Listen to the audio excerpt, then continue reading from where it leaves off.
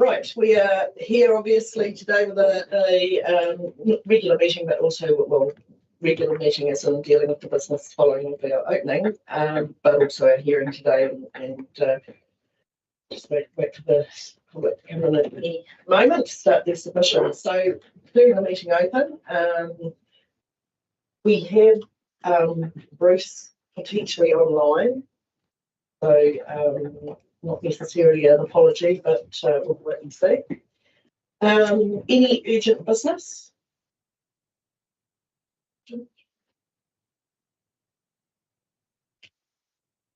And we'll just move down to the declarations of interest, if anybody would like to share those now. I'll declare an interest with United Matamata Sports, just with my connection through my husband with the Rugby Club and the Big Park Trust. Okay, thank you, Gary. Everybody else is all good. And I'd just like someone to move the confirmation of the minutes from the 24th of April, please. Yeah. Move Sarah Jane, seconded Kevin. All those in favour, please say aye. Aye. Against, carried. We don't have a public forum this morning. Right, we will now move on to the business of the day. So we'll now open the hearing. And obviously today we're here to listen to the submitters, and then later this afternoon we will read through the submissions that have been made. Yeah, and so just the recommendation to kick off is the opening of the hearings part one is that any late submissions and multi-year grant applications as detailed in the attachments as well as any tabled on the day be accepted. And two, that council hears all submitters who wish to be heard. So if someone like to move, then second that, please. Thank you, James Sainsbury, and seconded Caleb. All those in favour, please say aye. Against, carried. Thank you. Right, we will now welcome our first submitter. This is Waikato Tourism. Step on up. Morning, Nicola. Matamata here. Nice to see you all again so soon. Yeah. Tēnā koutou, tēnā koutou, tēnā koutou katoa. Ko Nicola Greenwood, tōko ingoa. Lovely to see you all again. It doesn't feel like it's that long ago that I was here, but it's lovely to be back in the chambers. Thank you for receiving our application for our multi-year grant. So it is an application rather than a submission, as you know, which is our main purpose here with you today. I'm joined today by Steve Gow on my left here. Steve is on our board. He's been a director for 5 years, so been with us for a little while now. And we're just going to dovetail back and forth with a few key things from our application, but taking it that you've read, or maybe reading it this afternoon. Yeah. So you do have quite a lot of detail in your pack. Yes, well, thanks very much for the opportunity to talk to you this morning and giving us some time in your agenda. Like as you probably know, the previous RTO, Tourism Waikato, was disbanded in 2006. Then Hamilton and Waikato Tourism was re-established in 2011 as a collaborative partnership with yourselves, along with the other councils of Waikato, Waipa, Putrahonga and Waitomo, along with Hamilton City Council. And while there was a period of no RTO, the data tells us that visitation, visitor nights, visitor spend and employment to the visitor sector suffered.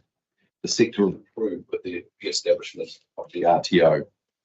And of course, more recently in our memories, global pandemic severely impacted the sector worldwide. As an organisation, we were proud of the healthy state our visitor sector now sees as we recover from the period. You recall from the last time I was with you, your visitor spend, we talked about that last time, but we'll reiterate that was $194 million of money into your district. That's into Matamata-Piako itself. So it's $531 of new money into your district every day. 62 million of that is from international, and that's 32%. So to put that in perspective, across the region, generally it's 20% is international visitor spend. You do punch above your weight in that international visitor spend criteria. So that means for every $150,000, or every dollar that you invest in us, which is currently $150,000, for every dollar you get back into your district, $1,293 returned back into the community from those visitors. Collectively across the region, you'll recall, we have talked about this previously, but you'll recall $1.9 billion of visitors' money is spent in our region. That's $5.1 million per day. And just reiterating that that is new money, so that's visitor money. It's not just recirculated money, though that circulates through the community. As a region, we achieved 6.3% market share of the visitor spend up and down the country.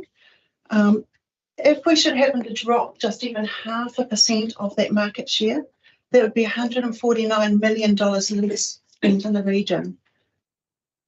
We know that 12,200 people are directly employed within the tourism sector in the region. So again, if we overlay that, if we dropped 0.5% market share, that has potential to impact 980 jobs across the region. So that's using data that is fact, that we know that that's the impact that we have, and the detriment that could be if funding is reduced. So for us, we see that tourism is an important contributor to your district, to our region.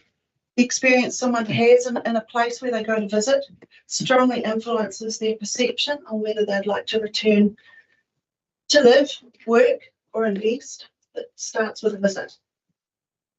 So our mahi, from what we do, generates visitation. That is what it's about. It generates new money into your district. The money filters through the tourism operators, through retail, through hospitality, through accommodation, into their suppliers, and right through the rest of the district. Visitation creates prosperity for businesses, creates jobs, and therefore prosperity for your communities. And it's a fact of life that regions compete for visitors, events and conferences. We compete with other regions for visitors' time and money. Essentially, visitors have a choice as to where they go and where they spend that time and money when on holiday. So we need to ensure that our region is high on their list. So as you all know, 4 of our partnering councils are proposing funding reductions. The current proposals potentially result in around 40% reduction of our budget. This will weaken our competitiveness and dilute our messaging and effectiveness. Hamilton Waikato Tourism is already funded lower than other regional tourism organisations. In fact, when comparing on a per capita basis, Hamilton Waikato Tourism is 28th out of 31 RTOs around the country. We asked Matamata-Piako District Council to join with us in encouraging our partnering councils to reconsider their reductions. If HWT is not funded appropriately, we will not be able to remain competitive in the New Zealand tourism market. Sobering, really. As you know, payment to HWT to the services that we provide is by a service level agreement. While it comes out of your grant budget, it does actually purchase a service that we provide to Matamata-Piako on behalf of you and your team. If that payment is reduced or considered, if that payment was not there, if that service level agreement was not there, those services would need to be conducted by the council in-house or with specialists that enter a contract, or you might choose to forgo them completely. But it is a service that we provide to you for your council, for your area. And I'm sure we don't need to remind you how important the visitor sector is to Matamata-Piako. You've already heard Nicola mention the visitor spend of $194 million of new money spent in your region. The Hobbiton movie set is one of the hero experiences in our region. In fact, a hero experience for New Zealand. Hobbiton is a large employer and generates jobs within their supplier companies. Our team work closely and collaboratively for the overall benefit of the region. Additionally, the Hauraki Rail Trail now reaches beyond Te Aroha into Matamata. This great ride is a conduit to attracting visitors directly into your district and your towns. Cycling is a key offering in the region with great economic benefit. While the Te Aroha Spa development has been put on hold, the business case for investors will only be viable with a well-functioning RTO to assist and attract visitation. Then the newest piece of work, hopefully you've seen it, that the team at our offices have just undertaken. We've developed the Herd of Cows digital experience. So hopefully you've seen that. The link is in your application. We've already had a lot of pickup from the press release. So it's a virtual experience for a global audience to expose those beautiful cows online globally. And hopefully you've had a little play with what that looks like through the link in your pack. Otherwise, we can send that to you later on. Thank you for receiving our application. We know that you've got a big, long day ahead of you, and juggling the budgets and accounts and long-term plans is not easy. So thank you for considering our multi-year application to continue funding to its current level to HWT, which is your regional tourism organisation.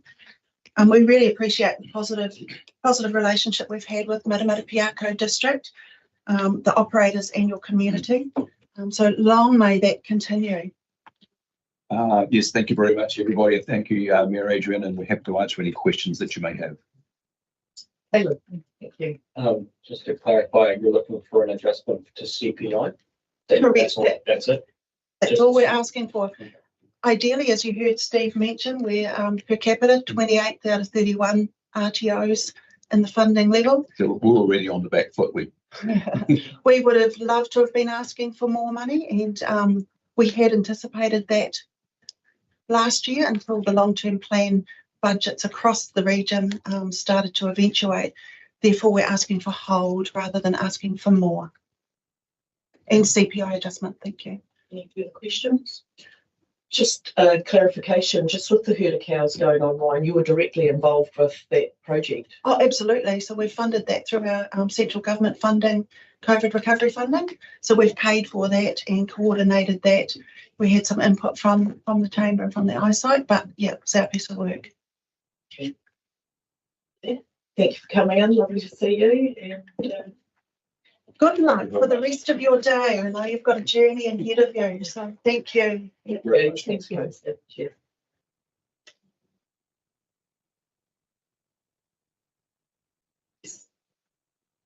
Our next submitter is Mark Morgan from Regional and support. Yes, online.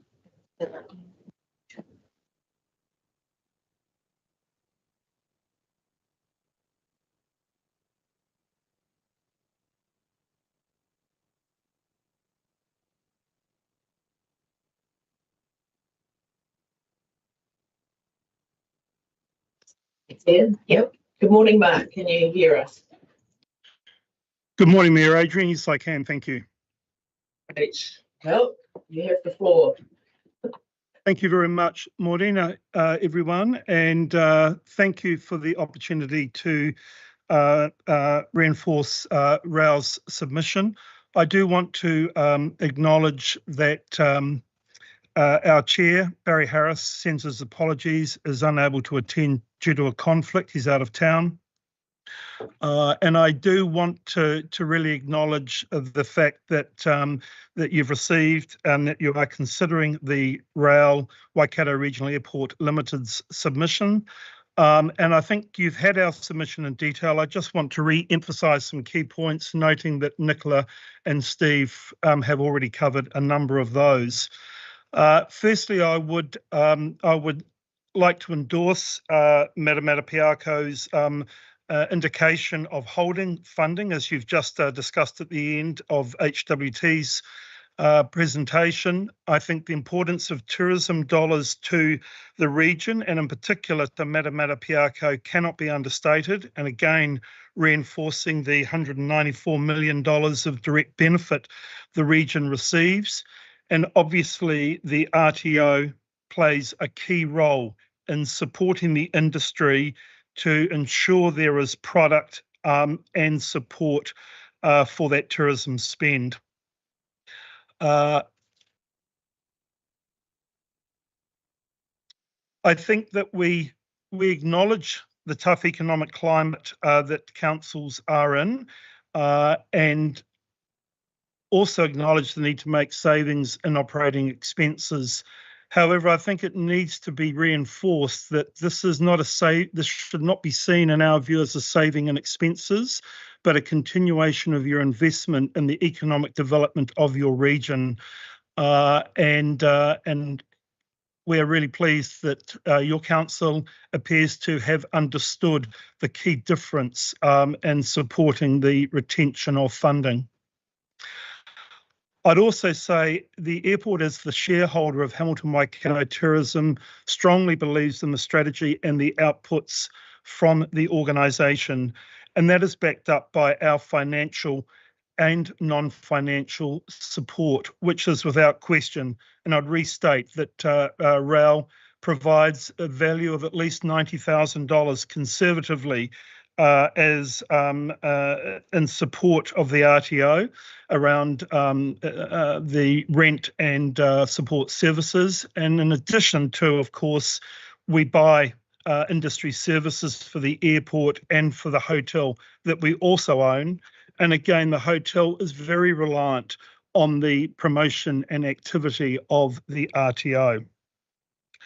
I would make the point that certainly the RAL board will be reluctant to see any of the services reduced by HWT as we move through this process.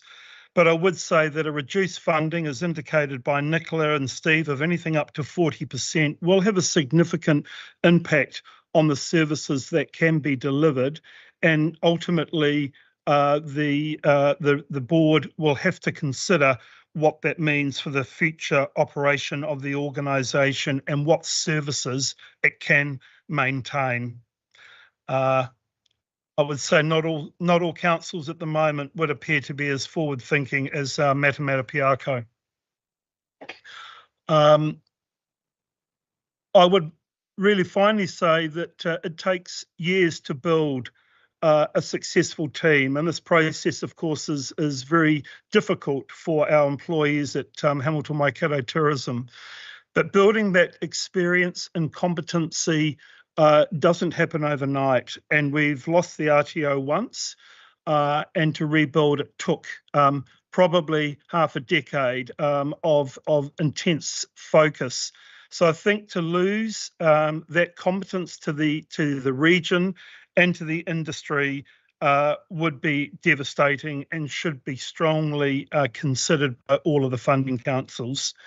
So all I can ask under our recommendations is that we strongly urge you to hold your position, to fund the RTO, and to acknowledge the CPI requirements of the business going forward.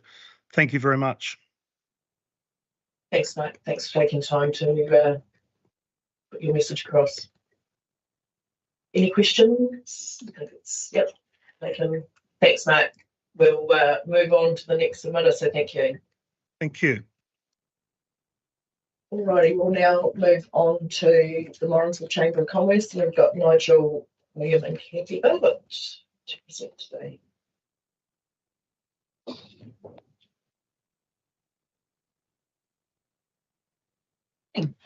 Yes, good morning, Rob Cock and councillors.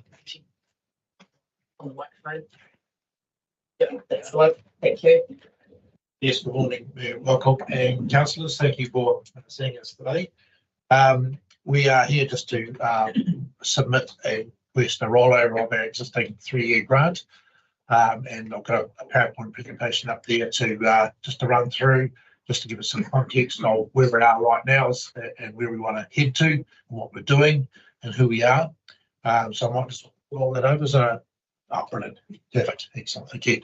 For those who haven't seen or know about the Chamber of Commerce itself, just a little bit of background. It's the worldwide organisation, been around since the 16th century, and it was formed after World War I in its current format, if you like, worldwide, to fill the gap around trade. It stepped in where governments couldn't step in, and we became effectively known as the merchants of peace, so building trade and business connections before governments had the confidence to do so. Next one, thanks. So we are, as a network, a worldwide network, it's a long reach, 40 million businesses in 100 countries. With regards to Morrinsville itself, we don't do a lot of the services that the other chambers do around the world, such as issue export licenses and that sort of complexity. We keep that local simply because we just don't have the resources to do it. But it's got as I said, it's recognised in the fact that it do have an observer at the United Nations as well. So it's got some clout around the world. All right, so locally, we've been effectively in existence for nearly 10 years now. Prior to that, there was 2 organisations in Morrinsville that were losing money, were dysfunctional and couldn't work together. We've brought those groups together with the help of more council funding and created the information centre, got the AA franchise on board, hired some good people and focused the town with regards to getting events done that are at a high level as well, and just continuing to increase our scope of activities with more of a connection with council now too, with regular meetings. So we are a non-profit organisation. Our key tenet is the object is to promote ideas for the betterment of the town and promote Morrinsville to the wider district. So we stay in our lane. And try not to be all things to all people. We have a clear directive on what we're trying to achieve. So as I said, we do operate the information centre on sort of the council's behalf in Morrinsville. The staff oversight and so forth is done for free, effectively, by the board, and keeping that at a very high level of service for some good people. Revenue, it's now actually not a bad small or medium business. It's $380,000 we turn over. That's our draft end of March result. It's still in draft. Our AGM is at the end of this month, so I haven't seen the final accounts yet. But from a cash perspective, $379,000. It includes the council grant of $125,000 plus GST. So that basically supports the information centre activities, and we do subsidise that as well from our other wider activities, importantly. Our key event is the fireworks, and it continues to grow. 68,000 turnover last year with that. 8,000 people attended, $20,000 net profit, and it was 20,000 the prior year as well. So it's a massive contributor. That day basically determines our year. That's how weather dependent and our successes. We're well supported, 230 businesses out of the 400 in Morrinsville are on board, and we're continuing to grow that, another 2 yesterday. And we've got 7 board members who are active, plus our CEO, Kathy Dolvin. So there's our organisational chart. It's pretty flat. It's a little board of directors at the top there. The CEO, Kathy, reports to me, and we have a board of 7, as I said. The AA also reports to me, so it doesn't report to Kathy, keeps that silo separate, and keeps it effective that way. And we have a lot of subcommittees around events with ex-board members staying in touch with us as well with certain projects, which is fantastic. So we like to have a range of wide board with retail, commercial, professionals on board, and also gender spread as well. So pretty important. I mean, we try and keep the commitments light so that it doesn't turn people off. But when we do want people, when we've got the people in the room, we want them to contribute, and they do so. So we've got some accreditations with the AA. We have to obviously maintain a high standard there with security around what we're issuing to the public, and also we're currently accredited with the eyesight, but we're going to relinquish that as of the 1st of July with the costs and regulations involved with that.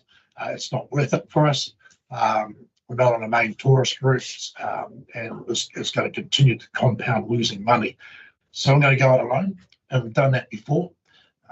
So we'll just see how we go with regards to just working with that local district. But I have a feeling that the eyesight network it's sort of disestablishing at the moment and focusing on a small lane, if you like, but it will, I guess, gather everybody up again once we see different visiting experiences around the country and to try and have some consistency. So I think it will rejoin, and we will rejoin on that basis. Just some projects in flight at the moment. We operate the eyesight 7 days a week at the moment, but about to go to winter hours this week. We work with the council in regards to elevating issues in the community to council that are important. And we're meeting every 4 months with that, getting things done. The Avenue Road stormwater development took some time and got people around the table, and it's operating. It's people are building buildings there through a recession, and it's keeping our town active, and that was the whole point of the exercise. So that's worked really well. We're complying with the existing council agreement, the service agreement, which is specific. We run our business after fives, which are very well attended. Over 80 attending monthly, and they're diverse in their offerings. Profitable events at the moment, but it's hard work, and it is weather dependent. We are maintaining the Christmas decorations to a high standard as well, replacing those, and also maintaining the security cameras. Even though my building got graffitied 2 days ago, I'm still tracking that one down. But the cameras are working in town and keeping our people safe. There are also there's 4 vehicle recognition cameras as well, which are high level, and the police think they're fantastic. We are also continuing to promote growth in town with trying to attract businesses to actually occupy the light industrial development that is 70% sold now, which is great. We've been engaging around the streetscape presentation, and we've got those footpaths cleaned now, Don, which is great. But we've also spent our own money on cleaning up the graffiti in town, and we've had some issues with that. It's been prolific, to be fair, and so we reached in and just got that sorted. And I guess maybe because I have reached in and got it sorted, I got sprayed myself a couple of days ago, so that's life sometimes. But we're getting that cleaned up. And we've also importantly now purchased and ready to install the new Christmas tree, which is a 9 metre, 8 metre. It's not real, it's not growing. It's pretty cool. Pretty cool. You'll see it. It's going to be a little article in the paper this week, and it's going to really create a centre point for our Christmas decoration right up at the end of the year. All right. So other projects in flight, obviously focused on the AA. NZTA aren't doing vehicle registrations in town any longer, so we've picked up a lot of their business. It's about $1,500 extra a month, which is working really well. We are looking at other options around EV charging stations and so forth, but just trying to work out which technology to use there and how we advocate work with Meridian. Cycle trails, but we've got to connect with the Hauraki somehow, and whether it means between Morrinsville and Te Aha, but that's on the long-term thinking. We need that top pub roundabout sorted. It's been temporary for 3 years. It's our entrance to town. Looks poor. We need to get that done. Matariki, we recognise that we need to bring that into our calendar somehow, and how we do that in a meaningful and authentic way. We're thinking about how to do that.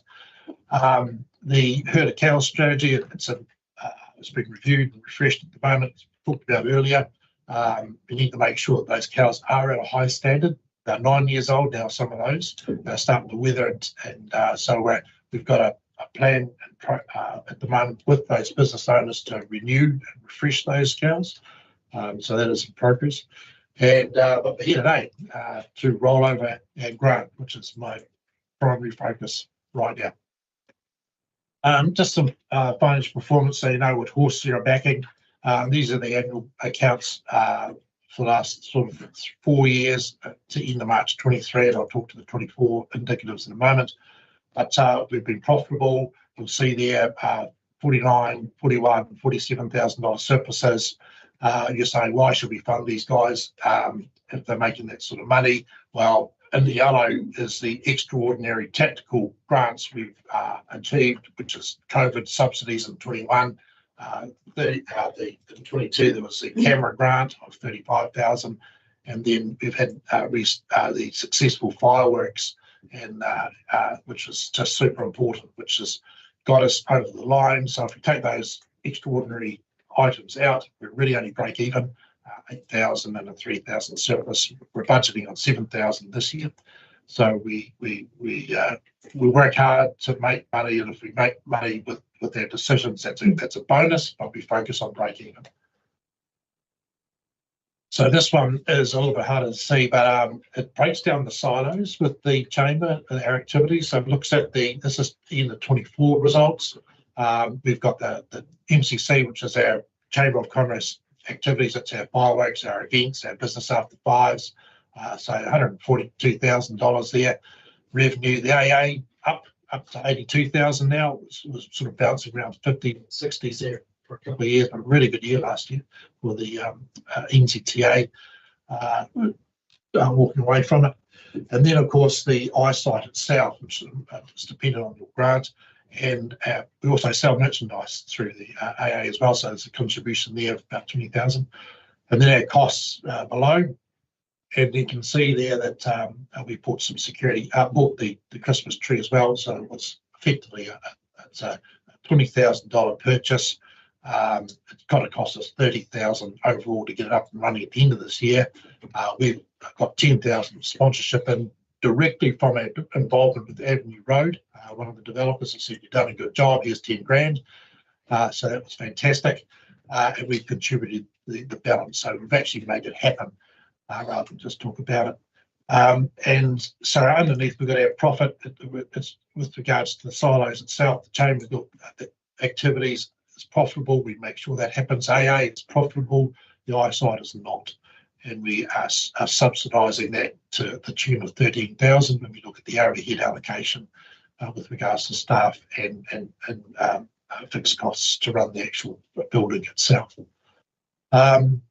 But overall, just rolling back just one, please, just to summarise, we're still going to make a $17,000 surplus last year. So, and that's including the capital with the Christmas tree, so probably a $27,000 surplus. So that makes it 4 years in a row of good surpluses. We've got reserves in the bank of 90 grand, which we're holding for operational costs. If things go pear-shaped or another lockdown or something happens like that. And we've got 80,000 of working capital. So at the moment we're okay, but we need to continue to ensure that we're break even to maintain those reserves so we can do things like the Christmas tree. Next one, please. So our current situation is to ask council to, we are looking to continue our existing services under the service agreement. We're going to continue to run the AA. It's but remembering the AA is located in our building, we don't charge rent for that AA, so I guess it would be only break even if we did do that. When we look at our funding, the fireworks is risk revenue. There's weather challenges, as you know, also cultural changes around fireworks itself, and how long we'll be committed to actually blow things up in the air, I guess. And just to give an example, we looked at drones. For something a little bit different this year, but $100,000 is going to cost us. It's just not going to happen right now, unless we are successful today, of course. That's something that hopefully might be something in the future if the price comes down. We're running the eyesight. Our existing grant covers the eyesight and the inflation around those overheads, but we have been subsidising the council with the events and the AA with 230 socially responsible businesses to maintain those services. So we're looking for 135,000. That's $10,000 more than our current grant. But when we analyse that, it's only a 2% increase each year. It's still underneath inflation. We'll carry the risk on the rest. We just need 125 plus 10. As I said, we're doing staff oversight for free, and that's daily, right? That's a heck of a lot of work involved with the AA, the security problems they have at times. The annual reviews we have, we're involved with the staff very regularly. I'm in daily contact with Kathy. We are looking to maintain our existing service. We believe it's important for the town. It's the window of the town. We need a coordinated information centre, even though we're going to be doing it alone. And we need council support, given that our key funding event is completely weather dependent. At some point, we're going to have a shocker. We've been really lucky right now, but one day we're going to get hammered. And in 2009 we did, and we lost 9 grand. So this year all going well, we're looking at a $7,000 budget surplus, including the $135,000 grant, if we take off 10 grand of fat around our file roofs contributions. Okay. Thank you. Questions for just your winter hours for the weekends? Yes, so we've done a bit of a survey over the last month. Saturdays we're going to continue with as normal, but Sunday we've had very few visitors, and it didn't matter whether it was a beautiful sunny day or a pouring wet day, we didn't have any visitors. So it's just wasting time and overhead. So we're going to just look at changing perhaps towards the end of May and through to about the end of September. Just reducing Sundays. It seems to be consistent with a lot of other information centres around the district. And just another clarification with the graffiti, the council does do some graffiti work as well, so there's a collaboration there between council. You do a part and the council does a part, or? Yeah, council does main street, we do the back streets, but since that one's on my building right now, it's happening today. You're getting rid of it now. Yeah, that's great. Thank you. Well, with that, there's no further questions. So thank you for coming in and presenting to us today. Thank you very much for your time. Thank you. Okay, we'll now move on to the Matamata Chamber of Commerce with Lynette and Tim. Amy and Tim Hampton.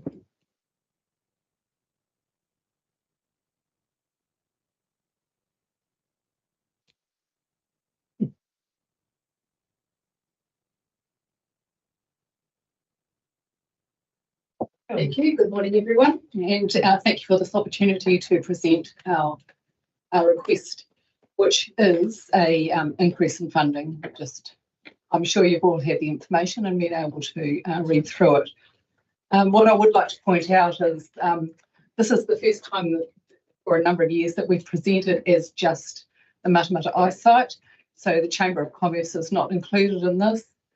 You will have been aware that we have had to restructure the business, and so Steve is no longer with us as a full-time chamber and eyesight employee, and so we're just talking about the eyesight. Matamata Chamber, we will continue to operate. That will be fully self-funded. So yeah, we've just got, this is the council's vision here, so we don't really need to go about that, but obviously the eyesight is a very people-orientated, a place with people that's hard-paced to thrive. We don't need to go through that. So next slide, please. So as a chamber, we acknowledge that people are at the core of our organisation and district. Our chamber, and we're talking about the chamber here because at the moment the chamber obviously is running the eyesight. So we strongly value building a vibrant community and believe that strong partnerships with council are the best way to continue to deliver this. And obviously with in Matamata there's been great recent examples of council collaborating with the community groups. So currently the eyesight, we are staffed with 1 to 2 staff 7 days a week, almost every day of the year. So we're closed on Christmas Day and Easter Sunday. But we served around 50,000 visitors and locals in the past year. We provide key community access to things like businesses, buses, local information, not otherwise accessible to certain parts of our community. And we're currently contracted to provide community events to the Matamata community. We've got Sue Whiting's vision for the organisation was to strategically stop traffic in the town and enhance the local tourism experience. And I think we'll all agree that that's what this eyesight does. Arguably, it's the most successful eyesight in the country. It plays an essential pivotal role ensuring tourism dollars are spent in the district, and it helps stop that Auckland, Hobbiton, Rotorua transit path. Currently, Hobbiton pay and maintain the exterior repairs and maintenance on the building. So I did some number calculations because I quite like numbers. And so we worked out we had 50,000 people through the door in the past year. Then on top of that, we had 45,000 digital visitors. So that's people exploring Matamata NZ, the Matamata eyesight business online. So that's 95,000 visitors per year. I got that metric when I was reading the some of the council documents, and you guys libraries seem to collate the digital visitor numbers and include that in total. As an example, the district library seemed to have 238,000 visitors, which included the digital visitors and the in-person visitors. So I thought it's actually quite remarkable what an impact the eyesight is having on visitors, right? Putting it into context, Hamilton Airport, this is just my research, had 195,000 passengers through it. 0.4% of our people seem to submit on the long-term plan. Council delivered 2 economic events, is what it said in the planning documents. So I just want to take a moment to really reflect on what a huge impact our small little eyesight has on the community, and when we think about it, how many people that's serving. I might mention in the past, those numbers have been higher, obviously, in the pre-COVID levels, and the impact that this delivers to the community is just, it's incredible, right? Like it's huge. So I want to take a moment to thank the eyesight staff. It is a really, really challenging environment. They're dealing with all sorts of challenges in there with people and customers. It's just worth noting. A big thank you to them, isn't it? Thanks. Eyesight brand value, we've seen Te Araha is possibly, I believe, finishing as an eyesight. We've just heard Morrinsville is looking to finish as an eyesight. We've been in extensive discussion and believe that for now, due to the landmark nature of the building, that it is worth continuing to operate and trade as an eyesight business. It costs approximately $2,000 per year in licensing fees to be an eyesight, but there's a whole lot of value provided on top of that is not that doesn't actually cost us. So that's training, that's people development, and without that, through the eyesight network, we'd actually have to find a different way to train and develop the staff, and that would end up costing quite a lot of money. There is a couple of extra costs this year to be an eyesight. Tourism New Zealand is looking to quantify eyesights and their value, and so they're installing a people counting system, which you will have heard about from Te Araha. But we think it is great value at the moment. We can talk about this one. What do you got? Well, we probably don't need to talk about it, but I mean, I guess why fund our eyesights? And we've had this discussion. We know that we've got a key building in Matamata. We know that it's a tourism. I hope that you can sort of separate maybe the difference between the Morrinsville and the Matamata eyesights. I mean, we're getting large numbers through the door. Certainly not the high numbers, pre-COVID numbers, but we're getting large numbers through the door. Too many to have just one staff member. So we have to have 2 staff members. Yes, we can look at reducing hours in winter, but that would only be 1 hour a day. And unlike Morrinsville, we can't close on a Saturday or Sunday because, there are a lot of visitors coming through. So the funding that the Matamata-Piako does provide huge social, economic and cultural wellbeing to the town of Matamata. And we know if we weren't running it and, we said to you to take it over, that the costs to you would be probably far greater than the current funding. We've had this discussion. Our chamber is an incorporated society. We can't legally sign a contract to Matamata-Piako District Council that would cause the organisation to not pass solvency tests. So yes, we have got some funds and reserves, but as business people, as a Chamber of Commerce, it would not be prudent for us to sign that and run a business that we know is not making any money. So our funding request is that is 185,000, which is obviously an increase in funding.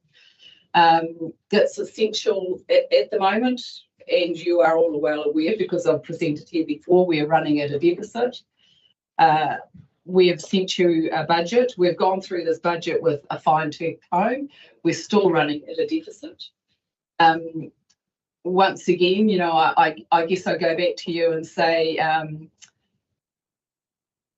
without a funding increase, we will run at an $80,000 loss. With a funding increase, we run at a $47,000 loss. There is a wage provision in there which of 30,000, which covers things like the sick pay, or staff cover for sick pay, annual leave, public holidays, which we may be able to twig. And if it's in the middle of winter and someone calls in sick, we say just try and operate with one person. But I think from the chamber point of view,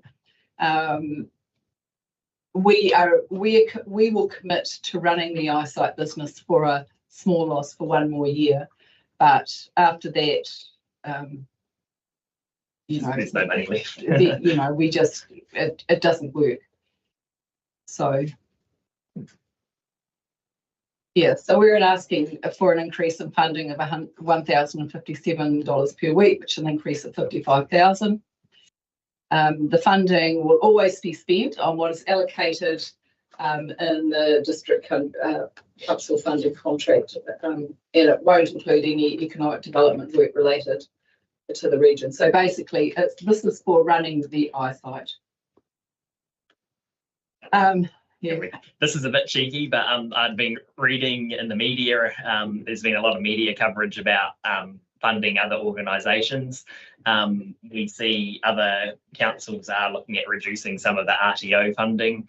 If we put the eyesight lens on, we acknowledge their extreme value they provide. However, from the eyesight's perspective, we make the suggestion that there could be a reduce in the funding in line with other councils in the district to the RTO, to Hamilton Waikato Tourism, in order to preserve the eyesight business. We actually think it's got to that point for us, right? Like, we need the funds to continue to operate the business. And so we know it's a cheeky suggestion, but we've spent a long time thinking about where could this money actually come from that we're asking. We know lots of people ask council for money. We've put a lot of thought into it.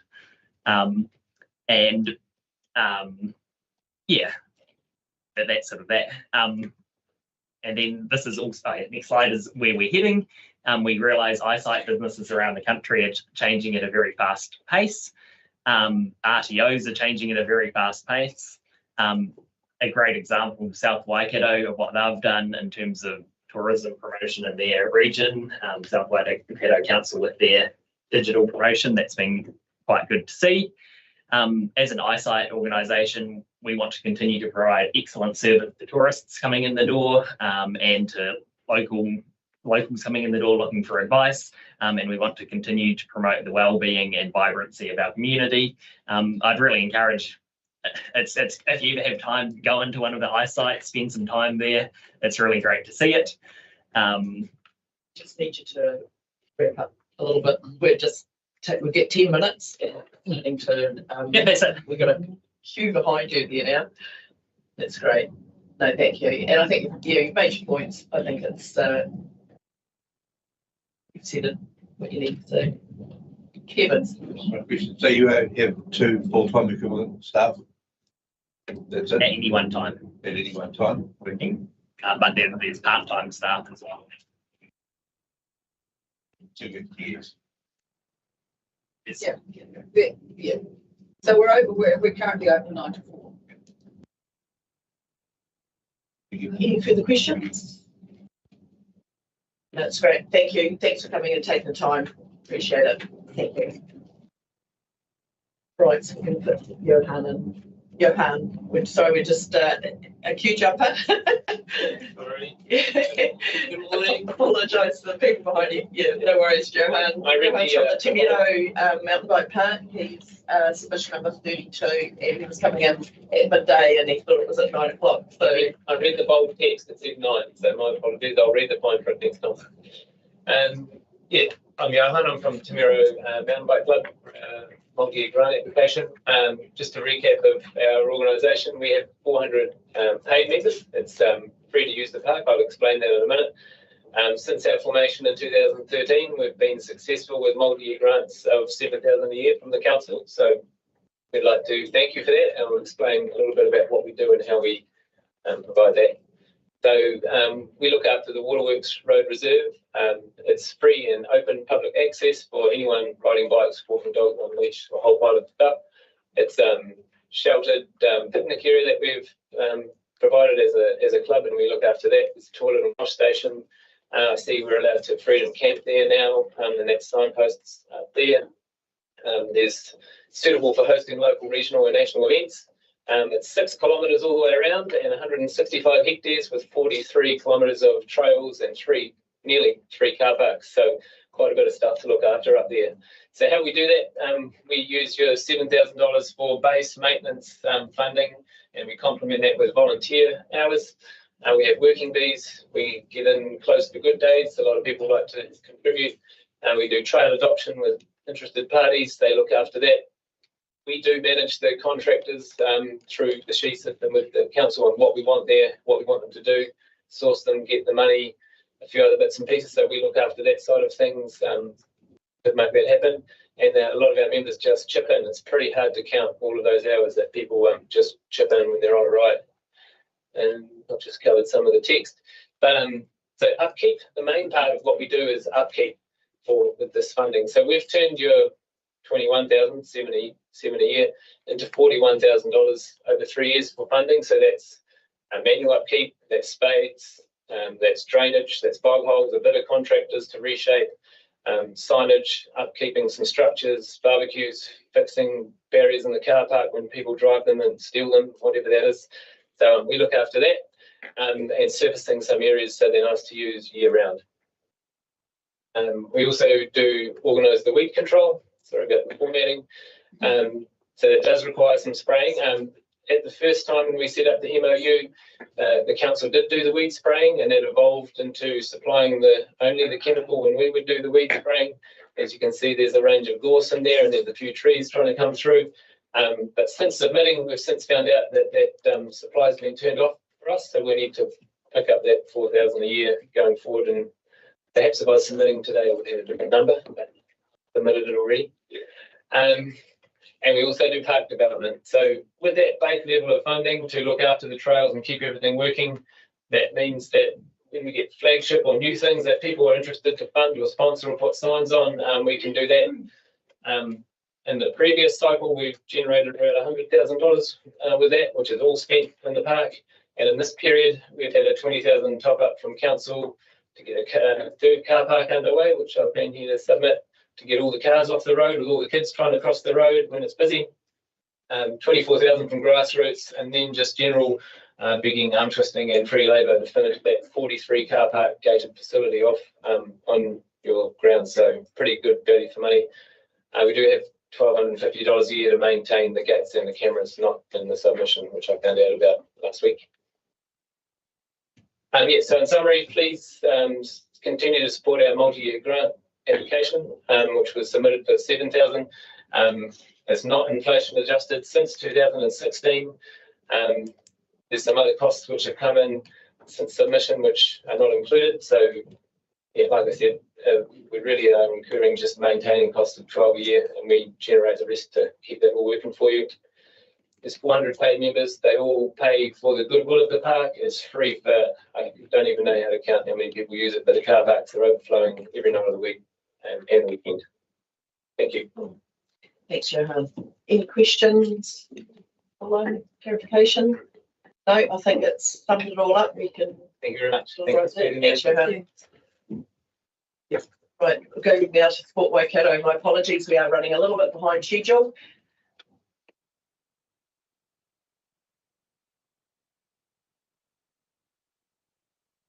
Good morning. Kia ora. Good morning, everyone, and thank you very much, Council, for the opportunity to present alongside Rob Corkle, your Regional Connectivity Coordinator for Matamata-Piako District Council. We acknowledge and thank Council for your support and partnership of Sport Waikato. I take the submission as read, and I just want to highlight on 5 key areas of focus. First one being playgrounds. Sport Waikato supports Council's provision in the long-term plan around destination playgrounds, particularly focused around Matamata and Te Araha, where play assets are nearing the end of their life expectancy. The next one we like to highlight is sport ground development. We support funding around key sport and recreation grounds in the long-term plan. In particular, the investment outlined around the Morrinsville Recreations ground and also Te Araha domain development. A note of your pool at Morrinsville, we note that it's nearing the end of its asset life and we'll be looking for an upgrade and replacement. We see that from the 4th year of LTP around 2028-29. It is later in your LTP, but we think this will creep up very quickly. And we just like Council to focus a little bit of a thought there would be a lot is happening at Thames Coromandel District Council in the provision of their new pool. And there could be some real good learnings for Council in terms as you start to gear up for the shift in terms of Morrinsville's aquatic provision in a couple of few years' time. I'd like to talk briefly about Matamata Community Indoor Stadium. We acknowledge and support Council's ongoing commitment. This has been going for a long time, but it's certainly going to be fantastic benefit for Matamata community and the wider sub-region. I just want to acknowledge the resilience and leadership shown by Council over this and being that real leader, particularly in the last few years where it's been really needed in terms of and it's been a pleasure for us as an organisation to be working alongside you, alongside the college, alongside the Ministry of Education as we advance this project. And the last one, Council, is Rob's role as the Regional Connectivity Coordinator. In terms of Rob's there to support your technical staff. He's also there conjoint with our other key providers that we work with to bring your strategies around sport and recreation to life. And I'm delighted we have Rob focused here in this particular district as well. So in conclusion, I should say, Your Worship and Councillors, we would respectfully request continuation of our funding at the same level for the upcoming investment. That's our submission. Thank you, Matthew. No, I think any questions there? Matthew, is that a reduction? Put your light on. Thanks, sir. It's the same Council, the Council. Oh, the microphone? That's all right, we can figure that out. Okay, that's all right. All right, I thought you were doing it. Was very nice of you. Thank you very much. That's all good. I don't think there's any other questions. No. Yeah, thank you. Thanks for taking the time. And sorry we've No, it's all we've got. But no, thanks very much. Okay, the next is Morrinsville Art Gallery, and we have Graham. We had a team here last week. Graham, Gina, and Yvette.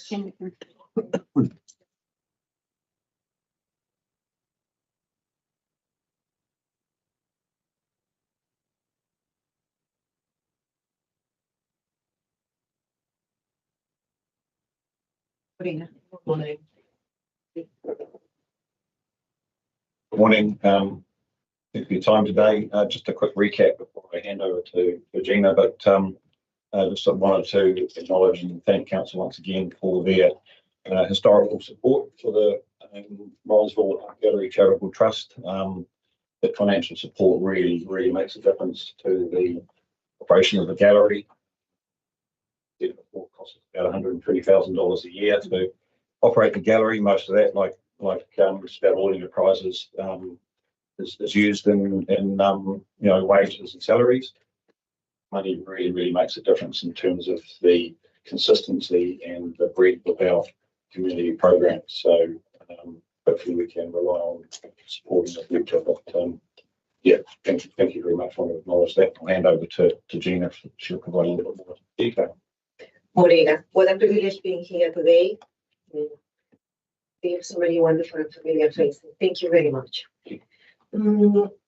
We are going to go through 5 points, but basically, probably you know who we are.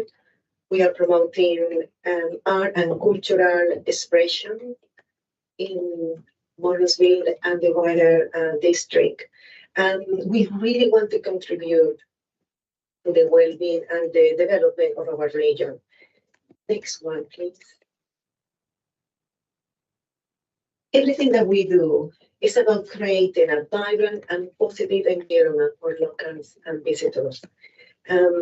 Yes, art is a key element of well-being, and we support the creative community by providing a space for appreciation, conversations, critical discussions, learnings, and joy. Next, please. It hasn't changed that in the last 13 years. We are a charity trust run by 2 staff members and 29 volunteers. We promote many opportunities for our community to connect, to collaborate, to grow within the context of art.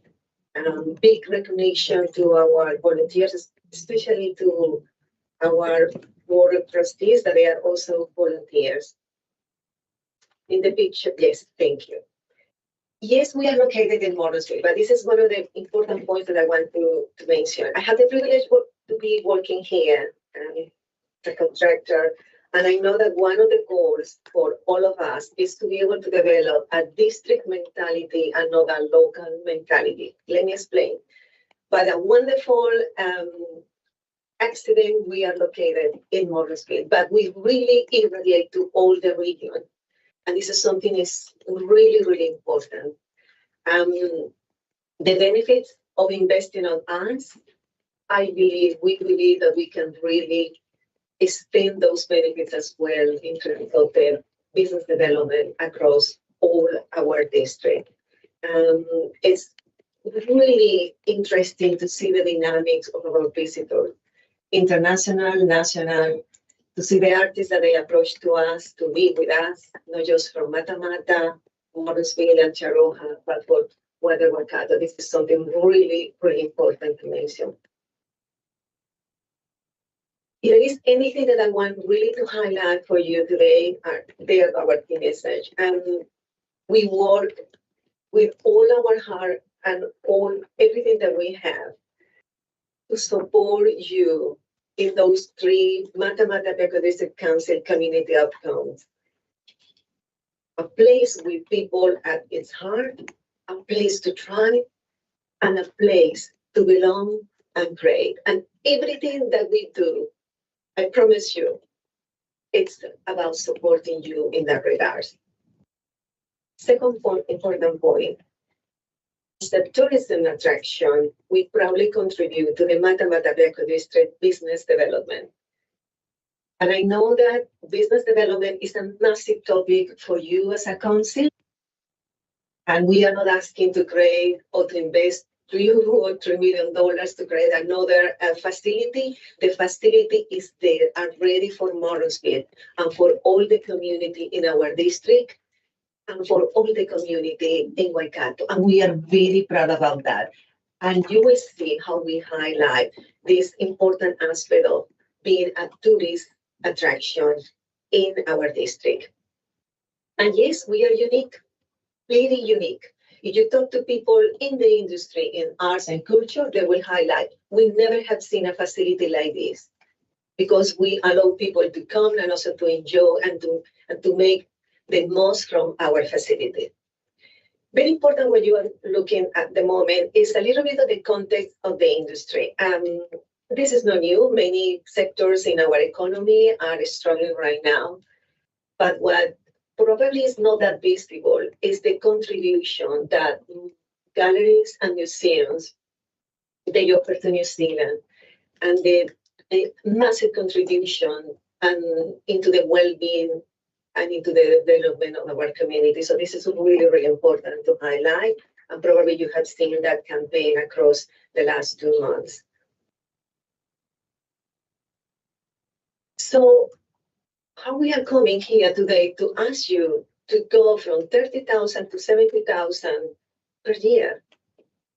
Well, something is changing in Morrisville, amazingly, and it's the unique value proposition that we have right now. We are creating with all the efforts from the Morrisville Museum, the Herald Cows, and a new actor like the Gallery 153, the Morrisville Library. We are creating together a very attractive art and culture hub.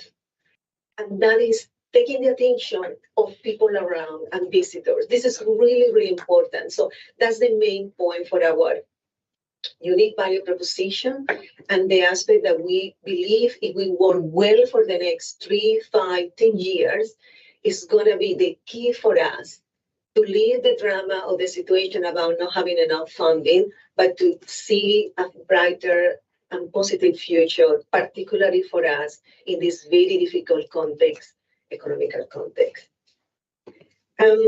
Why we see that we are not a cost but an investment? There are some important elements in our proposal that we want to highlight. Per year, we are investing in terms of the time of our volunteers, $34,000. If you put together the period from 2021 to 2023, it's more than 100,000.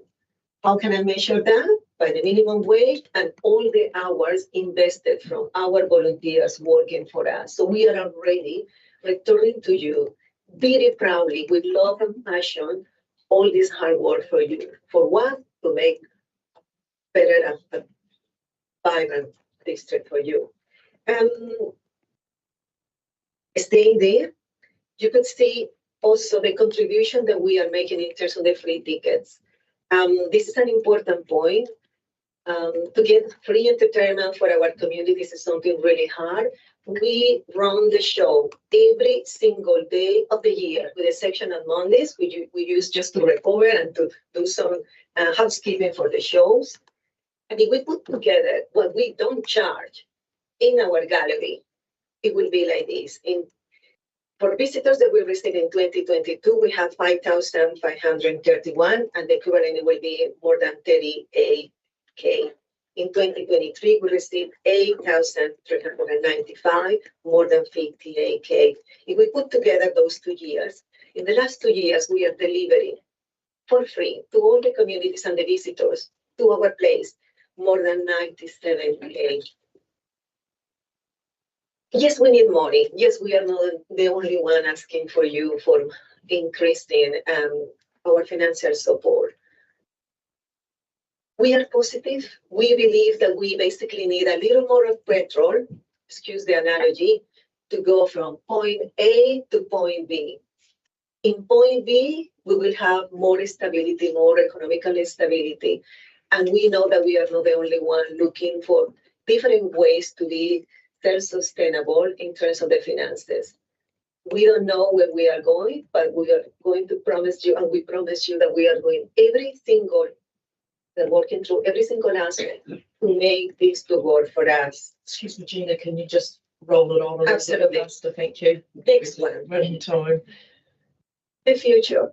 Have you seen people doing yoga in a facility? Well, that shows you how much strength we have and all the possibilities that we have in our facility.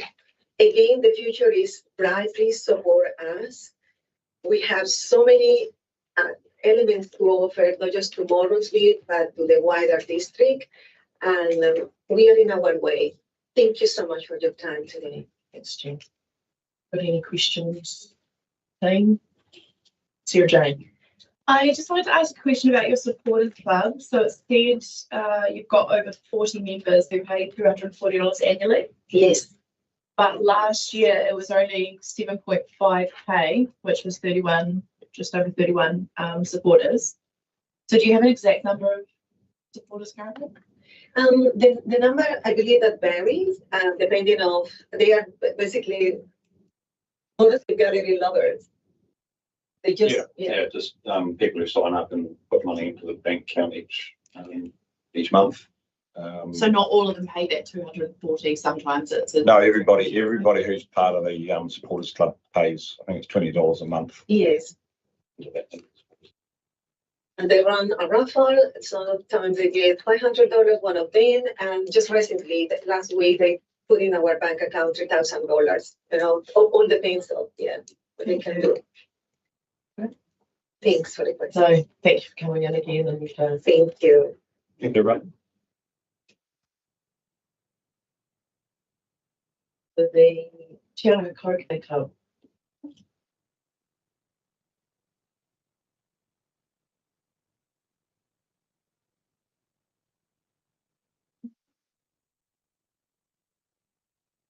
Morning. Just, we don't have a PowerPoint. That's right. You can sit down because it's closer to the microphone. So, oh, you've got something to hand out? Okay. Yep. I'll do that for you. And then you can start talking while they're passing it around. Good morning. Welcome. Thank you. We just want to basically reinforce what we've already submitted to council. And the handout we're giving out, I'll cover that part of that in a moment. I just want to say that we at Te Ara Croquet, what we invest that domain is to retain what we consider a jewel for the council. We also provide a great play area for a great variety of activities. We don't just hold croquet there. Kat will explain that part in a minute. But I would just like to just cover the finance side.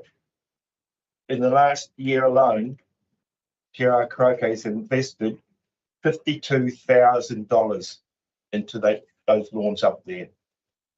And that is by way of a paid greenkeeper, the cost of turf contractors that have come in and undersowed and sometimes poured, how much the cost of chemicals, fertilizers. And of that 52,000, all the irrigation side of things, we as a club contribute from our subs. We raise $3,760 in subs per year, and of that 3,760, 1,400 goes to New Zealand Croquet for affiliation fees, which leaves us with $2,322. So we still have to raise another $50,000 this past year. And that's done by a way of grants. We run 6 monthly tournaments that bring $1,000 net profit per tournament, and also from sponsorships and donations. So we are in need of help to keep those lawns up there in the state that you can see them at any time. And you'll find that I consider it in very, very good condition. They'd be the most photographed lawns in the whole of the county council area, I reckon, with the number of people to see up there. By way of work, we got a paid greenkeeper, and that contributes to 462 hours a year for last year. And since December the 20th of 2023, we have volunteer members hours equates to 174. That's with them coming down doing odd jobs. And then on top of that, it's another 12 hours for the contractors. Yeah. Okay, so you got to cover. Yeah, No, membership. yeah. The volunteer hours, there's a little bit of we haven't included hours, and that is other members. So, the community use of the lawns. Although the croquet club is up there 3 times a week, every week of the year, using the lawns, we also maintain shelters there, and they're the only shelters in the domain available to the public anytime, 24/7.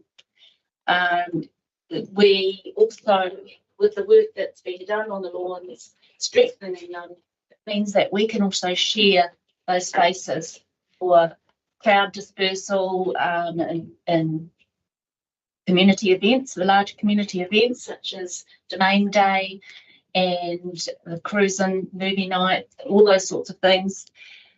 We're not going to go into all our application. We've got that with you, but we also have every second year the Highland Pipe Band competitions. They can also use our lawns, and last year was a magnificent event to see. The lawns look spectacular, and we've had the filming of the lawn up there and the Country House Hunters. That was pretty nice for Te Araha, put us on the map. And we also run a schools program, which council did help contribute last year for that, which was fantastic. The members have put in, we've given 670 lessons over 2023, and that equated to about 158 volunteer hours from our members. So it's really neat for even the 90-plus-year-olds to get in there and teach those kids. Without the funding that is generated from grants, we just couldn't do all that work. Nobody would be motivated, and funding that we're asking for would be a huge buffer for financially being able to predict what we can do for the year. Yeah. At the moment, it's pretty handy. Yeah. On the funding side from grants, that money is slowly drying up. To give you an example, we know 3 other clubs who never knew about or how to do grants are now applying for grants. So as each club starts to find out how to do it, there's less money in the pool. And for us to maintain those lawns, as you can see them now, hence why we're here today. Also, on the main day, we've spoken to them, and next year, because of the quality of the lawns as they are now, they're going to be using lawns 4 and 5 for passive activities and demonstrations, which is a great thing for them because there's some more ground for their day. So on your sheet, from the top photo there, lawns 4 and 5 is this big expanse here, just straight in front of the museum. So lawns 1 is on the right-hand side of the picture by our clubhouse. Then lawns 2 and 3 are sort of demarcated with a bit of concrete, and then lawns 4 and 5 is the large piece there. The second photo is a picture of all the bands using the lawns on the this is the pipe band, yep. the Highland Pipe Band competitions. Yep. And they came from all over, and they were just wow. And the last photo is taken this week after just showing that the renovations that have just been finished and the new grass growing. That's looking spectacular. Been a reasonable year for grass growing. Yes. Can we? Just one question. Yep. How often are you renovating it? Sorry. Is that an annual thing, or is that the coring and understone's annual, but they're mowed on roughly during the summer period on about 3 to 5 day cycle. so the $10,000 for the 2 contractors, is that an annual? Is that what you're saying? So you do that every year? It goes for the renovations for lawns, yes. Yeah. No, it's okay. Thank you. Okay. I just have one question. How much do you charge for your subs? We charge, currently it's 180 a year. Sharon. Oh, just clarification. I understand the greenkeeper, the expertise that they have been contacted by the tennis club to gain knowledge for the what they do with their turf as well, which I think is beneficial. That's correct, isn't it? And also Pyro Croquet Club. And also our gear was used because they didn't have their own spraying equipment. Yeah. And so once again, our greenkeeper was able to do that for them. Thank you. Well, thanks, Councillor, for coming in and presenting this morning. And we will consider. Thank you very much for your time. Thank you. Right, we'll now move on to the Matamata Community Patrol. Other places down there. Good morning, Brian. Been a while since you've been in this yes, it's nice to be back. table. Past councillor. And Denise and Clive. Welcome. Good morning, Madam Mayor and councillors. I should say it's nice to be back at the board. I'm, for those who don't know me, I'm Brian Hunter, the chair and coordinator for Matamata Community Patrol. And with me is Denise. She raises our funds, and Clive, he's our secretary and treasurer. In case there's any questions regarding, and we'd like to thank you for the support we've had in the past. And Denise is going to make the presentation. Good morning, all. I thank you for giving us the opportunity to bring you up to date with what we've achieved since I was here last 3 years ago. The objectives we set 3 years ago were to increase our volunteer numbers and increase the number of patrols we undertook. I'm pleased to advise that we've met these goals and are currently achieving approximately 250 plus patrols, which is about 16,000 Ks a year, and we'll continue to try and increase these going forward. Our volunteer numbers peaked mid last year with numbers reaching 35, which gave us wiggle room to cover all shifts when members were not available for various reasons. However, over the past couple of months, our numbers have dropped back to 25 due to resignations from some of our older members due to age-related medical conditions. We've been successful in recruiting some younger members who are starting to come onto our committee, take up positions to help move the patrol forward so that it continues in time.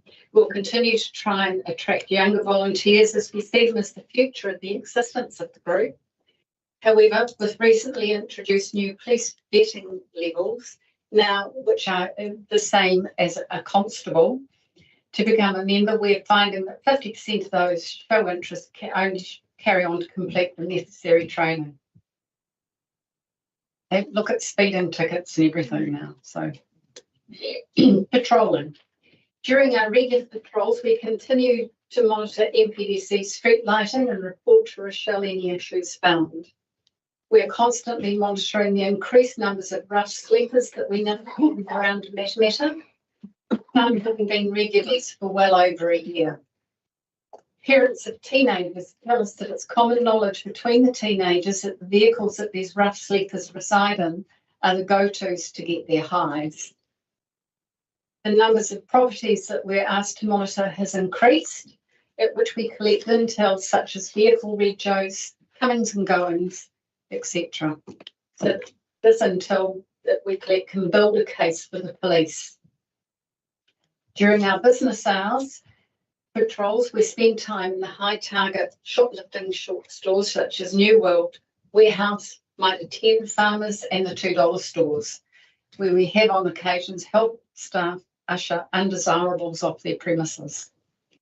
We often come across youths under the age of 10 in and about the CBD towards midnight, which we keep an eye on. We're often alone out patrolling later in the night as our police are at times very stretched and unable to staff all their late shifts, leaving other areas to cover. Or themselves are covering other areas and get called to urgent jobs. We continue to get intel through our social media platforms or directly from members of the public who for various reasons will not engage directly with the police, and very long wait times on the 105 reporting number.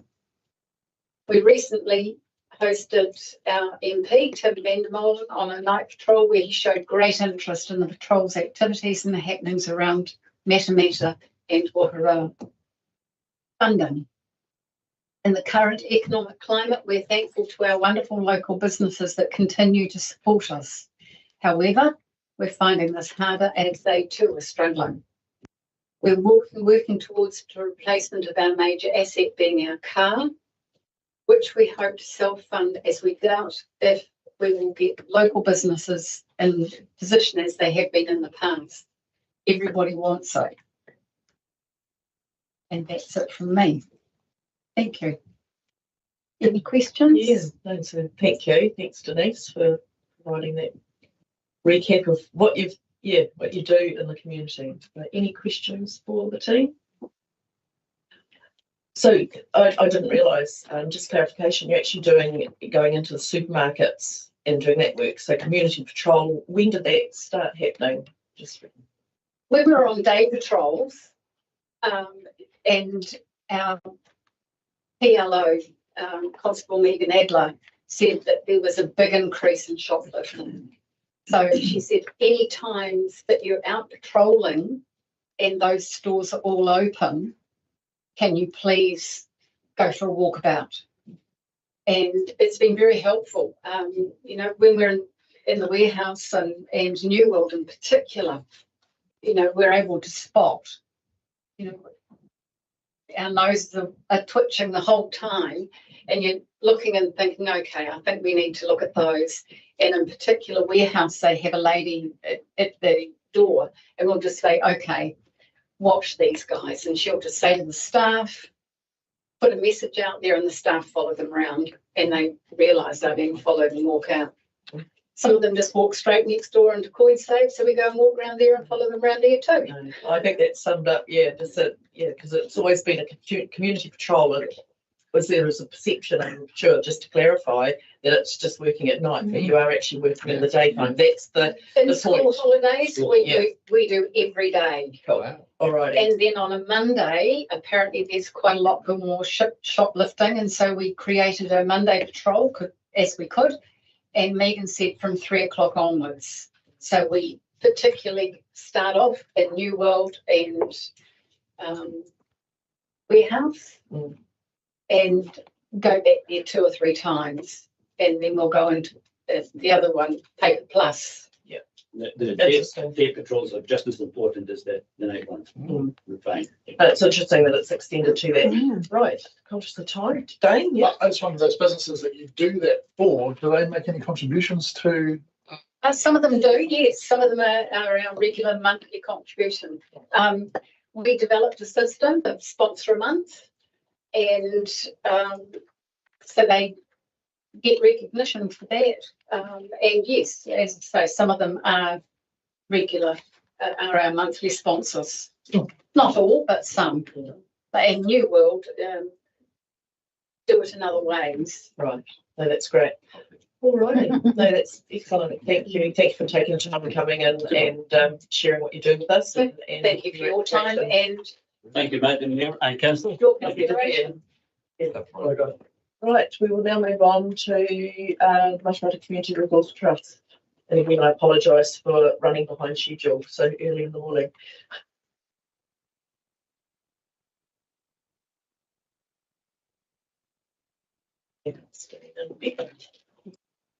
Good morning. For those of you that don't know me, I'm Christine Miles. I'm the treasurer of the Matamata Community Resource Trust. I must apologise that our chair, Linda Hodge, is very ill at the moment, so is unable to come. But it's great to be here to represent the trust this morning.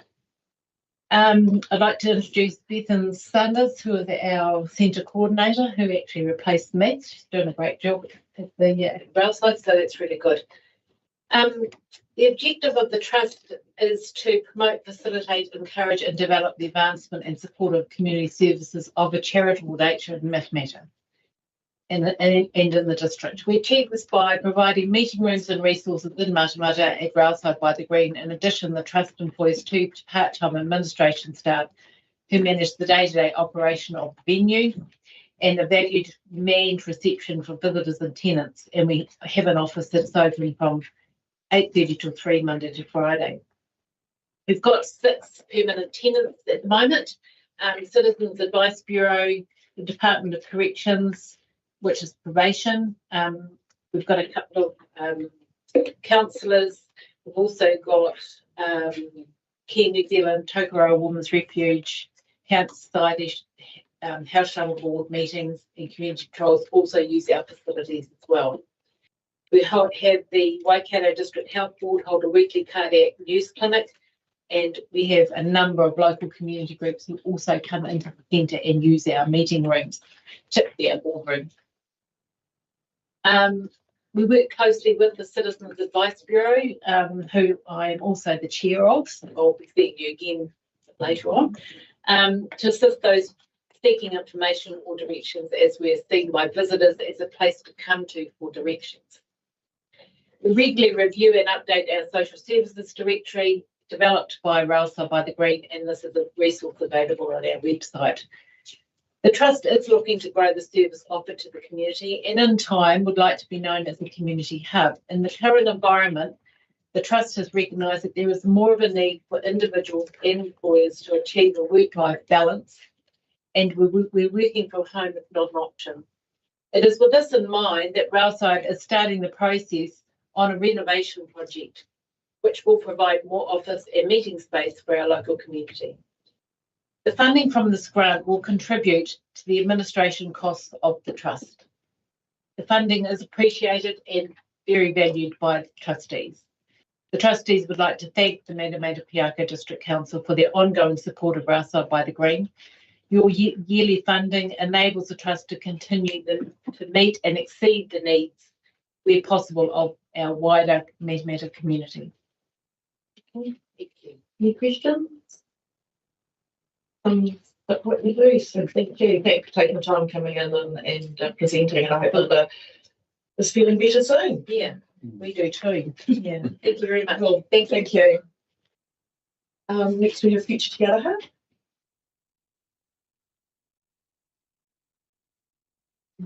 Charlotte and Lynn. All right. And I've got Charlotte and Lynn. Okay. All of the names. So please introduce yourself. Who's leading the presentation? I'm Lynn, and thank you very much for the funding we've had. We really appreciate it.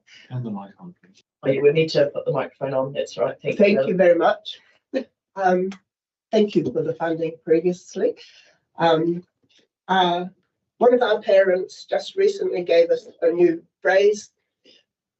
Future Tiara is about fun, friendship, and family. And we want to reinforce that in our community. And we would like a proportional 10% rise on our funding. So for the last few years, we've had funding. It roughly represented 10% of our overall cost. So we'd like a proportional. Just like the council, our expenses have gone up. And so just increasing it and making it proportional would be a great help. Thank you. Lottery Board have cut their funding back by 40% overall. So that has made a big difference to our funding as well. Thank you. James.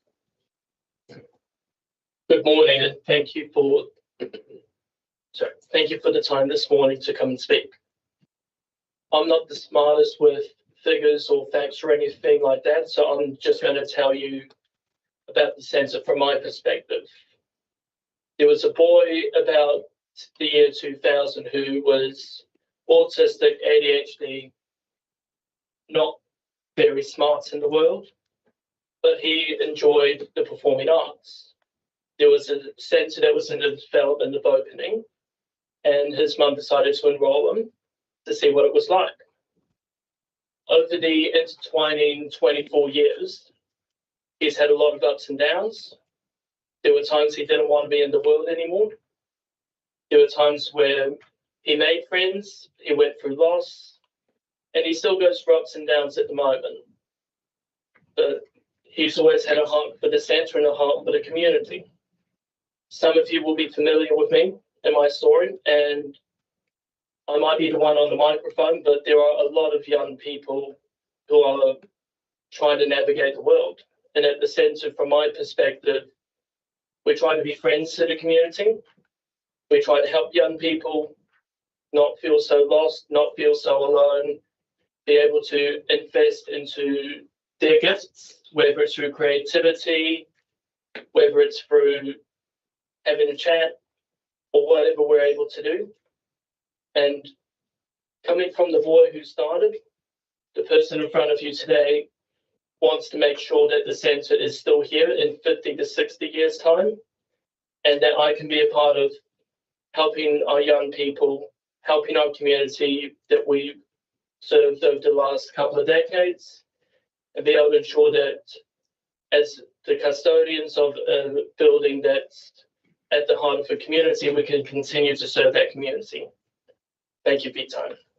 I'll hand over to Christine. Hello, I'm Christine. I'd just like to say Future Te Araha is a safe place for young people, for the children and for teenagers to come, to hang out, to they're not on the streets, that we're supervised, they're provided with activities and just have fun. So it's a very, I feel it's a very valuable resource, and it would be a shame if it disappeared, because it's and we provide, and no child or teenager is turned away if they can't afford to come. We still provide the services for them, because it's all, let's face it, children are our future.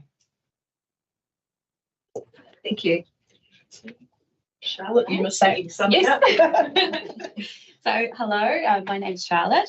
So I'm just here just to say a few extra words to support our submission. I've only very recently joined the team at Future Te Araha. I just assist with administration a couple of days a week and just try and help keep us on top of a lot of moving parts. I very quickly have noticed how special the centre is to our community. So we've, as James said, we've been operating for nearly 25 years as a creative community centre. It is the only of its kind in Te Araha. We are a registered charitable trust. We run solely on funding and donations. As we're all aware, times are tough, everything's gone up. I just truly feel the centre is deserving of support to flourish and continue to have the ability to offer the services that we have been offering to the community. These include afternoon activities. So we've got tutors that come in, musical instruments, dance, lots of creative outlets, and just a space to hang out, as Christine was saying. We run holiday programs. We are also the facilitation of other local community groups, support groups, so men's and women's. We have counsellors come in to do counselling services. And we just in general service a link between families and individuals and the services that they require or what they're looking to find. Our team consists of 5 part-time employees, only 5 to 10 hours each a week. It's not very much. We have 16 volunteers currently. So that a lot of time is voluntary that's connected to the centre. This just shows how important it is to be able to cover our expenses and our costs at the moment. We're also working on developing our volunteer base, which is quite difficult to try and get people to give up some more free time, but I'm quite determined to grow that. On average, our centre serves about 7,000 people per year. This ranges from preschool and school-aged children, teens, right up to senior citizens. Our demographic is broad and diverse. Our building itself is a multifunctional space. So we have multiple small meeting rooms. We have a large main area, which is quite family orientated in style. We have an art room and a functioning auditorium, which is where we do our performances and things, but can be used in many ways. I actually performed in a production with Future Te Araha as a teenager. It was Jesus Christ Superstar, which I think at the time was actually quite a large show to put on. So it's been quite special as well to see other parents similar age to me who are used to go to the centre as kids and are now bringing their children as well. And I just think that's really special that it has such a solidified space in the community. Some of our new and upcoming initiatives include the attainment of a new dance teacher. So this allows us to offer 5 dance classes in the afternoon. Right now, most families have to travel outside of Te Araha to access this. There isn't really anything else here. We're in talks to create a peace garden. So this will be a link between the centre and the domain. This is at our back end of the building, so it's going to cross through. This will be a functional space, but also aesthetically pleasing, which will be nicer than looking at the back of our building, which at the moment is a bit plain. We are continuing to grow our relationships with the local schools and college, and also the Ngātai Tumutuma Trust. This will see an increase in shared resources between us and also idea generation for our tamariki and the wider community as a whole. So yes, all in all, there's much potential for our centre to continue to operate, but also to continue to grow. But yes, as everyone else, we need that support as well. So thank you very much for your time. Thanks for coming. Really appreciate it. I've got a question from Kevin. Just one question. You said you don't turn away children who can't afford it. What do you charge for children, for people to come in? It's variable from activity to activity on what the activity is. So, but we are much less than you would pay on a commercial basis. So we offer scholarships rather than saying you can't afford it, so that children can always come and feel wanted. Yeah. Thank you. Thank you. Right. Well, thanks for taking the time to presenting to us today. Thank you very much. Thank you all very much. Thank you. Okay, we'll now move on to the Te Aroha BMX.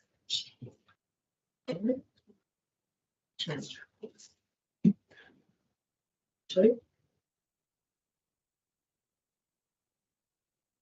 Good morning. So we've got Sam and Shane. I'm stepping in for Sam, Vice President of the Te Aroha BMX Club. Yep. Yeah, Shane's going to lead what we're here for, but provide a BMX track down locally by the netball courts for the community. So yeah.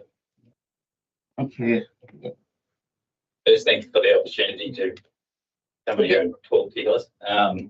Yeah, so we're a BMX club based down by the rugby grounds there. We have 40 members currently at the moment, and they rave each year. A lot of our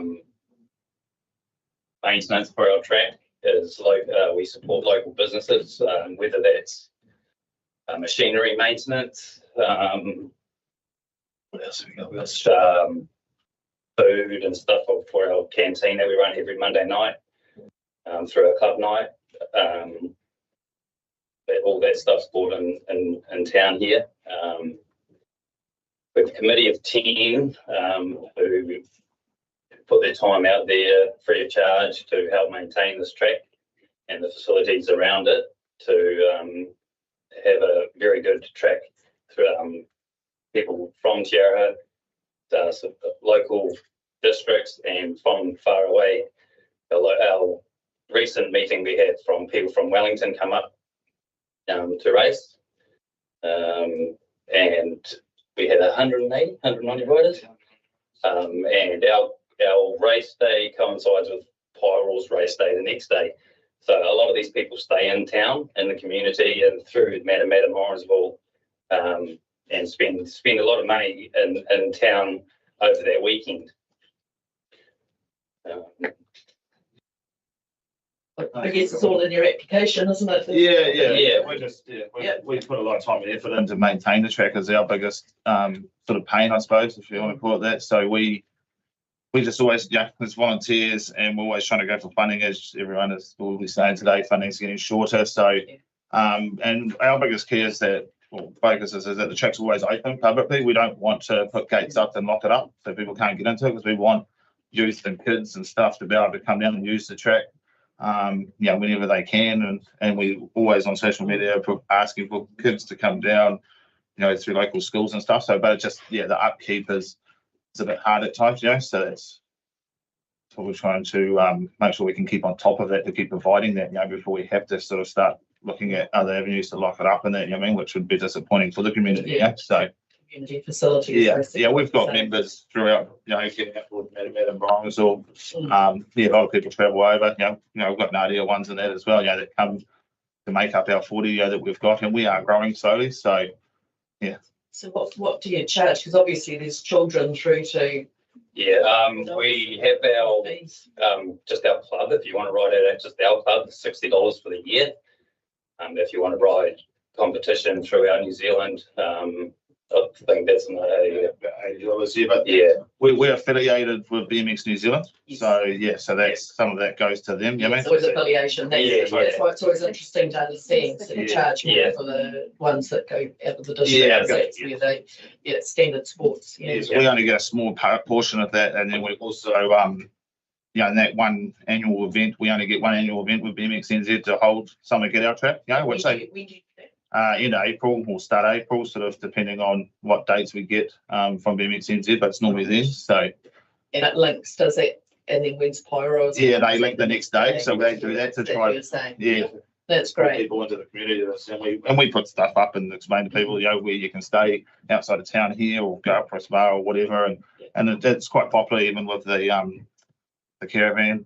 Caravans Inside down there, quite a few people stay down there and rode there, and then come through to Pyro the next day. So, I'll open up for questions, Russell. With being affiliated to BMXA, do you have to have your track at a certain standard to hold national events? Yeah, we do have to have the track at there are different levels that we've got to hold the track at to hold that annual event. So yes, we do. Yeah, the track's got to be signed off by commissaire before holding our event. You know what I mean? So normally they'll come over a week before or something locally, because we've got to go out and find a commissaire to run our meet, and he'll cast his eye over it, make sure that it's up to a standard there. And that's one of our main pains, like I said, is keeping the track up to standard. You know what I mean? Dane's got a question for you too. I just wanted specifically what were the costs involved with running the track? I mean, if you're doing a lawn mold, there's turf maintenance and things like that. So what are your costs involved in upkeep of the track? Yeah, lawn mowing, spraying, we need lime. Lime applications twice a year. That's so the lime that we put, tonnage. the lime we put on our tracks is a special lime that's mixed in, and we've got a source that it's the only place that all of North Island really can get it is out of town, Tikawiti. So it's quite a high cost on the lime, and that's the grade that they're coming up to that standard. BMX want the track to be at and covered to hold events and to be safe and what they deem safe for kids to ride on. But we're always applying for grants, but we just went through a process of reliming our track for our last event, and that was about $7,500 here. So it's about $180 a ton. So for the lime, so that's one of our biggest costs here. Is the surface of it. Lights Rob. So thank you for coming in and presenting to us. Been good. No worries, thank you. Thank you guys. Thank you. Okay, we now move on to the Te Araka Community Patrol.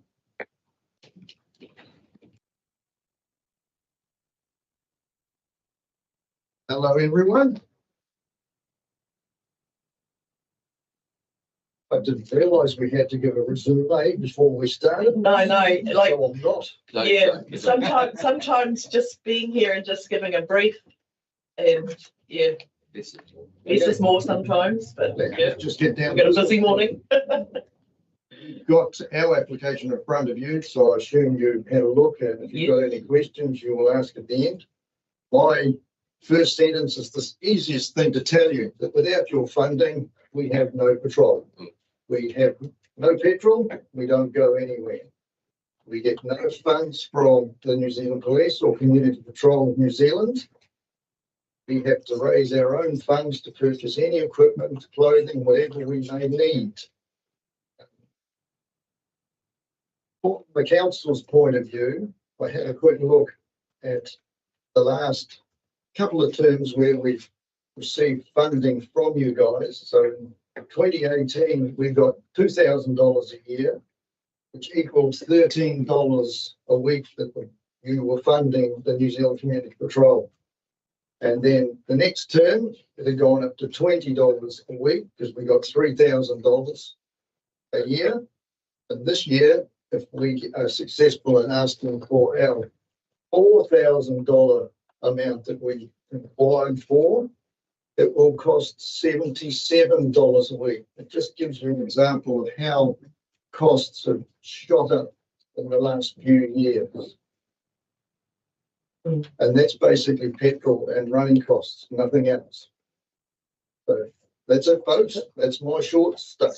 Thanks, Merv. It's obviously on our sheet we had another person, so just this is Merv joined. Sorry, That's all right. should have introduced you, Merv. That's all good. So, any questions for Merv? I think we're quite familiar with. You've got to ask something, Peter. You haven't got a microphone. How many patrols a week, Merv? There's 2 day patrols and 2 weekend patrols. Thank you. Excellent. That's great. Thank you. Thanks for coming, Merv. Lovely to see you. Yeah. Okay, we'll now move on to the Tiara District Museum and then a short break after that.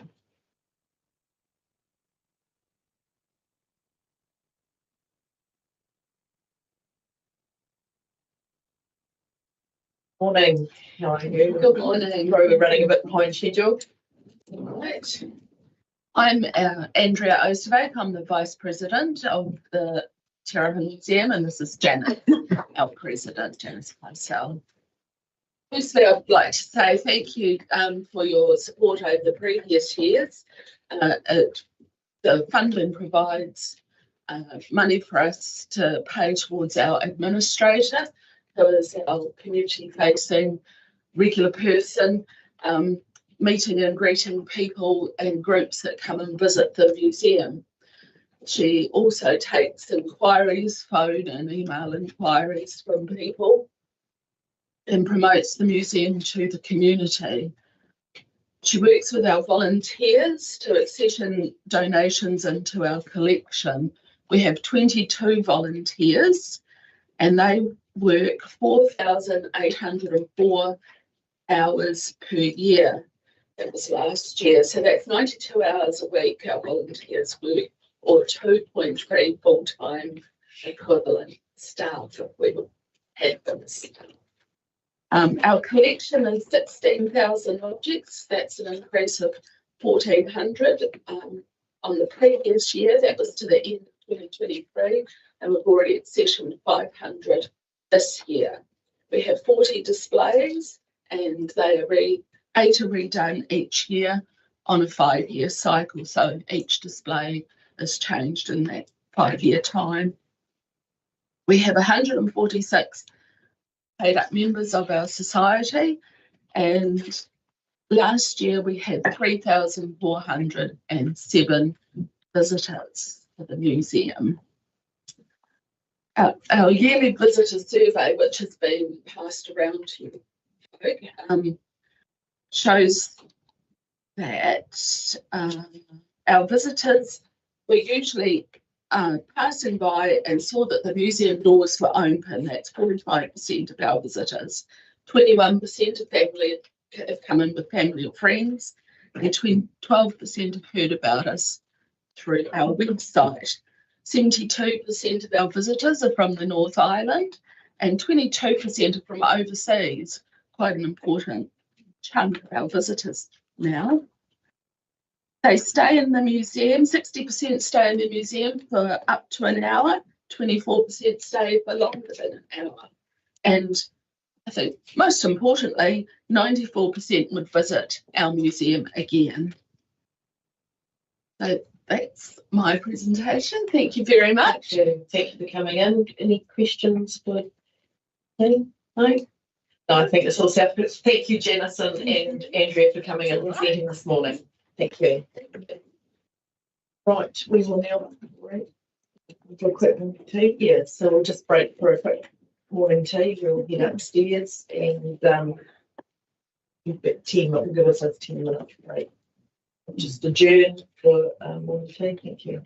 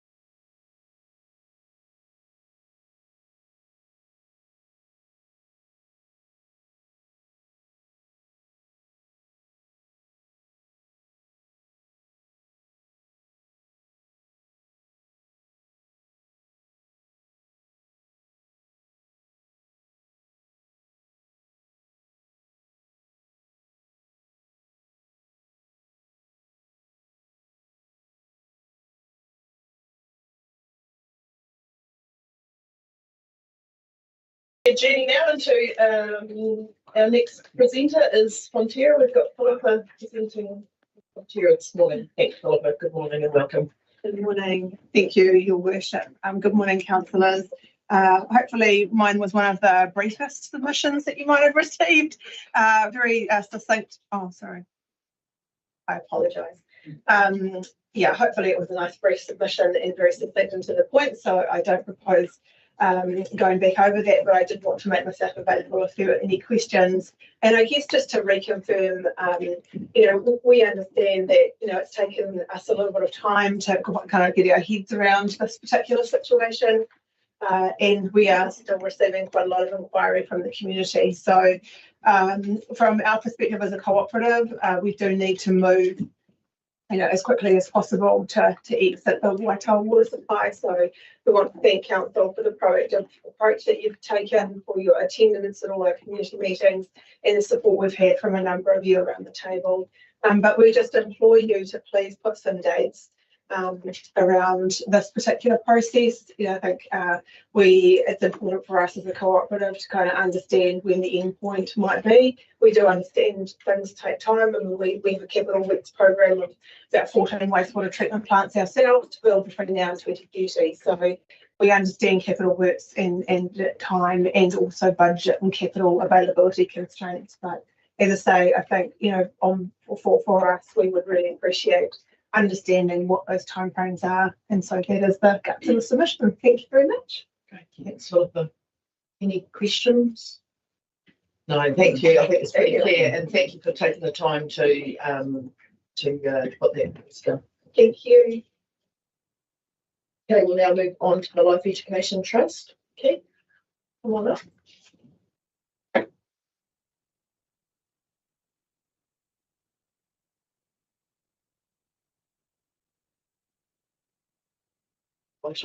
Yep, that's yes, it's on. Good morning.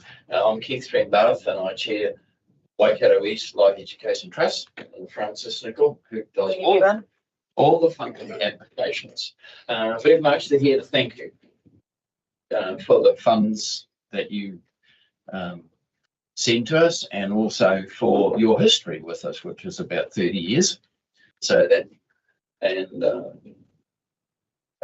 about 43% of our work is in Matamata-Piako, and we'd like to put a thank you out to, just spoke to Philip, to Fonterra, because they shift us around Matamata-Piako, Wayne out of Morrinsville, and also last year we managed to get a lovely retired tanker to help another life ed whose dear old Isuzu from the dairy group had died. So I'll leave it there and leave it to questions, or Francis wants to. No. I would just appreciate, especially the having the multi-year funding, and that as a person that does the grants and things, to know you've got that stability going through. It's actually really important to us. Okay, any questions for Life Ed representatives? I think the application is obviously always tells us what we need to know, and we will consider in due course. There are no questions for you. So anything you wanted to add, Ken? Just one other thing I'd like to add. We're in your area now. Yep. So if any of the councillors would like to step into the classroom and experience teaching and see how it all works, you're most welcome. I see in June we're at Morrinsville for a fair bit of the time, and on through Matamata and Tatanui and Kikatari. So if you live anywhere near there, just rock up. And Lisette is the new educator. We have a new educator this year, and just say that Keith said you can have a look. But it is incredible to just experience a teaching session in there, because it is another world. It really is another world. And you certainly can't miss it when it's packed up at schools. No, that's great. Thank you, and thanks for that invitation. Thank you once again. And now we'll move on to Waikato Screen. Is Tracy with you? Tracy should be online. Oh, okay, perfect. Thank you. Hi, everybody. Yeah. Any other part of the world? Have you,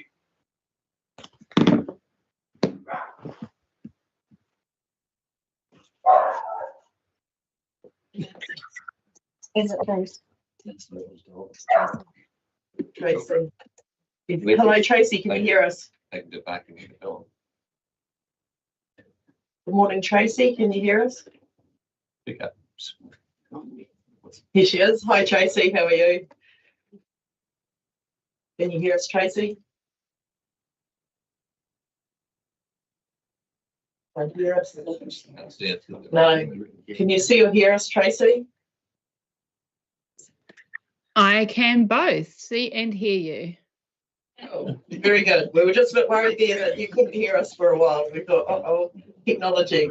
Right, welcome. We've got Erin in here too, which you'll be able to see on screen. Yeah, who's opening up? You are, Erin? Yeah, I will. We weren't sure how it's going to operate today, so I'll probably run most of it. We do have one of our slides for our 10-minute framework. Perfect. No, we'll keep it short. So I'm here today to advocate the inclusion of Waikato Screen in your council's long-term plan, and you can see Tracy joining us. The presence of Waikato Screen is crucial for our region as we specialise in providing the necessary resources, information and connections to attract and support film and commercial productions.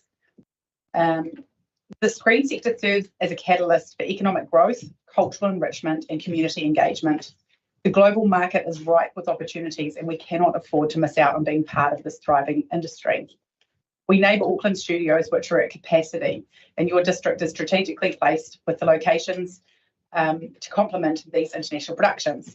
Without Waikato Screen, you reduce the substantial direct income for the communities.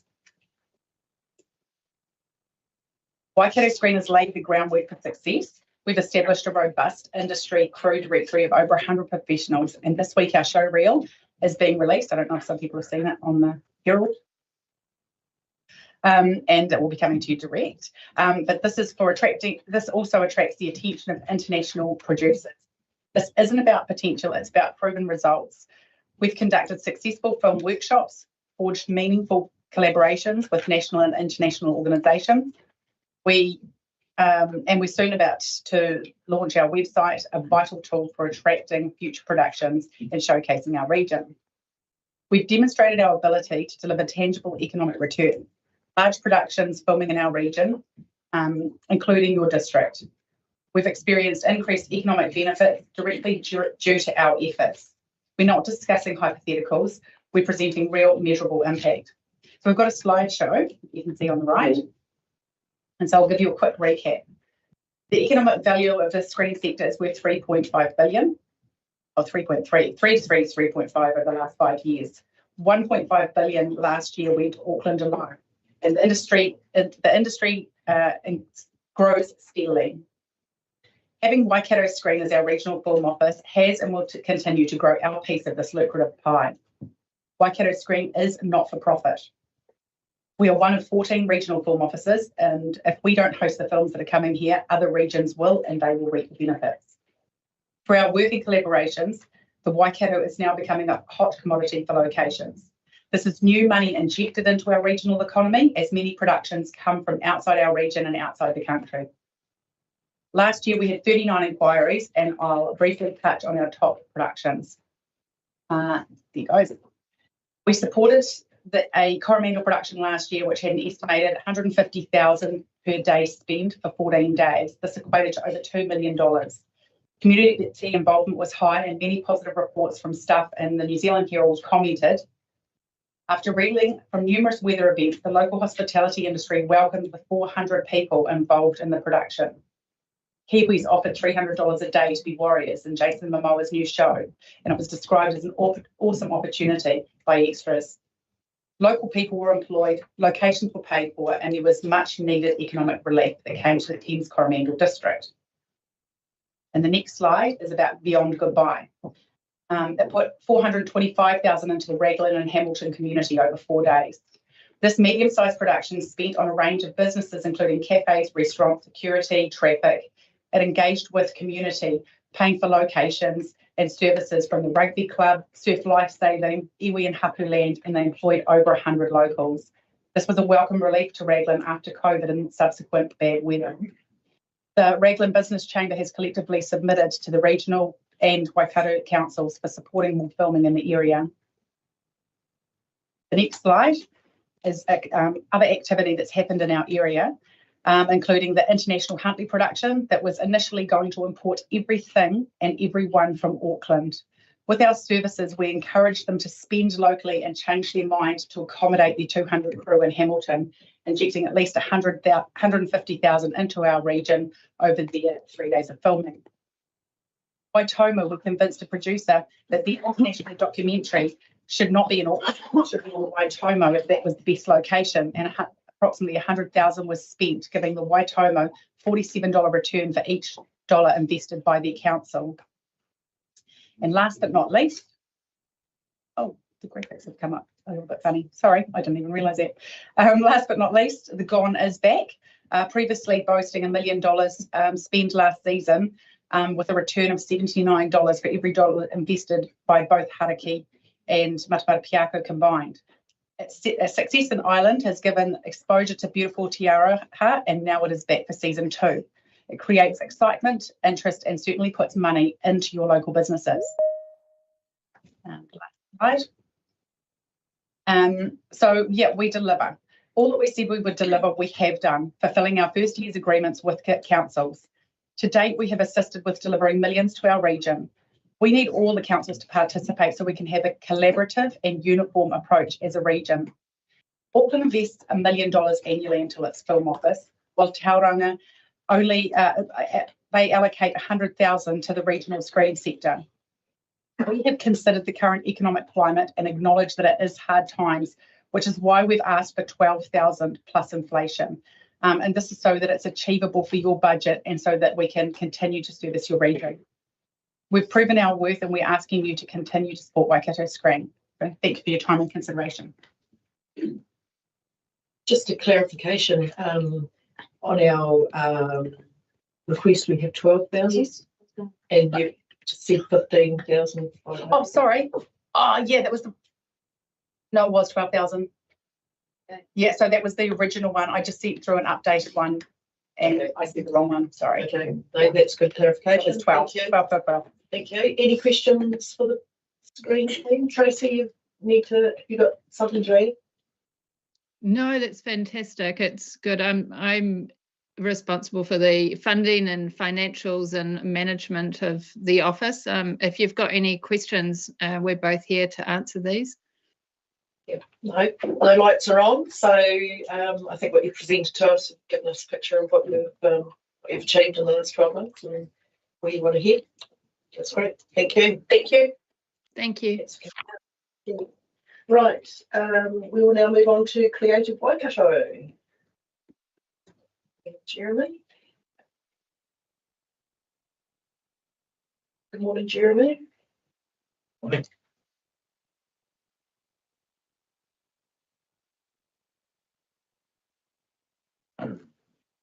Right.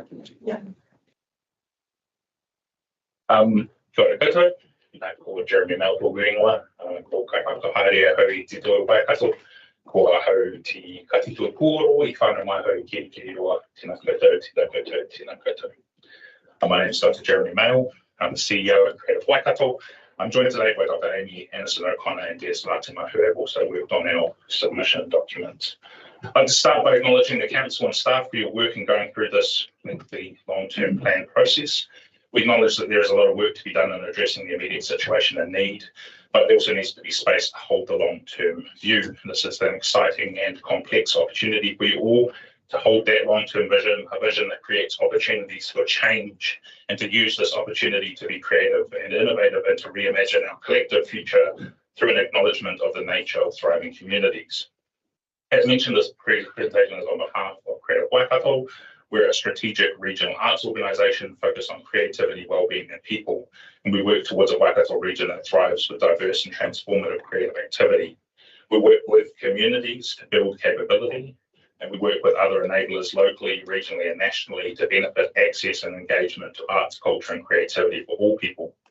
I take a written submission as read and happy to answer any questions from that or supporting documents In a time of increased needs due to economic pressures, societal pressures, climate pressures, and more, we need to prioritise activities and investments that bring people together. We encourage the Council to prioritise investing and enabling local organisations as the essential soft infrastructure of our communities. We acknowledge local creative community organisations who do important work in creating opportunities for people to connect with one another. In these spaces, we can find an opportunity to gain deeper knowledge about our culture, history, traditions, and whakapapa through artistic activity. The Council has identified a priority to invest in people as the heart of communities, and we commend this approach. We know that accessible arts, culture, and creativity actively contributes measurable shifts in community connection. We recently worked with a number of local artists and organisations in this district and want to acknowledge their mahi and recommend the Council to continue to support, engage, and invest in them. There is also a real need to support positive mental health in the district, and the evidence shows that increased engagement in arts, culture, and creativity has a positive impact on mental health. In order to make this shift, there is a need for more financial support to provide access to creative spaces in all local communities, and there is a real potential for Council to prioritise these things in future planning. We've been part of discussions in the past few years with the Council about strengthening the role of arts, culture, and creativity in this district, and acknowledge some of the placemaking work that is starting to emerge now. We know that this work will support sustainable development, but is also about increasing external engagement and storytelling and inspiring the people who live here to work collectively for positive change. Whether we want to understand the value and impact of arts, culture, and creativity through well-being, social cohesion, growth, economic outcomes, education, health, pride, innovation, civic engagement, mental health, physical health, there is a wealth of evidence both nationally and internationally that means we no longer have to focus about the quality of this investment. The focus is how we can embrace innovative and evidence-based approaches for shaping a future for this district that thrives in engaging in sustainable ways. Supreme Court Justice Sir Joe Williams said no meaningful social change occurs without some filmmaker, some songwriter, some artist, some poet triggering the possibility long before anyone realises what the triggering was. So as the Council meaningfully sets intentions for now and the future, it is vital that you continue to recognise the essential role of your local creative individuals and organisations in the well-being and resilience of your residents. This must be a priority for investment. This funding and return on investment flows through the hard and soft infrastructure in the local sector, a sector that regularly makes each dollar go further than its initial monetary value through the passionate support, countless volunteer hours, and in-kind support from local businesses and professionals. We also want to speak to the strategic connection between Creative Waikato and the Matamata-Piako District Council and take this time to remind Council of the Waikato Arts Navigator and also present the Waikato Creative Infrastructure Plan, which was included in the submission. These are strategic documents developed by Creative Waikato as a way to work with councils and communities to achieve broader impact. We highlight these things and look to explore a further strengthened partnership between Creative Waikato and Matamata-Piako District Council, where we can continue to work together to strengthen the continued development and implementation of these strategic approaches to supporting local activity. We know that our submitted documents are a lot to take in during this process like this, and we offer to reconnect with the Council and key staff to work through these things outside of this process to better support the potential positive impacts for your local community. Those infrastructure plan and briefing documents are also being shared with all councils in this region, but also with funders, other community organisations and regional enablers to seek alignment and find ways that we can all track in the same direction with cross-regional efforts that will support, complement and strengthen the flow. We look forward to the possibility of exploring what this partnership could be and working more strategically to benefit local communities. This connection with other organisations, like the relationship that you already have with Sport Waikato and Community Waikato, can serve to amplify the strength of the heart of your community. That's the people. Our Creative Waikato holds strategic relationships across the region, but also with national organisations like Creative New Zealand, the Ministry of Culture and Heritage, the New Zealand Music Commission and more. And our strategic work and research are used as examples throughout the country, and we're committed to helping the wider Waikato region thrive. And we know that arts, culture and creativity have the potential to be significant contributors to this. I thank you for your time, patience and consideration, and we look forward to any questions you may have and to continuing our strategic journey together. Jeremy. Any questions? Yeah, I got a quick question.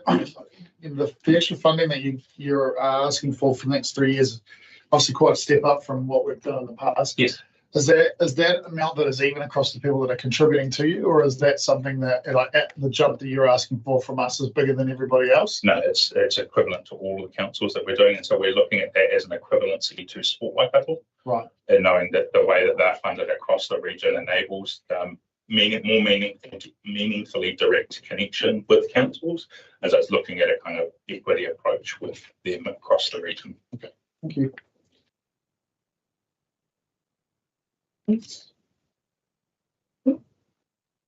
Silence. It's golden.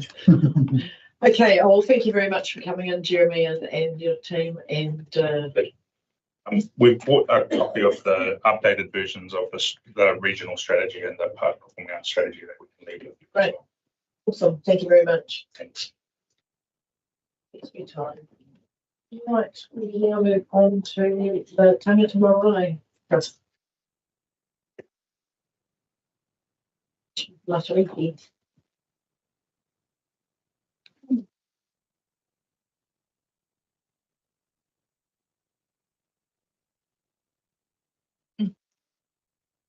Light on. Light on. Has got someone online too? Yeah. Just pop the light on the microphone there, the little button. That's the one. Thank you.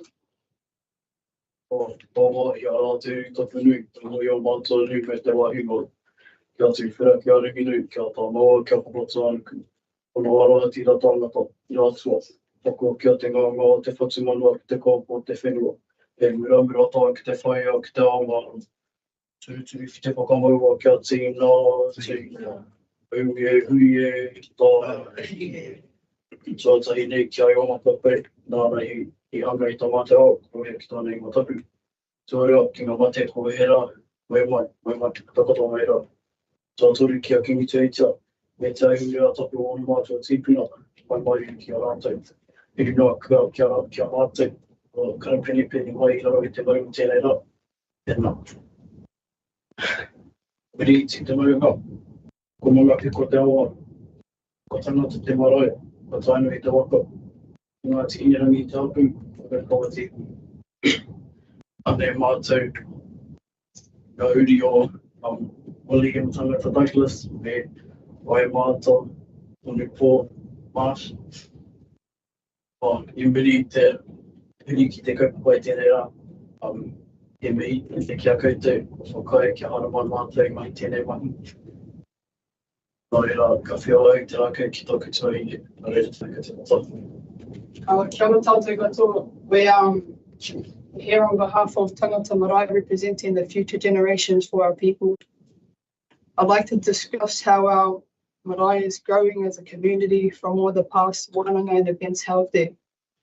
Me and my cousins who have come today, we've all attended the previous wānanga and have learned lots about our culture and the tikanga we need to uphold as the upcoming generation.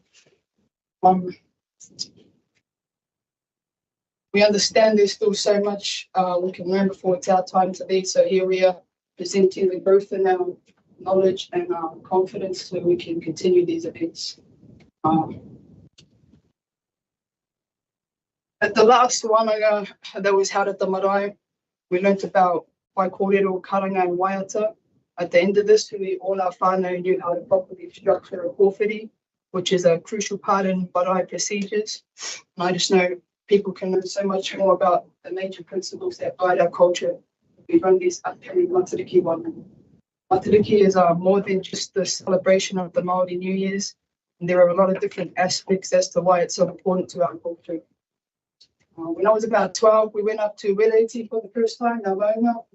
And I remember all the stories being shared about how our ancestors used the stars to understand and predict things that would happen to their surroundings. And I just know with knowledge like that, we could do a lot more without it for our people.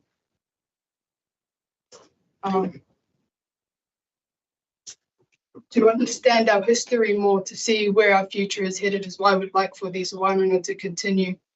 Reira apiti o tātou kono ki te namate. Kia te ko haere tukapuna o tira. Ki mai kia tātou, tēnei rā, tēnā koutou, tēnā koutou, tēnā koutou. He waiata tūtu pō tāmātou. He whakapiki te rai.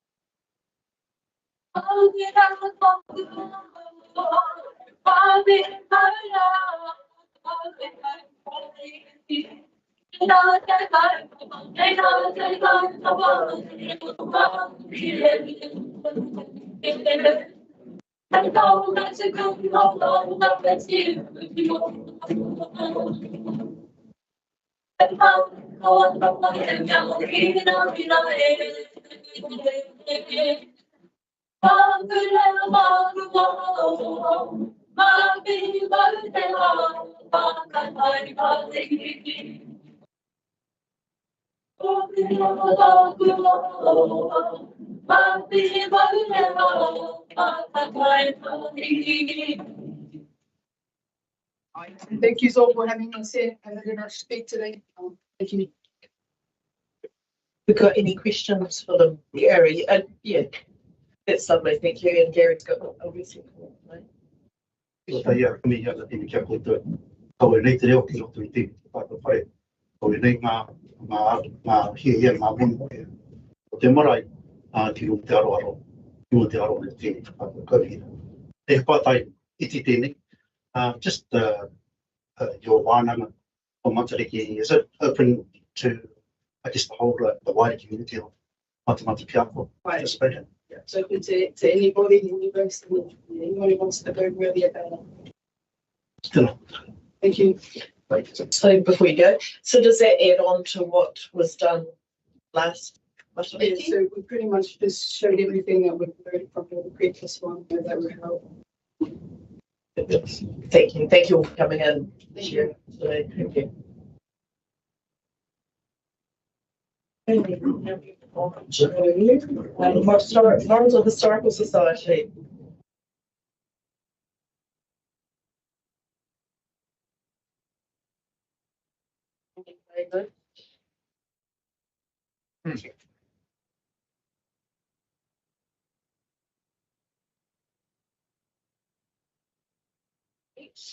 Welcome.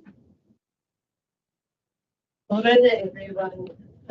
I'd like to start by thanking every one of you for the ongoing support that we have had from Matamata-Piako District Council. We've got 3 paid staff, and I'm going to update you with some of the things that we've been doing. We've got 3 paid staff who've worked with the help of 32 volunteers who have completed 4,772 hours of volunteer work in 2030.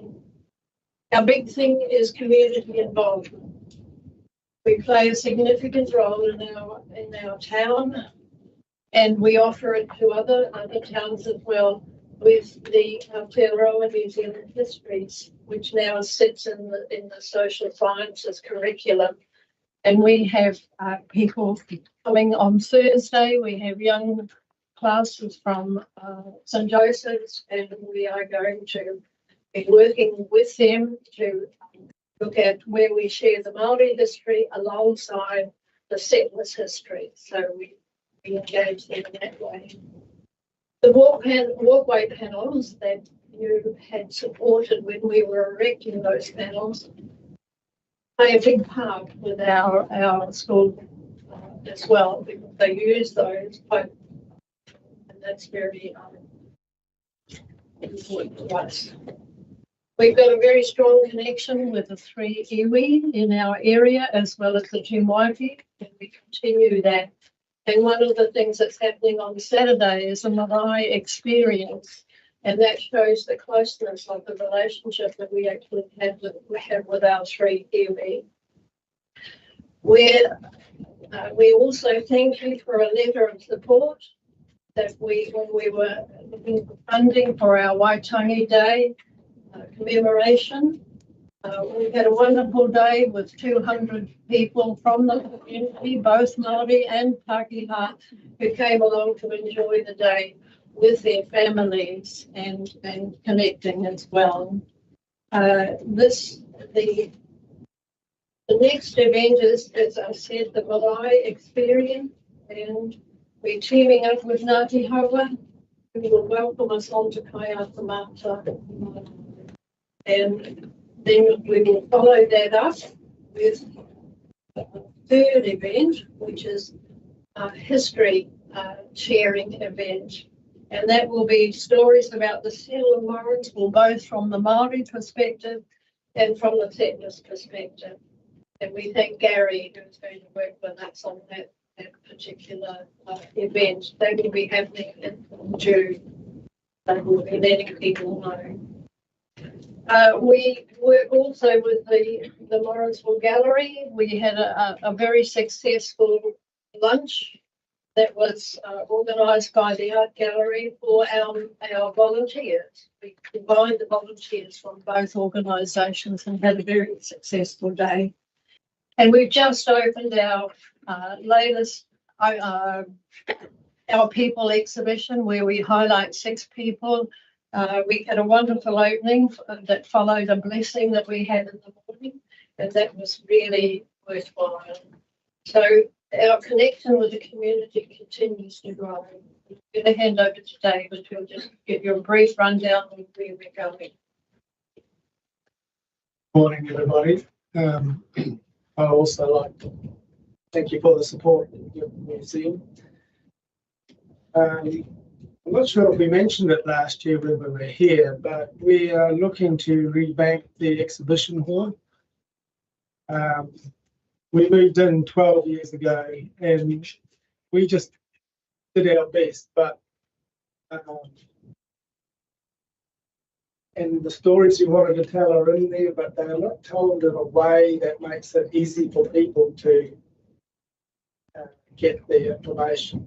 We're not trained in that.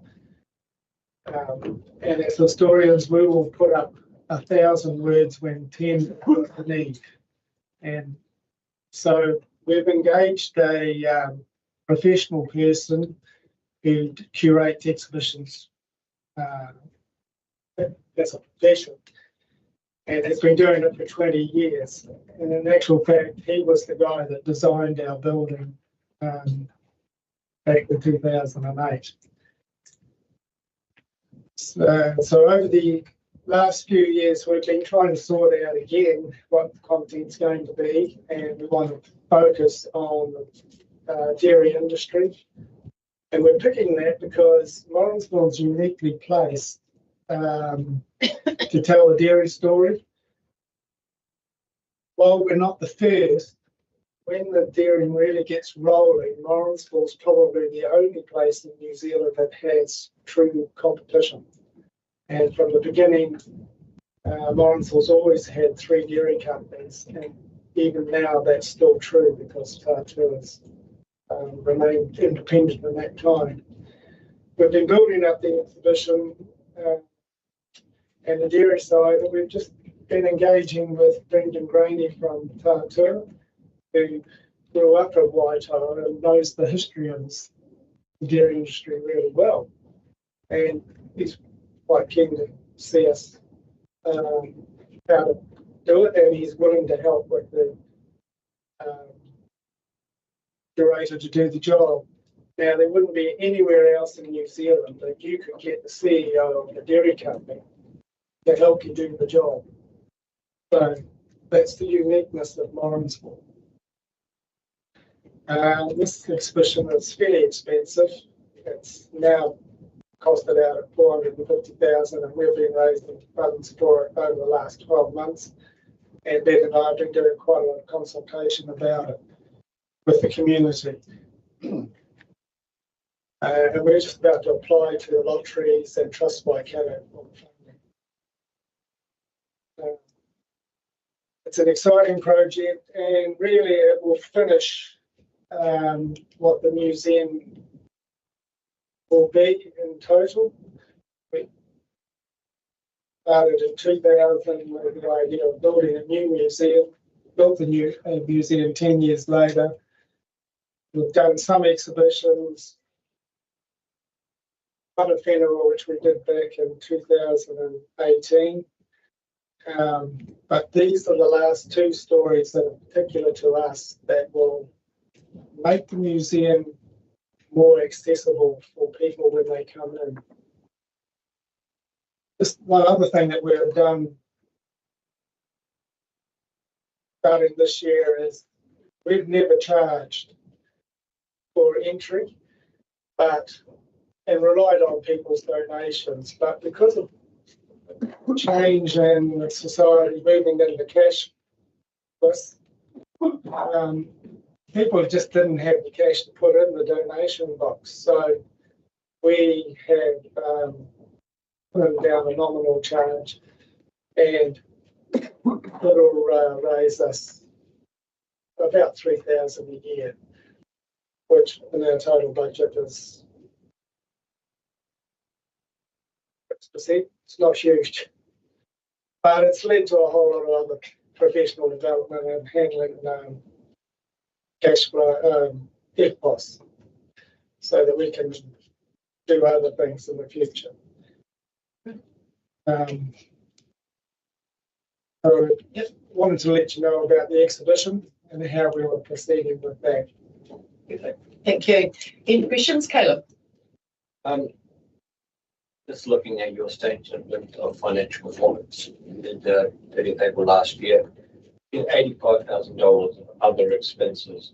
Can you provide some detail on what that $85,000 of other expenses was? Sounds like a lot.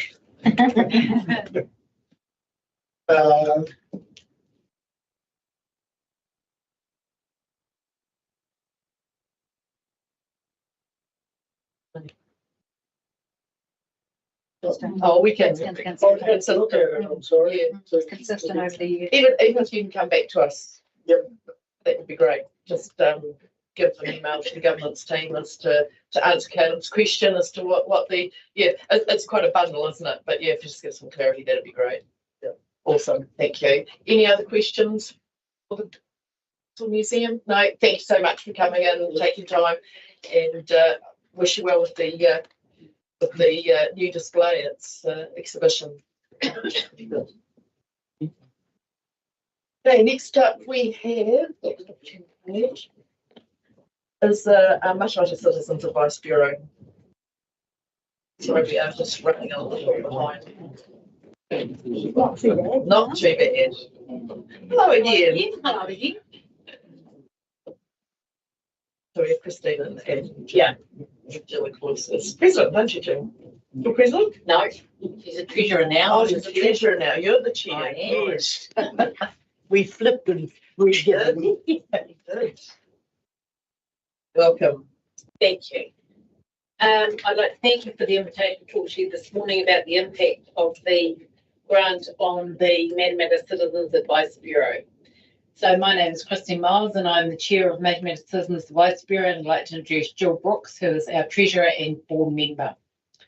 We are a small but effective bureau, open 5 days per week to ensure that individuals know their rights and responsibilities and what services are available to them. We're a nationwide connected but locally based community organisation, and we help people to know and understand their rights and obligations and how to use this information to get the best outcomes for them. We provide people with the confidence and support they need to take action. We use insights from our clients' experiences to work for positive and social change. We are part of a service that is provided by more than 2,000 trained volunteers nationwide. Our local volunteers have a wide range of life experience and are supported by a comprehensive and knowledgeable and regular learning. The Matamata Citizens Advice Bureau is located at Railside by the Green and is committed to continue to provide advice to our local community. The grant money from the council will enable the Bureau to continue to provide this service and to make the service more visible to the community through media coverage and external advertising. The Bureau volunteers attend monthly ongoing learning meetings where modules are taught and ensuring that up-to-date information is given to clients.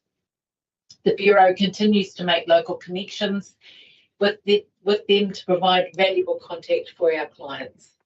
The Matamata Citizens Advice Bureau is very appreciative of the ongoing support received from the NPDC Community Grant Fund. So, any questions for the CAB? No, it's exciting. Thank you for coming in and presenting again. Appreciate it. Thank you.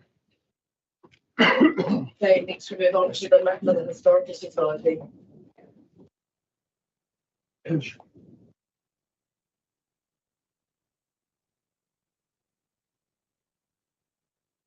Morning, Royce.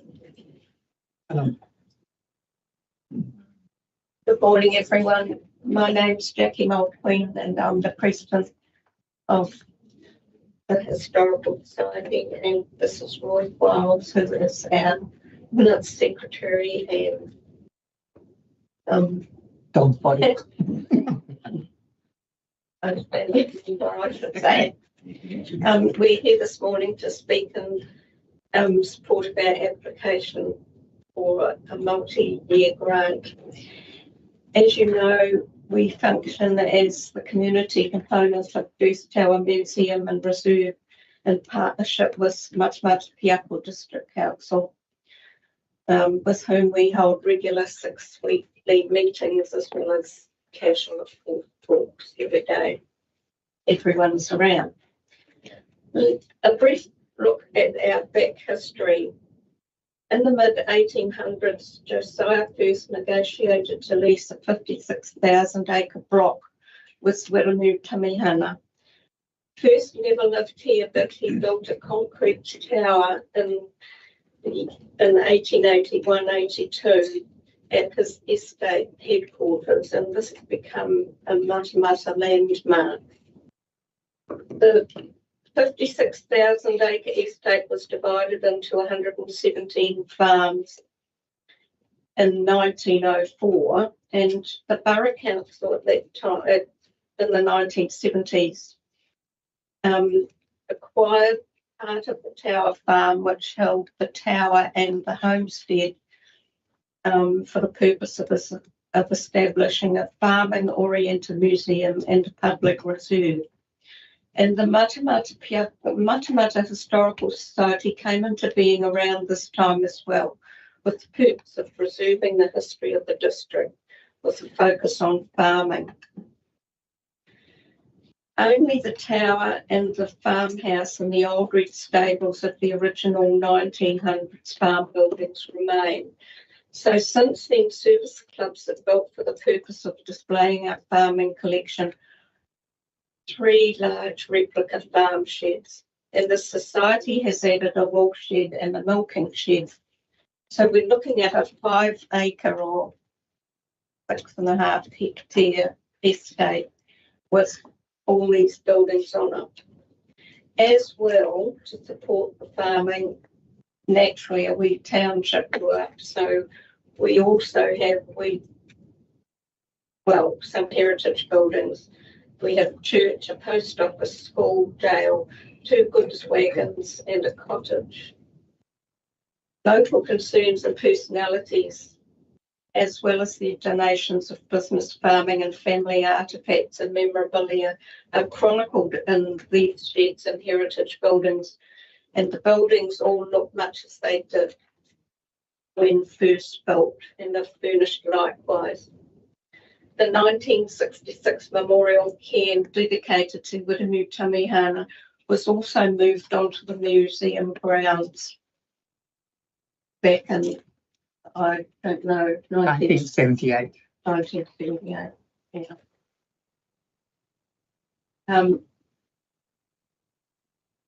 Together with council and town assistants, the Historical Society in the 90s built a small administration building which is called the Heritage Centre for an office and sorting area and a secure and temperature controlled storage room. The first shed initiative, complete renovation of the interior of the existing shed, completed in 2023, which now chronicles the growth for the support of the farming community of roading, transport and industry in Matamata, and also houses a new temperature-controlled storage facility and offices. This storage is for non-print collection items and objects, for instance, clothing, household items, artefacts from service and sporting clubs, small farm machinery. Swap's Farm Machinery Park, our most recent project, is almost completed. In the completely enclosed park are 30 large farm machines that have been repaired, painted and made safe. And our next major project, 24 and 25, is the bringing up to safe standards of the railway carriages that house the professionally designed collection from the 1970s Ministry of Works Information Centre at the building of the Kaimai Tunnel.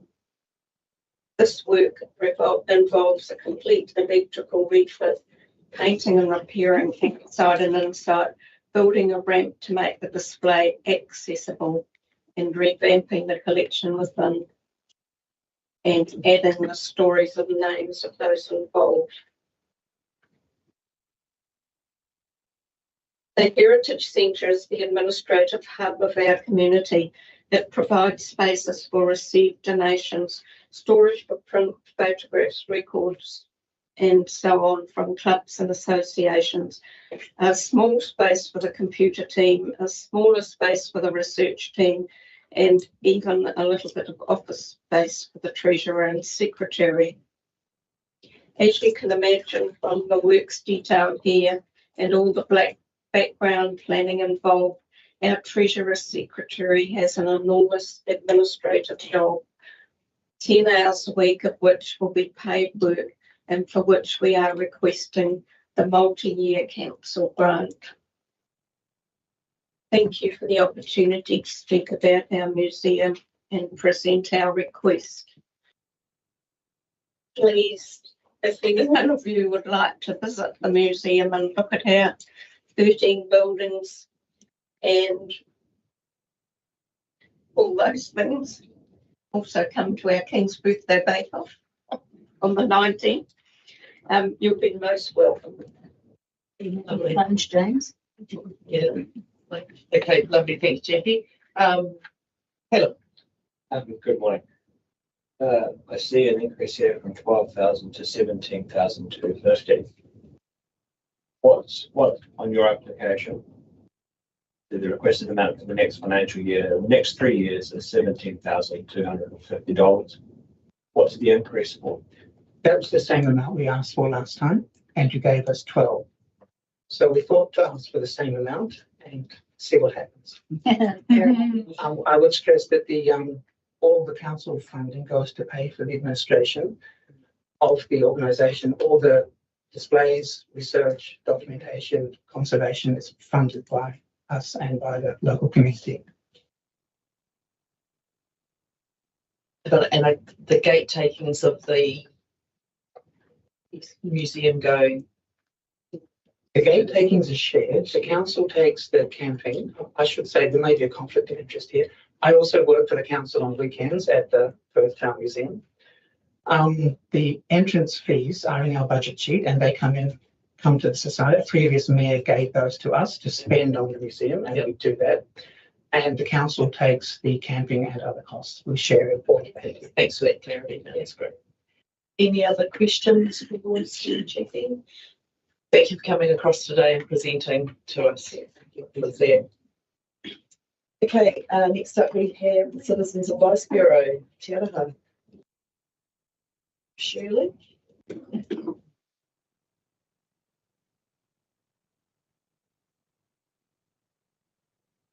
Just sorry if we're not too far behind, but just a little bit. Pop your light on there to turn off the microphone, just the push button. That's the one. Oh, yeah, that's it. Thank you. Your Worship, Mr. McLeod and councillors, thank you for this opportunity to speak with you today. I'm Shirley Gillard, long-standing member and manager of the Citizens Advice Bureau Te Araha, which also serves Morrinsville. I have with me Craig Loughran, who is the current chair of the Bureau and supporting me today. Te Araha Bureau was set up 38 years ago and is an integral part of this community. The members are all volunteers. We do not have any paid members. We have had an MOU with Matamata-Piako District Council for many years, with the current one expiring this June. We sincerely hope that is renewed. Our stats show that people needing support has increased. This is not surprising with high rentals, increased food costs, unemployment, etc. This impacts on family and personal issues, which have also increased.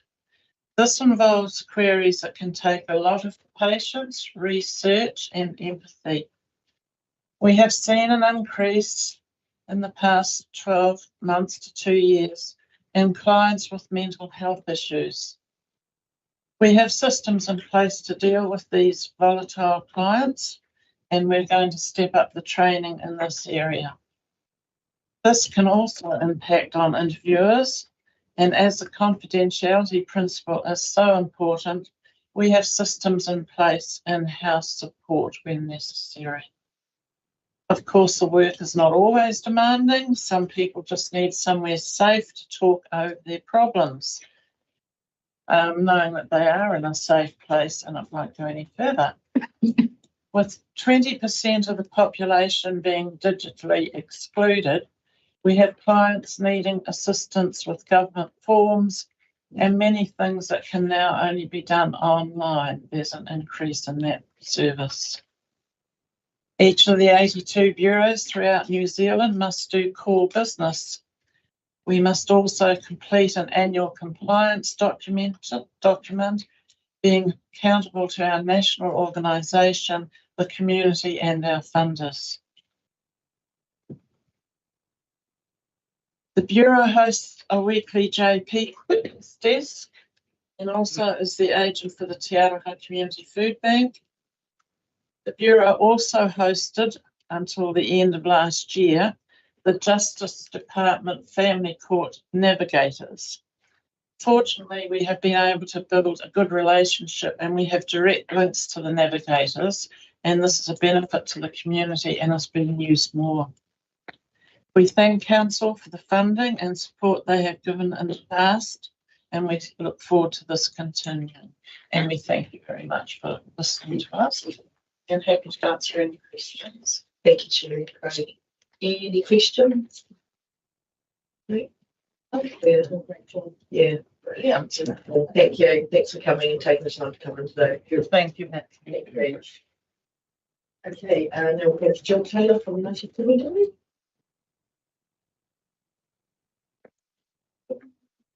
Oh, she's looking a bit better. He's going to vote. No. No vote. No vote. Yep. Whoa. Yeah, watch out. Tēnei te mihi kia koe te katoa, Adrian, tēnei te mihi kia koe, Gary, te māngai o ngā iwi o Matamata-Piako, tēnā koe kia koutou katoa. Ko Jill Taylor tēnei, ngā te tumutunu aho, so just acknowledge Adrian as our chair and especially Gary as our māngai, our mouthpiece as for ngā iwi Māori o Matamata-Piako, and to the rest of you as representatives of our district. Steph, you're going to flick through that for me. I've got a bit of a presentation. We're presenting on the mahi that we have been doing. That was a Jobs for Nature project over the last couple of years on our maunga. For Ngāti Tumu Trust, our mahi was to ensure the mauri of the maunga, the ngahere, the awa wai are enhanced and restored. So we wanted to look at healthy forest layers. We want to, have abundant wildlife, native bird species on our maunga and resilient water supplies. For us personally, for Ngāti Tumu, we want our people to return home. We are a very urbanised iwi, and we want to be a thriving iwi in our rohe and focusing on connecting and an identity of our iwi in Te Arapa. One thing that we were looking at, for example, today was Manuaru and the naming of Manuaru in particular, and that comes from a whakatauki of our chief, Te Ruinga, and his father was Tumu, And that whakatauki, when translated into English, says that my heart will never be shaken. And it's e kore ngā manawa e ru, manawaru, that's where that comes from. So it's really important for us going forward to make sure that, and you guys have seen our CVA of the spa, that connection of our history, etc., making sure that comes through eventually. So we started our project on the lower reserves of the Maunga, and just to make the point, these are council managed reserves. So this is council responsibility. We targeted species such as wild ginger, climb asparagus, wandering dew, Tradescanthia, iron ivy, as well as other pest plants on the Maunga. That just shows the spread where we're sort of looking at. Sorry, it's there. So our work has been occurring on the mountain between Tui Mine and Wilson Road. So that's to the end of where the domain is. So our phase 1 funding really looked at what the area was, the identification and training that we went through. We developed a management tool, so the how we were going to do this, and scoping out the why.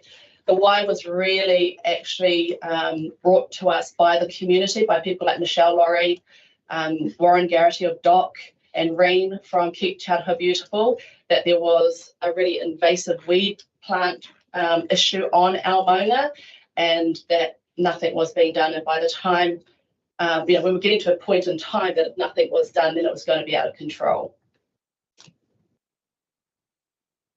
So that's our sort of management tool, where we worked with lots of people to identify the extent of the weeds. I just want to, sort of show councillors, especially Taupo councillors, the extent of the weed problem that we had up there. And the weeds that we've targeted are the most highly invasive weeds. And there's, especially with climbing asparagus, there's examples down in the South Island where forests have gone into no return, basically. Again, just those plant identifications, those were the main ones. With wandering dew, for example, we were able to work with Waikato District Council and the university around a biocontrol, so bringing a bug and a fungi in to work on that, because it's obviously really extensive. Just to create a regional council or district council? District, sorry. Just why can't I just regional? Yeah, that's what I thought. Yeah, sorry, regional council. Yeah. And we got this bug, and we found out basically that bug loved our area, and now university and regional council come here to harvest that bug and have shared it around the motu. It's had, I don't know if anyone's been up there, but it's had a great impact. You can see with the wandering dew that it has quite nice edges to its leaves. If you go up there now, you'll see it's really jagged, even in the wetlands, very jagged leaves, and that's the bug eating it. Once the bug eats it, the fungi attacks from under, and it's having, some really good impacts on that. So not just manual labour that's gone into our project, we've been working with lots of entities around attacking us in the long term. This was just an excerpt that we sort of got in terms of the National Pest Plant Management regime. I think this was really key for us to getting our funding through the Jobs for Nature's program. I think what's really key here is that there's 2,300 native vascular plants and more than 25,000 exotic equivalents. And we are seeing those on our Maunga, in our ngahere, in all of our native environments. So that's just our project area. We've really targeted on the orange area, which again is mainly around the council reserves. We've done a lot of work with lots of community groups, Weed Busters, Keep Childhood Beautiful, KDS, Mark Norday and your parks team. That's I think been the really great thing about it. We've been able to make a real collaboration on this. That's just another sort of view, so you can see it's, Chatham's really unique. We are the only town that lives on the border of the Kaimamamku Reserve. So, we have a huge impact on what we chuck over our backyard. Just another perspective. Build that perspective for you. What that was an ivy patch. So our team actually went in and mapped everything with ivy. It's obviously a spreader. So we just went in and went around the peripheral with GPS mapping to show where the ivy patches were. We've had really great reports, KBS and lots of people who use the maunga, seeing a real difference up there because those have basically been pulled out, physically pulled out, cut and painted, and removed from the bush. Now we're trying to get into what does a maintenance program look like. What was really interesting during this project was that we found this tree. It's a myrtle tree. It's a maere tawake, critically endangered. And we found that on the maunga, our maunga was, the kaimais was covered in these trees. So we treated that as a tuhu, as a sign to say, this is the tree sort of that should be living or regrowing back up there. So we've actually been working on a project with Keep Shadow Beautiful around propagating seeds from that, and it's flowering now. So hoping to get some more seeds. We didn't get a very good strike rate because when we found it was kind of at the end of that season last year.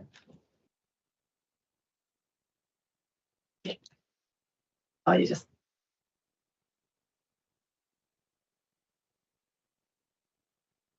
flip through them. Sorry, Steph. No, that's okay.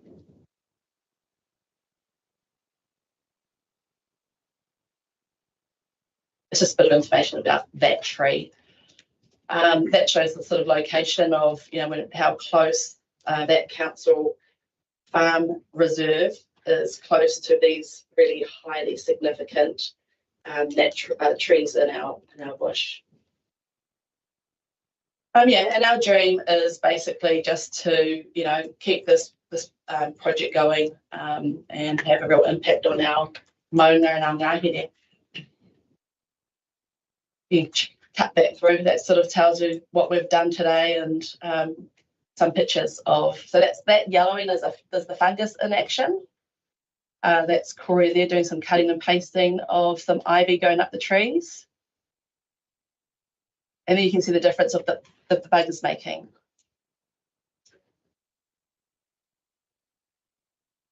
Yeah.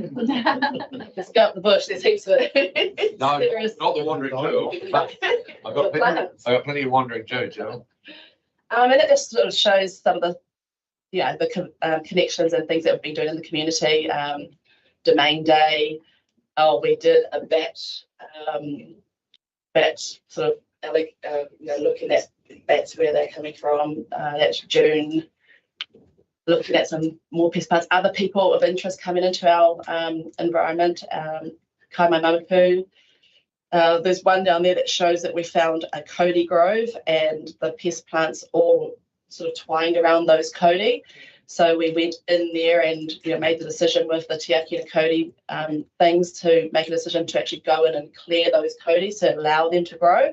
Otherwise, they would have just died. So just wanted to give you a bit of a background, bit of a different view of the work that we're doing and looking for council support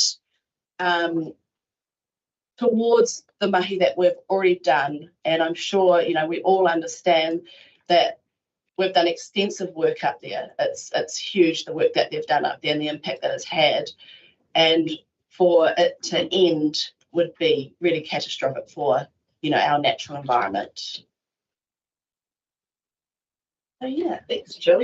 I just wanted to be nosy, Jill. That bug will stick to Wandering June, not go to a kauri tree and eat its way through that. Yeah, correct. Yeah, right. Brilliant. Excellent. Hey, look, what's the when you're finding even through all that Wandering June, how will you dispose of the bug? So what the bug does, it only eats that, and then it'll either find a new source or just basically die. Yeah, it was it's actually not from New Zealand, obviously. It's I can't remember where it was brought in from, but there's huge research done with Waikato University over it. So yeah, just it'll keep finding a home basically until it's got no food source. It's quite Yeah, it's quite fascinating, isn't it? Because some things will eat it, but not. It needs its host, so it doesn't. And it's teeny tiny. Yeah. Like it's so tiny. And it's great. No, thank you, Jill. Thank you for the informative PowerPoint. That's really painted a really good picture. Do you know what's the area like? What's the acreage, the hectares, or what? Do you know what that is? Like, there's a few 250 hectares. But what's in the council owned part though? I can send that to you actually. That's got all those maps. Yeah, because I remember. Yeah. I'll start about it. Yeah. I can't remember what the actual. Yeah. Maybe 70 or 80. Intensive. That's the intensive area that we've been targeting. And just to point out also that under the National Pest Plant Management Plan, the council does have a responsibility to be targeting these specific pest plants as well. We just saw an opportunity and took funding available at the time, and the push from the community to get it going. No, thank you for informing us and for your application. Chamber. Thank you. I'll see you later actually for another one. Right, and then we'll move on to the Piako Waiho Catchment Trust. Renamed from the Quorum to the Trust, the former trust. And June and Joanna here. Good afternoon, just check that. We're running a little bit behind, but not too bad. Right. Hi, I'm Jude Fistel and this is Te Araha Drummond. We are both trustees on the fairly recently formed Piako Waiho Catchment Trust. And I've got a bit of a presentation, but I'm sort of not wanting to labour I'm hoping that you've all read our application and I don't really want to sort of labour what's in there. I'm kind of more wanting to just talk a little bit ad lib about where we're actually at and explain some of the things that's hard to explain in the application. Some people are getting confused between Piako Catchment Trust and Piako Catchment Forum, the Piako Waiho Catchment Trust. Basically, the forum reached the point where we realised that we needed to become a legal entity to attract larger parcels of funding. And so a small group of us got together and have formed the trust. And we did employ a coordinator before that, but and then that coordinator actually resigned last year, and it's taken us a little bit of time to really rethink exactly what that role was and advertise. And we have actually employed a coordinator for that, which is the role that we're seeking support for. But we've also had another real breakthrough, which was hard to explain in the application, but we were seeking support from MPI last year, and it was a bit on again, off again, but in the end we got there. They support catchment groups on quite a much bigger scale, and they were dangling quite a significant carrot in front of us and wanting to put in a full application for, it's about $600,000 to do catchment work across the whole catchment. But we didn't even have a coordinator at the time, and so they put it into two phases for us. They allowed us to, we've taken $50,000 to employ a facilitator who will literally do the work that's required for the big applications. A lot of work goes into it. A lot of stakeholder engagement across the whole catchment, and that includes farmers, industry, iwi, you name it really, community obviously, and councils. We have just recently basically employed the facilitator Matthew Beard, who used to work with the forum actually in his role with the regional council. He was a senior policy planner, and he helped us, with the whole sort of how to move forward to help preserve biodiversity at scale within the catchment. And now he's actually working for us. We also have employed the coordinator, and she's really hit the ground running, working on these applications and so forth. But the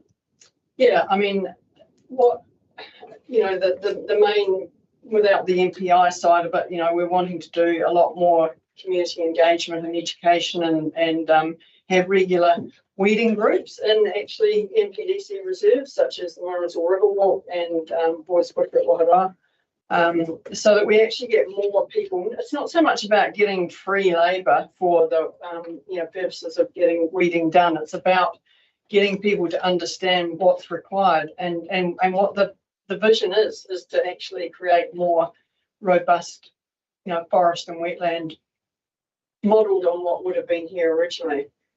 The MPI side of things is really, it's a farmer-led, farmer-focused project, and it's about rolling out environmental improvement initiatives across the whole catchment. We do things a little bit differently to what a lot of, riparian planting, if you like, and wetland planting is. Te Araha and I are both really passionate about having a much longer term view than a lot of plantings do, and we're actually trying to establish, a low maintenance forest that would have looked like something like what it would have originally looked like, because that's nature's blueprint, and these plants are adapted for this area and they're more resilient if they're brought together in the right way. They're more resilient to these noxious weeds that Jill's just been talking about, and that's a really important part of it. And it isn't a simple, there aren't cookie cutting recipes to do that. It actually takes a bit of time to look at each site and figure that out, but that's what we do, along of course with the forest restoration that we've already talked about in the past with you, going to the fragments that you all are aware of along Highway 27. So the other point I'd make is that, and Mark Norday was wanting us to try and value our time and our input. And unfortunately, when I left work, I just thought, you'd be no more timesheets, and I've been quite resistant to the idea of recording my time. But honestly, I'm the only person on the trust that doesn't have a proper job, a paid job. But I'm probably working full time on this work. And Te Araha has a job, but also puts in a lot of time, as do the other trustees. So I think I'd like you to think about what value that we bring to your own mahi and the results that you're trying to achieve on your own natural areas. So really, probably. Any questions for June, Te Araha? I think it's just the easiest one to go and access is Horse Bush, and to walk through there to see the results of a few years of, because it was like wandering Jerusalem cherry, you name it, was all in there, but blackberry and rubbish too. And rubbish. And an interesting thing is that I think I've always felt rubbish attracts rubbish, and the bikes. Oh my goodness, the bikes we took out of there. But there hasn't been any more bikes put in there, and the rubbish is only coming in through that drain that where the floats down through. Yeah. But it's amazing actually how little rubbish is now being put in there. And I think we can, apply that. I think the same thing to some extent is happening in the Morrinsville Riverwalk, and we certainly, that we're hoping to take over from the contractor in that area. You guys are already funding that. I don't know, somewhere in the order of $24,000 a year. Well, I hope we can. They've done the hard work, and I'm hoping we can then take that over with volunteer group in that older section, and maybe they can go and start working on the new section, which is the grunt hard work. But we can, now it's at a level that we think we can have volunteers regularly, monthly, working in there and learning. It's amazing the social value of these sorts of groups. I think it's meeting people. There's people move into the community. The community nursery I go to at Tamahiri fortnightly, we have something like 30 people turn up there fortnightly. Some of them, a couple of guys have got head injuries and can't work, and it's just a great outlet to keep them. So the Tamahiri nursery, is that whose nursery is that? Is that's owned by another trust, another charitable trust that I'm a trustee on, and that is it's a purely community thing. We actually are doing Field Days land. Right, because the group doesn't actually have its own nursery, does it? No. Not this group, no. The catchment form. That's just a clarification. One of the big things is, one of the things that we're really passionate about for this planting in all the critical source areas across the catchment is that we really want it to be, we want the expertise and the mahi and the plants to be produced in the catchment. in the catchment for the catchment. We don't want to be importing plants from Auckland or outside the area. I know that we haven't got a lot of capacity at the moment, but we believe that Tianaha and I can certainly work with these nurseries like Ngāti Tumutumu. Ako have just started a nursery. Hinarangi are thinking about doing it. Hawa is already, we met with Mokaro Gillett yesterday, he's really keen on what we're trying to do. We really want to pull all of these groups together so that actually as a united force, at the end, once we make this application to MPI for the larger pool of money, we hope that we are going to look like a real united front as a catchment. Plant producers, labour, and the farmers all working together to try and produce a much healthier environment. Thank you. Right. No questions for you? Excellent. Okay. Yeah, appreciate you coming in and presenting. All right, thank Good you. to see you. Thank you. And with that, we will now break for lunch.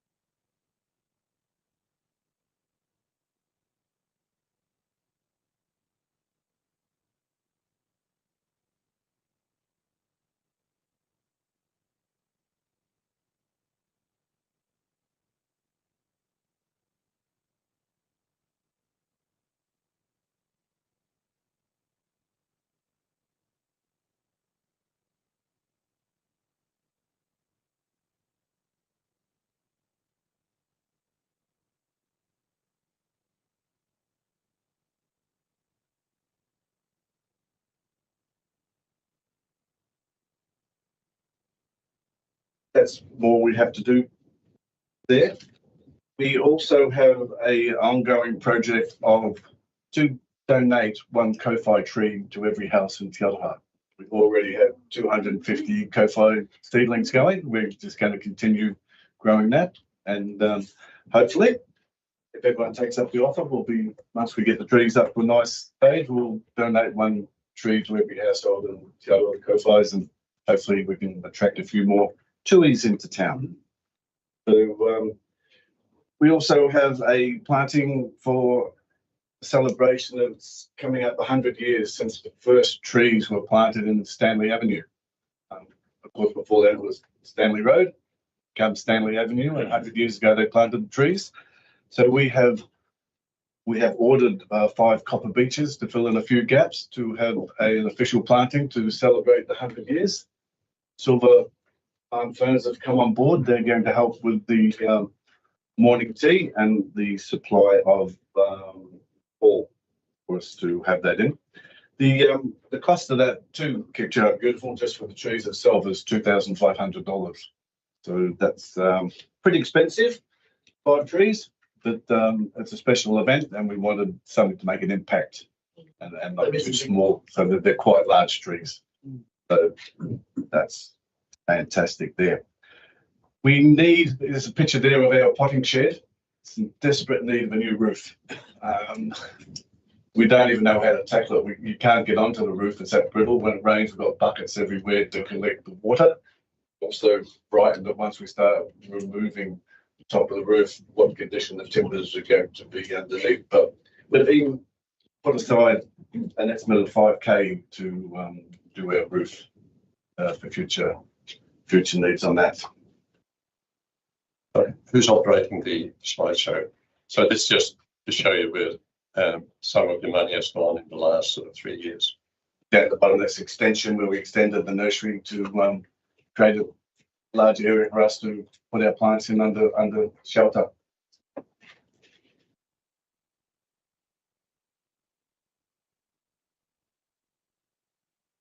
That's the dedication day to the opening of the nursery. Nurseries and the people at the opening day. That's tree planting at the Tiara Cemetery. Yeah, they've established quickly. Yeah, they're really good. Yeah, they're well established now, and we had another sort of infill planting last year. So we have roughly on Fridays, we have probably 8 normal members come along to our potting day where we pot up, prick out, weed, all our nursery work's done there. And at some stages, we have other people come along, and we can have up to 12 volunteers on a Friday all working in the nursery for us. The recently, Joe Domain planting school.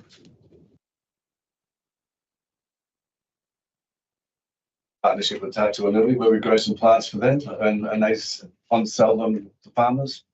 So it's a fundraising thing for the school. Tiara Dog Park, we donated plants. The school do still propagate some themselves. They raise some.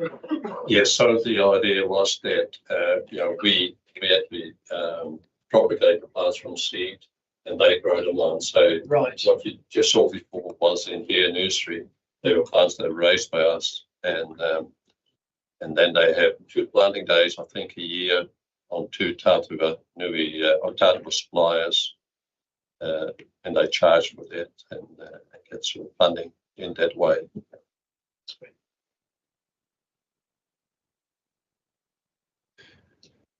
During the planting season, we have a stall at the market day in Te Aroha. It's more of an information day to let people know. We have a sample of the plants that we grow and keep people in the loop of what we're up to and where we're going. Yeah. That sort of gives you a quick rundown of how we spend our grant money and where it goes. And how we wish to spend it in the future, hopefully. Any questions, Green and Sean? I think it's self-explanatory what you're what your offering is. Yeah. Okay. No, awesome.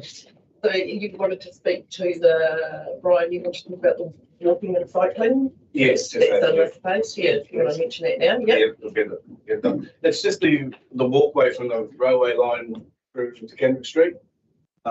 It goes underwater when the area floods.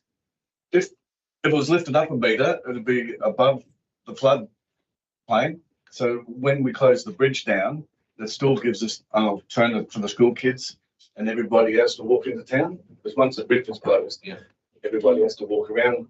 If we bring that boardwalk up a metre, that'll give us an option of 2 ways of getting into town from the college, and people just walking and enjoying themselves. Thank you for that suggestion. What kind of, what, sorry, sorry. You go. I know you go. Put your What's the length of that? What sort of area are we talking about? 20 metres, I think. So yeah, it'd be 20 metres length at the base. Yeah. So it's in good nick, so we can reuse all the timber that's there. We just have to put some piles in to bring it up, and probably have to put some rails because it probably lifts it up above the. Oh, you need need them up for handrails. That's a small, quite a small area. It's quite a small area, but it'll give us that. Yeah. Thank you. Okay, dokes. Well, that's great. Thank you. I can't hear you, Adrian, if you're talking to me. It's all right. Just hang on a minute, Rebecca. we jumped in another one ahead of you. We're just about finished, so it's all good. Thank you for coming in. Right, Rebecca. No, you're all good, Rebecca. You can unmute. Thanks for your time. Okay, you got 5 minutes to give us your pitch, Rebecca. Oh, you're on mute. You're on mute. It's the usual thing. Right, am I going now? Good. Oh, thank you. Yeah, sorry, I didn't have any pretty pictures like that last presentation. But at Matamata Rugby Club, United Matamata Rugby Club here at Bedford Park, we just see our grounds as a real community asset. We have people there every day playing golf, running their dogs, with their kids playing frisbee. We have people just sitting there having picnics on a Sunday, and people genuinely think it is a public space. They don't realise that Bedford Park Trust owns it and that United Matamata Sports rents it off the Bedford Park Trust, and we maintain it. So the cost to maintain it is upward of $40,000, and for the rentals and for the club as well is another $15,000. So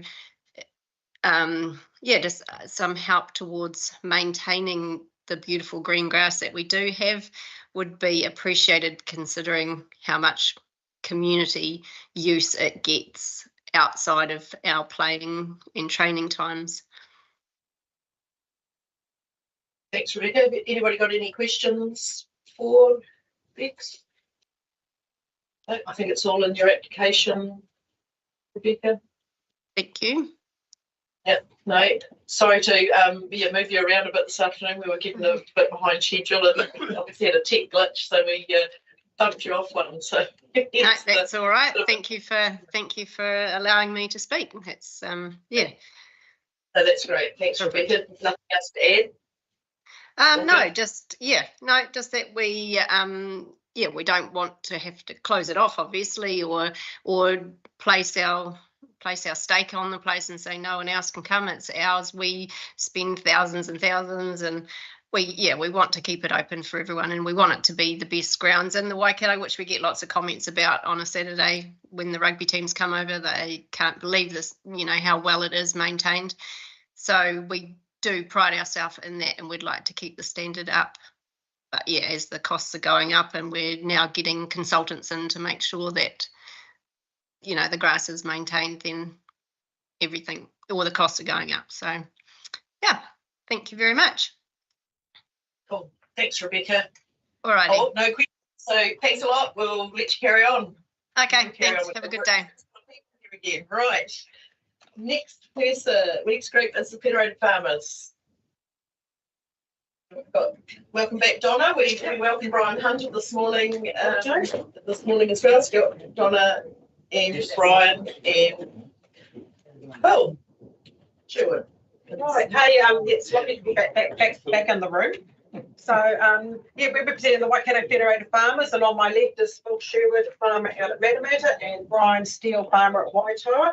So, and we're representing the views of 440 farming members and ratepayers of the Matamata-Piako district. We'd like to remind the Matamata-Piako District Council of this, that these are our members' views expressed here as well. So, and we welcome the opportunity to submit to yourselves today. We are Federated Farmers is focused on the transparency of rate setting, rates equity, and both the overall and relative cost of local government to the rural ratepayer.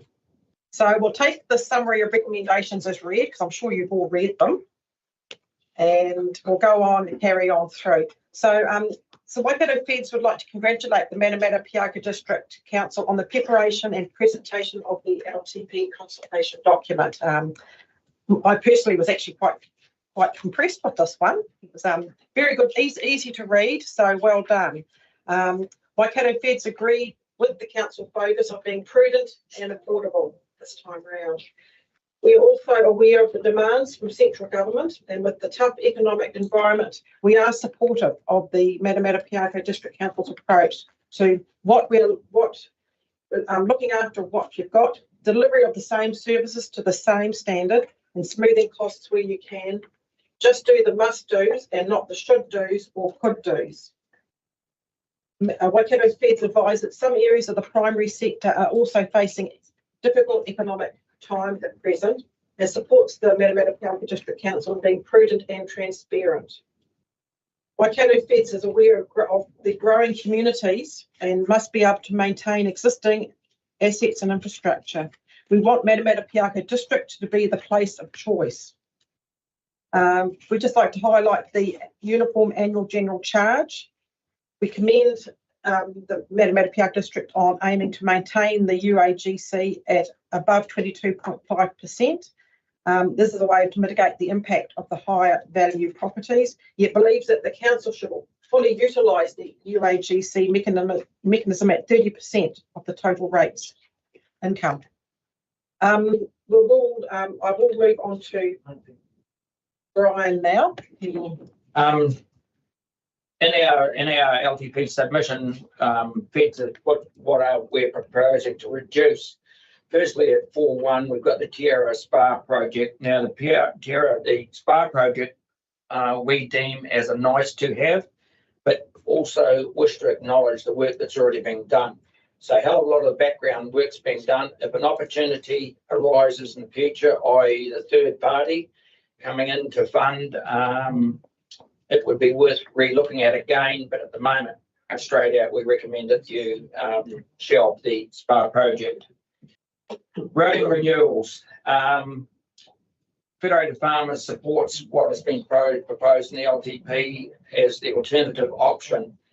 That's keeping roading renewals at the current level. Our desire would actually like to see more money spent on roading, because they are, for us and rural communities, the real heart of how we shift our produce around and how we get the contractors and stakeholders of our businesses coming and going. Also, we acknowledge that our district council area is also a transition area where there's a lot of through roads. Again, Nara Road, where people from south of our area are coming through, and they're not state highways. So those roads are getting more use than what they would be if they're just traditional rural roads. So an example I can give you is the pothole at the end of our own road, Wood Road. I rang council a year ago and said it's developing. Got great feedback from staff here. Something was done to it. I was rang and said if it had been attended to, and I said yes. But the problem is 12 months later, the pothole is still there and it's actually growing. So what I'm saying in that is it's all very well maintaining what you've got. Sometimes it's more cost effective to get on and do the proper fix. So our recommendation at the bottom of this is District Council continuing roading renewals at the current level as local roads at the lifeline of the community and serve the interests of the whole district and the economy. Walking and cycling connections. acknowledging in the last 12 months the storm damage that had to be funded and repaired. I feel I've been using them recently as part of my training and maintaining on what we already have. The maintenance costs on that with the spraying and again storm damage and that's only substantial itself without having to attempt to look for budgeting for new walking and cycle connections and safety improvements. So again, our trust would be to maintain what we have. Our town infrastructure upgrades, our 3 towns and communities are all growing. They're not stagnating, they are growing. So we'd like to see District Council prioritise the maintenance and renewals of the town centre infrastructure and back to the council motto being pride of place. Again, being prudent with this, as you have suggested. Playgrounds. As a grandparent now, we support the option of limited playground improvements to the planned new playgrounds, Matamata and Teraha. But we've had comments from our own members saying that the existing playgrounds aren't fully fenced. So again, our preference would be to see the existing and any new playgrounds to be fully fenced for the safety. I've done an I've got a grandchild between our 2 families and he can cover some ground. So again, it's having the playground is one thing, but having them safe is another.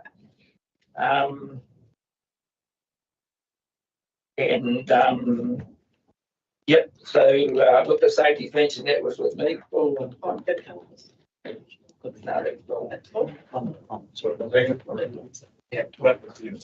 Matter. Yeah, 417. Okay. Oh, just, yeah. You see on it. These guys are having some other work late. Good.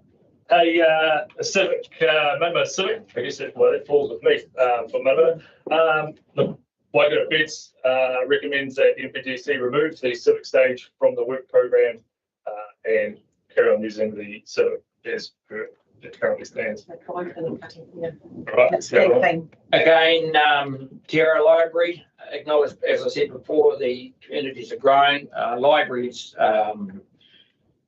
critical to our towns, and for Tierra itself, it's a matter of having a look at what we've got and standing with there's a building, i.e. whether the old Powerboard building could be used, an existing building that is currently earthquake that could be improved, become a community hub.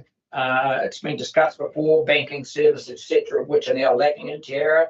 So the aim of actually a community hub, as much as just a free standalone library. Again, the earthquake strengthening of the existing library, you've got a cost factor there. So we would support, Fed Farmers would support a more community hub outlook for Tierra rather than the strengthening of the existing library. So we'd like just investigation on behalf of council to see if that could be put together. I'll just come back in here. Talk to the, because I'm a Morrinsville person, about stormwater upgrades. We just support Matamata-Piako continue with the stormwater upgrade in Morrinsville. Even though the Three Waters does not really affect the farming community, we think we still have to go ahead and do these upgrades as needed. So our Matamata spokesman's going to yes, right. What's that? Our towns are growing, so I agree with that too. Fed Farms supports the Matamata-Piako District's proposed stance on the building a new sports stadium and the $3 million funding addition. In addition to the long-term and future planning of Matamata, Matamata has a list of ageing infrastructure, swim zone, and the roof removal, the squash club building, the netball, tennis and soccer facilities at the domain, and the lack of public amenities to complement the Matamata Futures playground upgrade. This does question the spending and location for the future of sports in Matamata, I believe.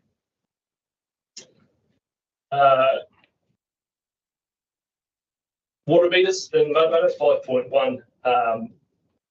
Fed Farmers supports the use of water meters and the user pay approach, which is aware of the implications of 3 waters to the human rate. As farmers, we have existing water meters on our farming operations, and Federated Farmers understands that the installation of water meters in urban should lead to the reduction in consumption of water use. This would also align with the Waikato Regional Council Variation 6 and rural consent renewals for the majority of rural people in farming that are coming to an end in 2030, and the potential over-allocation of water currently in the Waikato. 5.3, Waikato Federated Farmers agrees with proposed option, realising that there's an increased government regulation, growth in our district, and that current economic conditions for all councils are facing the same or similar challenges.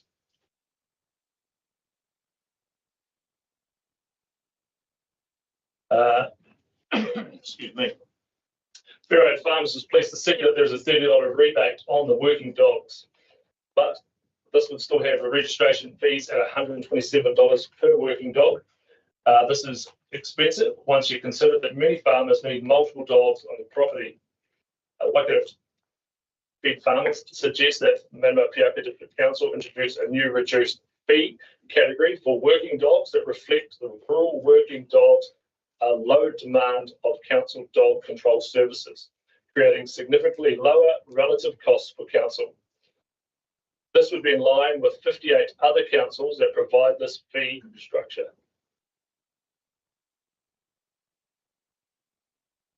Waikato Federated Farmers recommends that Matamata-Piako District should introduce a new reduced fee category for working dogs to reflect that rural working dogs are low demand of the council controlled services. That's us. Cool. Waikato Federated Farmers thanks the Matamata-Piako District Council and councillors here today for consideration of our submission. And keep in the forefront of your mind that some areas of our primary sectors in New Zealand and our Waikato region are currently facing difficult economic times, and support Matamata-Piako District Council in remaining prudent and transparent. On behalf of Waikato Federated Farmers, thank you for your time today. Okay. Any questions for anyone? I've just got one clarification around the dog licences. There are other discounts that are available. So working dogs, I would presume, get the discounts. That clarification on that there are other discounts available where people have good dogs that they don't. Yeah, there's the tier structure, so it's not just $30. It's the whether you haven't had any call outs and things like that. So there are further discounts of well-behaved dog owners. And some farm dogs do end up in the pound, just a fact, but not many. But anyway, thank you. Any other questions? No? Oh, thank you. Thank you.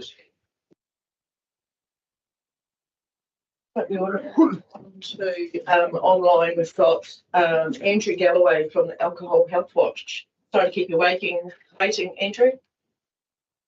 No problem at all. Kia ora koutou. Do you want us to get straight into it? Yes, you may. Well, thank you for the opportunity to talk to you, Your Worship and councillors. By way of introduction, Andrew Galloway is my name. I'm the director here at Alcohol Health Watch, and my colleague Jennifer Lamb is also here. Alcohol Health Watch is a national organisation funded by Te Whatu Ora. We provide credible and up-to-date evidence regarding alcohol and policy and planning matters. We're here to really help you manage the cost of licensing through the cost recovery available to you in legislation. We know in Matamata-Piako that the number of licensed premises in the district has increased about 20% in recent years. The population has grown faster than the national rate, and as acknowledged in your long-term plan, the population grows. As population grows, tourism increases. There is additional demand for licences for cafes, restaurants, bottle shops and other premises that cater to this increase in residents and visitors, which is good. The Council's research report that was prepared for the review of the local alcohol policy provides information and data covering the district, the police, licensing inspectors and medical officers of health and other agencies such as our own. are well aware of the impact of alcohol and the significant burden that alcohol places on the district and, in fact, the whole region and the country. For example, 7.8 billion is the most recent estimate, and we understand the new estimate, which is soon to be released, increased on that. There is, on the other hand, an underestimate of the total burden of disease, in particular to vulnerable groups. But really, we're here to talk about your licensing regime. We appreciate that local government have a key role in promoting social, economic, environmental and cultural well-being of communities and supporting the system of control over the sale and supply of alcohol. The licensing regime is an important component of the system of control as part of a package of measures, such as the local alcohol policy, alcohol control bylaws. When used together, it can make a really big difference, creating safer environments, minimising hazardous drinking and subsequently reducing that alcohol harm and consequent costs. However, it comes at a cost to regulators. As the District Licensing Committee that you administer, the inspectors that you have, and the costs you pay for example, cleaning up streets and collecting rubbish, all of those fees are recoverable. When the Act was passed into force in 2012, the Sale and Supply of Alcohol Act, it envisaged full fee cost recovery. There are default fees set under the Sale and Supply of Alcohol Fees Regulations 2013, but they do not, I anticipate, merely cover the costs incurred by Council in carrying out its activities, particularly as the fees were set years ago and are overdue for review. The fees and charges proposed for 24-25 envisage that default fees will be applied, which means that Council will be partly funding its alcohol licensing system and associated costs with monitoring and enforcement through general rates and is not aiming to achieve total cost recovery. As noted in our written submission, your Council has the ability to make a bylaw under the Sale and Supply of Alcohol Fees Setting Bylaws Order 2013 and alter these nationally fixed amounts and set the fees that Council actually cost, that alcohol costs the Council. There are a growing number of councils who have chosen to take this path, and we've made submissions to a number of councils as recently as in the last week, including Porirua and Kapiti. We want to reiterate that the setting of realistic fees would meet the policy objectives in the 2012 Act and the regulations to recover the total reasonable costs incurred by Council for administering the alcohol licensing system. To ensure that those who create the greatest need for regulatory effort bear the costs and to allow local circumstances to be reflected and ultimately to minimise harm. We believe this would align with the Council's vision and community outcomes and support the objective to ensure all premises within the district are operating responsibly. Thank you for the time to address you. We're very, very happy to take questions. Thanks, Andrew. Yeah, thanks for highlighting the difference in the government set fees and what councils are actually costs that are incurring. Any questions? Thank you. No, everyone's happy. Thanks very much for joining us today. Thank you. Right, we will now move to the beautiful, the long-term plan topic. Was that Rain? You were going to speak further to that?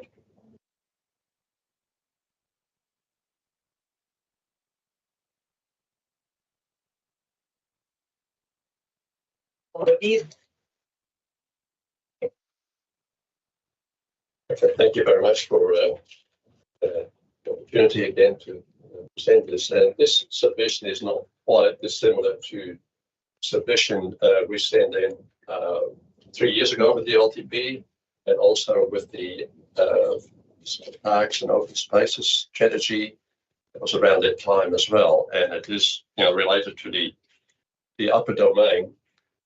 And yeah, so it's quite similar, but circumstances have changed a little bit, I suppose. In those days, 3 years ago, the spa development was kind of at the forefront of people's mind, and any development or any sort of work in the upper domain could be sort of overrun by the spa development. But I think it's a really opportune time now to look at the area. Maybe can you move the So you look at this picture, and the domain really looks a picture. Excuse the pun. But we feel that the area above the domain, which is still part of the domain, in fact, the domain goes right up to the lookout, the Matamata-Piako lookout, that has sort of left a little bit sort of wondering for attention. And in the last 3 years, we've done a fair bit of weed trial, and I understand Ngāti Tumutumu has presented too about their mahi in the reserves. They've done some work, and we've gone through similar sort of cycles where it's been an attempt made to deal with the noxious plants, and then being left to its own devices again to return to what it was before. So we think it's a really opportune time to address this. We also think that there's a good case to be made for having people sort of located, stationed at the domain. At the moment, it's people are going backwards and forwards as they see this work required. But if we have people on the ground, they'll be the ears and the eyes in the domain. Plus, they will also be the glue knitting these sort of volunteer type of efforts together and provide this continuity to look after the gains made. So that's basically our submission. We understand that times are tough financially, but I think we think there's an opportunity to work that in with the present council sort of operations. Thank you for the suggestion. Kevin. Just clarification, if you said you want people to be stationed there, you're talking about staff or volunteers? Ideally, because they will be, like I said, the ears and the eyes on the ground, what's sort of happening around them. Ideally, you've got to have people that are passionate about it as well, obviously, that are really committed to things. Or volunteers? No, permanent staff. So what we also need a proper plan that we can work towards. At the moment, it's a little bit loose, all these little initiatives sort of sitting there separately. If we have a plan that we can work towards, so we can also look at progress every year. And there's various volunteer groups. For instance, the biking people, someone of the biking community told me, you go to Miro on a good Saturday morning, you can't get any parking. Those people will disappear either home or to Cambridge or to Hamilton after they've been had a bike ride. Here's a great opportunity. We see that if the bike trails are developed properly and promoted properly, people come back into town after they had a ride on the mountain and spend some money, get on lunch or a cup of coffee. So then the submission, as you might have noticed, was sort of supported by 70 the other residents. Thank you. Thanks, Frank. Okay, we'll now move on to transition Matamata. Three Martins. Martin Rowe and Martin Park. Good afternoon.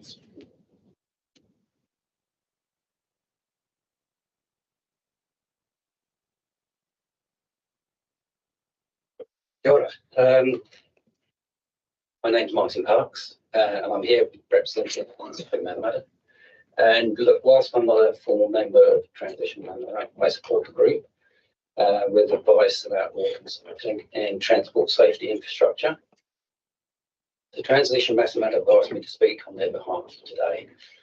In my professional capacity, I am the Public Transport and Urban Mobility Manager at Hamilton City Council, and for the last 3 years, I'm a resident of Matamata, which is a really lovely place to be. So thank you for that. First of all, Transition Matamata want me to convey their thanks for the effort your council has gone into with the communication and engagement on your draft long-term plan. We've been impressed with the level and quality of the process and how well it has been publicised across the district. So thank you for that. We acknowledge the tough economic times we find ourselves in, and we appreciate the tough decisions that you'll have to make over the next month or so. However, we do encourage you to continue at some level to continue the great work that you've already undertaken to improve active travel in the towns across the district. And I know you were fortunate to get some transport choices funding, which I've seen some great work rolled out through that fund, so congratulations on that. Through my work, we know that investment in walking and cycling infrastructure creates more livable towns, improve conditions for travelling within our towns, stronger local economies, reduce congestion outside schools and improve safety for our students, reduce costs for council in the long term, less impact on the environment, healthier and more productive people. And we also know, I've done a lot of engagement on this stuff in the past in previous roles as well, that communities actually really want this stuff. There's a large portion of our community that want to see something different in the transport space. They want the transport options available to them. So we would like to see some funding remain in council's budget for walking and cycling upgrades, and this is obviously subject to NZTA Whakatai subsidies being achieved through their own processes. But we'd also like you to focus on the small wins. We understand that the big projects are probably out of reach now for a lot of councils, but we'd like you to focus on the small, low-cost wins.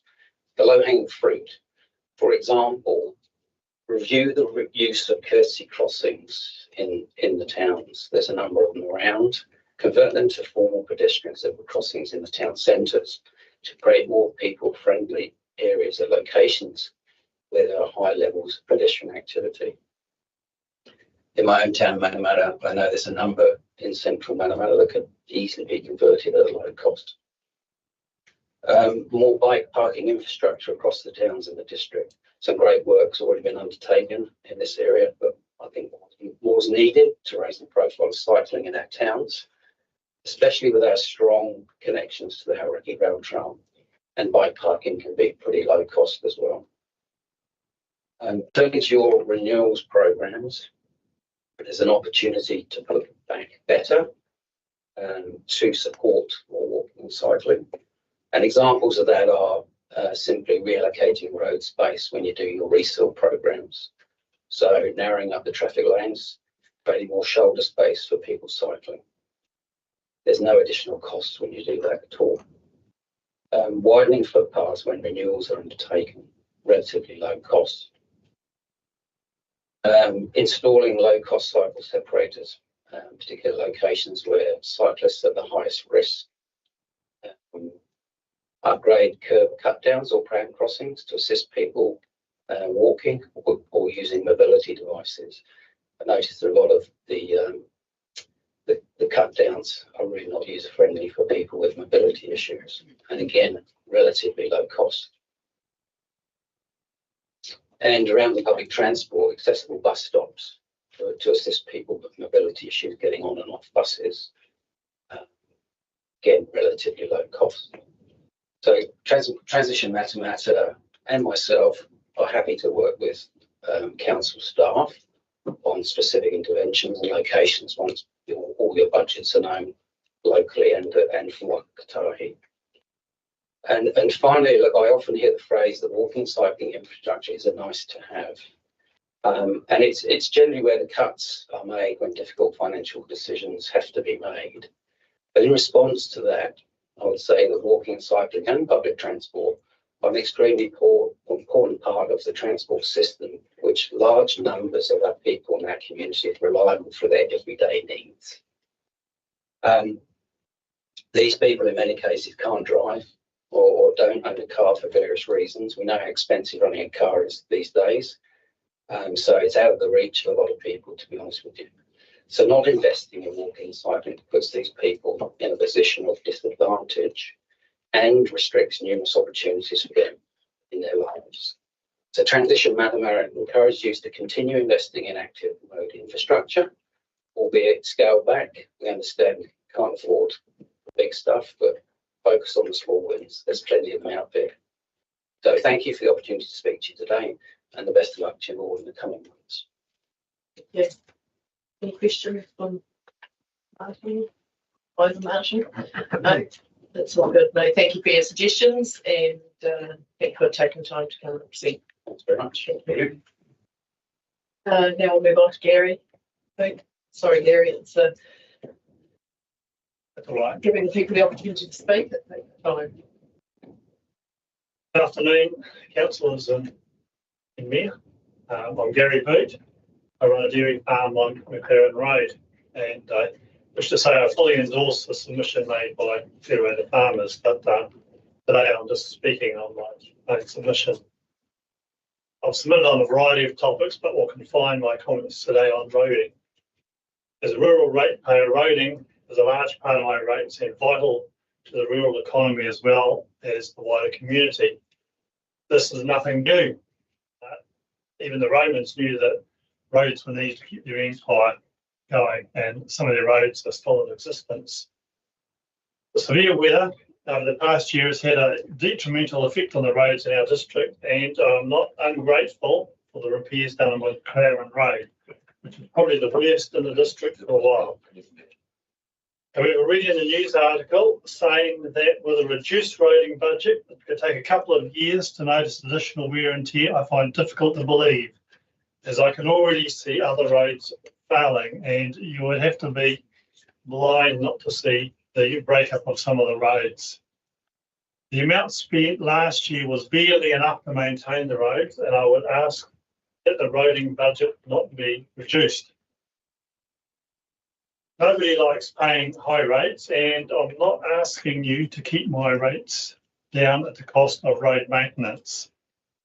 I've previously spoken about wants and needs and needing to make choices. My message is that good roading maintenance is a need and should not be considered an optional extra. I don't want to come back next year and say I told you so, and have to annoy council staff about potholes opening up. Don't mind being the squeaky wheel, but I'm sure the council staff would just rather have the funds to do the jobs and get on with it. Thank you for your time. Questions for Gary? So I guess the clarification is the availability of funding from NZTA and where that fits with budgets, because if we didn't qualify for funding, there's just that challenge around budgets. I understand that. I fully understand that. But if we don't maintain what we've got, we're going to regret it. Thanks, Gary. Thank you. Okay. Yes. John Bynes, stand here. John, welcome. Kia ora tātou. Thank you very much for giving us this opportunity today to be here. Apologies firstly for my Board of Trustees Chairperson, Cassie Warburton, her family's sick with COVID, and Lisa Moore, who has work commitments. Our key issue is the health and safety around our school car park, particularly during school drop-off, pick-up, after school, and during weekend sporting events. With the growing college roll, and Stanley have been the biggest primary school in Te Aroha, it is an extremely busy road now. And we've seen huge health and safety issues occur. Our school car park is currently 90% in road reserve, and was originally designed for a school with a much smaller roll than what we're at now. There is a lot of traffic congestion, and with people moving in and around cars. We've recently submitted our 5-year property plan to the ministry. I have that figure here. So for property funding, we've got 274,000 to last us 5 years. This was down around 30,000 on the 2020-2021 cycle, which was really frustrating. In that, we've been made by the ministry to fix up our roofing, our lighting, classroom flooring, and that only left a really small amount to upgrade 2 classrooms. We are looking into what other options we have with the ministry.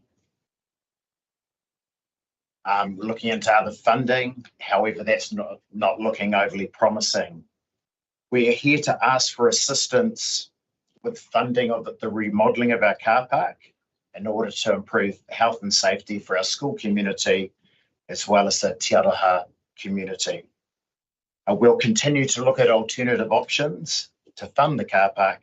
However, we'd love council to consider supporting us in this venture. So on behalf of Stanley Avenue School Board of Trustees, thank you for your time. Ngā mihi nui. Thank you. Thank you for taking the time to come in. Is there any questions? No, thanks for raising the issue with us. Oh, okay. Dane? Oh, Peter. Yeah, John, hey, Peter. Are you requesting sort of an extra car park or revitalisation of what you've got, or? Yeah, great question. Just looking at remodelling it because the design at the moment is not working, creating a lot of bottlenecks and congestion. Yeah, we haven't got the space for extra car park, but yeah, that's a good question. The other side of the road. What are your better questions, Peter? It's time to bring him up now, John. Thanks, you. Thanks for coming in.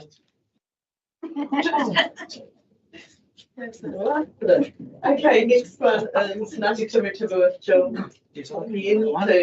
To the long-term submission. Hello again, Jill. You're okay to unlock. No rush. Hey, don't be thanks.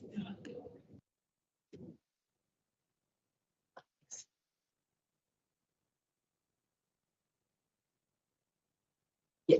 Kia ora koutou. So I'm here just to go over our submission that we made in regards to the LTP, specifically the Te Aroha Spa project. So I want to support the submission made by Reen and the Te Aroha Beautiful group without rehashing a lot of that, because we worked quite closely together. Ngāti Tumu sort of wants to just state that in terms of the options, we were looking at a sort of hybrid of what those options were, and want council to consider what that could look like. So in terms of the spa development, we do not support looking into any further options of what that could look like. That work has been done. There's a lot of information that's not necessarily, being considered, like the water take. That's at maximum at the moment, and sort of wanted to reiterate that for us and understanding the water, that's probably one of the biggest issues. It's not a water take. The mountain gives a certain amount of water, and that gets stored in the tanks. So flipping that water take to a water give needs to be understood, because any further development, really consists of taking the water. You can't actually take the water. So we partially support the alternative option in terms of the funding that was, described in the LTP. We would absolutely support funding being retained in Te Aroha, and that funding being made available to the reserves, to the maunga. For us, the maunga is the tihi, the top, right down to the awa. I feel like Te Aroha has sort of been promised this money in regards to the spa, so therefore hasn't really had much other additional funding allocated to it. Now that that spa option is done, we need to make sure that there's funding available for Te Aroha to do things with Te Aroha. So for us, Te Aroha is the key identity. For us, for Te Aroha Te Maunga, ko Te Maunga ki Te Aroha. The Maunga is Te Aroha, and Te Aroha is Te Maunga. Just reiterating that we support funding being kept, but not locked into the spa. The other thing I sort of wanted to suggest to council is that the current spa is on reserve land, which actually means that any funds, profits generated on that reserve land is to be spent on reserves. What we're seeking council to investigate is using those funds generated on the domain to be reinvested directly back into reserves of Te Aroha, rather than going into a reserve budget for the whole of the district. So focus those funds back into the reserves of Te Aroha. So that's what we're coming to you with, suggestions, not more problems. The other thing that we wanted to bring to your attention was our position on town infrastructure. So Ngāti Tumu absolutely supports sticking to the plan. This has been an item on the LTP for a while. For Ngāti Tumu, we see a lot of commitments and planning, and it's time for action in regards to the town infrastructure, specifically talking for Te Aroha. So we would like to see capital budget allocated to town infrastructure and not removed. I think that's all I've got to say. Hopefully for providing you some solutions to some issues I raised this morning. Kia ora koutou. I just was one question of clarification just around the funding. Just to get a handle on, are you talking specifically of the original funding that was in the LTP in 2021, the capital for the spa, or are you talking about the funding that we're proposing in this LTP? The funding you're proposing in this LTP. Thank you. So the point is I don't want it locked into a spa investigation. There's so much more we can do in our town with those funds. Other questions? Okay. Thank you, Jill. Hope you had a good lunch. Quick one. Right. And now we'll move on to Jen Clayton. And again, I apologise for the lateness. We're not doing too badly, but we are a little bit behind schedule. Welcome, Jen. Good afternoon, and thank you for your time. I did actually submit a complete submission in my little AC, so I hope you've all read that. And because of the time allocated, read it if you want me to. Otherwise, taking this read is great. Thank you. I'm here regarding the feeds episode. I'm just a one-man band. I run Learn to Swim at Te Aroha Swimming Pool. Life jacket swim is my little passion. I stood here several years ago and I've beaten the same drum. I'm here for my families again as they take another log at an increase. Since 2020, life jacket swim has been my passion, individual passion. I've swim taught for 15 years. My Learn to Swim program certainly is not profit driven, and any of you who know me would find it very difficult to squeeze me into that category. Another characteristic of Life Jacket Swim is that my classes are very small, and the children of our community are having the opportunity, their parents are having the opportunity to help their children put skills in their back pocket for life. If you're informed that you are facing a 54% increase on your operating costs, whether it be a farm lease block or an industrial building or some office space, I wonder how many of you would continue with your programs or businesses and how many of you would be forced to look alternative elsewhere. So if the lane hire is raised in the proposed amount, that's what I'm looking at, 54% increase on my hourly rate to teach children to swim. I cannot pass that on to my families at all. as they face a ticket price to get in the door, with their entry fee proposed to climb as well. Their entry fee will now be a 25% increase. I wonder whether we sit and say, oh, we'll just pop $1 on there and $1 on there. So for a child under 16, it's a 25% increase for that parent to get that child in the door to the pool in town in the Domain. Surely it's obvious the more people that we get across the threshold of the pool's reception area into the facility is more valuable in the long term than thrashing those who are already regulars. I can be there at 11:30 in the morning and the facility is absolutely empty apart from me. I can be there at 4:45, 4:30, 4:45 in the afternoon. There is not a soul in the place apart from the lifeguards and myself and the children. So it's numbers through the door, and how do we tackle that problem?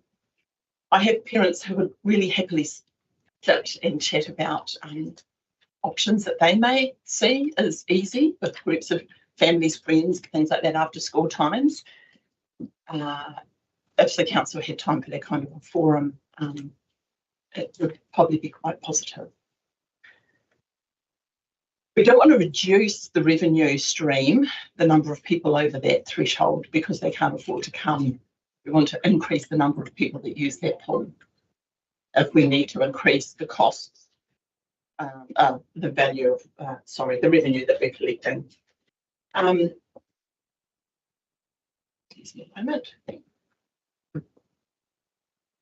So I did mention this the last time I presented, the previous council, and I had councillors spin around in their chairs at me as they were totally surprised that we double dipped.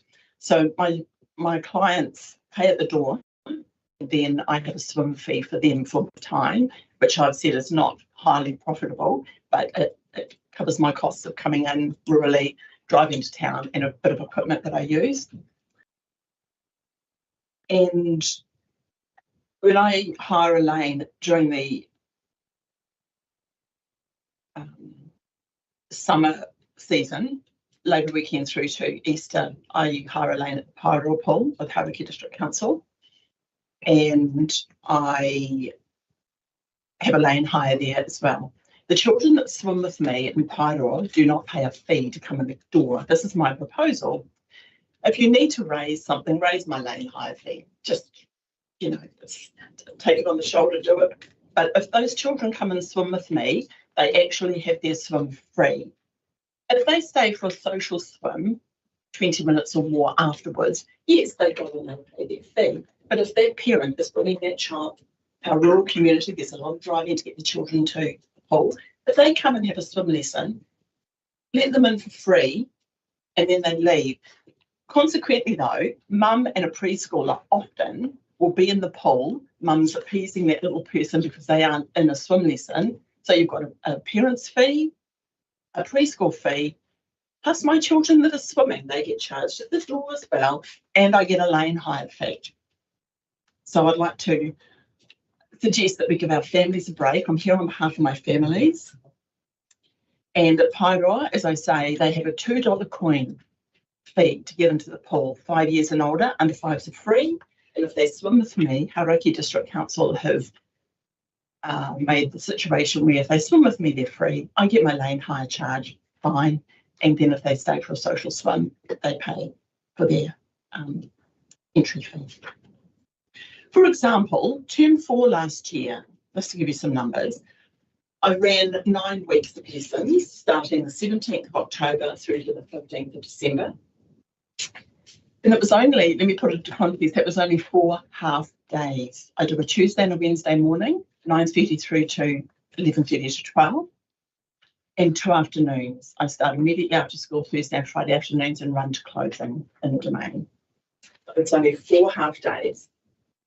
The days I lost, there were 3 days of my booked time that there were school pool bookings in, so I could not swim. There were too many children in the pool, and it was their activity days. 13th of October, 14th of November, and the 5th of December. They were all Tuesdays, my swim day. I lost 1 day council closure due to water issues. That's the 21st of November, and there were 2 days where I didn't swim due to weather risk. Venice Thunder, the pool was closed because of lightning risk. So that was the 3rd of November and the 15th of November. I had 263 swims in those 4 half days of 9 weeks. And at $4 each, that's $1,052. I had 64.5 hours of lane hire, which equated to $838.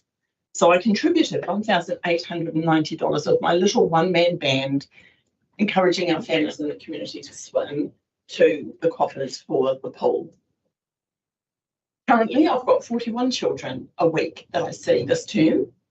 I don't have the projected profit, the monies that I'll provide for council due to all that too. But I've got 41 swimmers at the moment that I see weekly, and that's still only my 4 half days. I just need to wrap up here. Okay. 5-minute allocation. Yep. I'm realistic, and I see a community pool as a facility for recreation, physical well-being, rehabilitation, injuries, and social interaction placed together. I struggle to see how it can be manipulated into being a completely self-supporting or even a profit-making opportunity. It's a facility in our community for our community. And thank you for your time, and I hope you take that on board. Thank you for your suggestions, Jean. And any questions? Yeah, any questions for Jean? Jane Lane Pirate, what does that cost? 15. Cool, $15 an hour. Great. That's great. Thank you. Thanks for coming in. And we'll now move on to Holly from Community Waikato.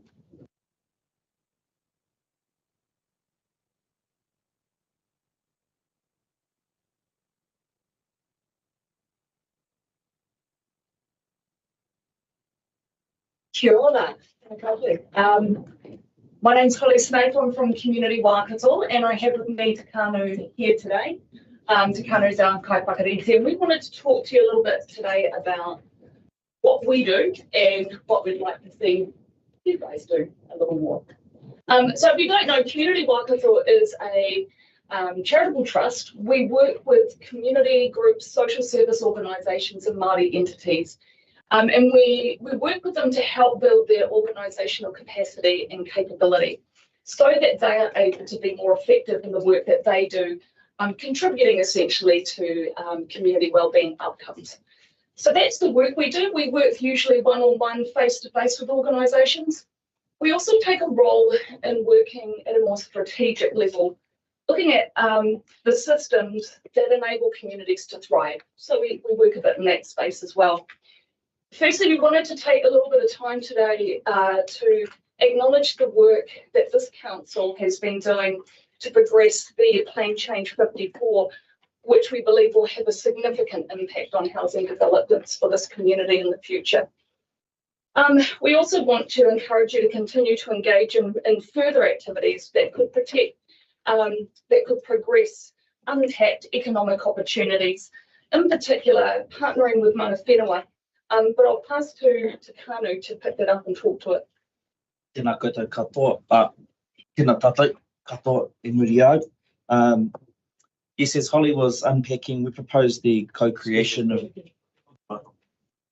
Microphone. That's it. Got it. In addition, we proposed the co-creation of Māori business strategy aimed at empowering Māori enterprises and identifying collaboration opportunities between Māori and the council. Such a strategy would not only unlock economic potential, but also foster job creation, entrepreneurship, and wealth distribution within the Māori community and beyond. To ensure the effectiveness of this strategy, it is essential to collate comprehensive data on Māori businesses, including their strengths, challenges, and growth opportunities. This data-driven approach will enable informed decision-making and targeted support for Māori entrepreneurs, maximising the positive impact on our community's economic landscape. And we encourage you to not just look at that for the current long-term plan, but long-term plan in the future.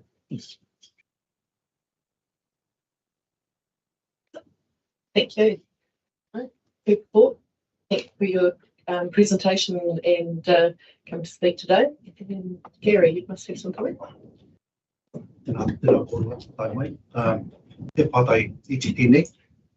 So your presentation today to Matamata-Piako, is it similar to what you want to do for other councils? There's a similar conversation we'll have with other councils, but I think the advantage of this council is you've already made progress where other councils haven't actually been looked. The work that you've been doing, I think, in that Plan Change 54 is significant. So much so that other councils like South Waikato District Council is now looking to this model to see what it is that they can do to make that kind of progress. We know housing specifically is an issue for communities right across New Zealand, absolutely in the Waikato region. And this unlocks so much potential for development. It's critical. I think the conversation we wanted to have with you was more really acknowledging the fact that you're on the path, that you've made the progress, that you've built relationships, that you actually have a forum you already engage with. So that these things are already in place, and we really want you to take, I suppose, that next step to think, what does a broader strategy look like for this specific community or the communities in Matamata-Piako district? Great. Any other questions? Awesome. No, thank you so much for coming in. Thank you. And my apologies, tomorrow's for grey power. I jumped a line, and I must be the day you must be getting that me. My eyes are painted on. So come on up and we're next, David. Yes.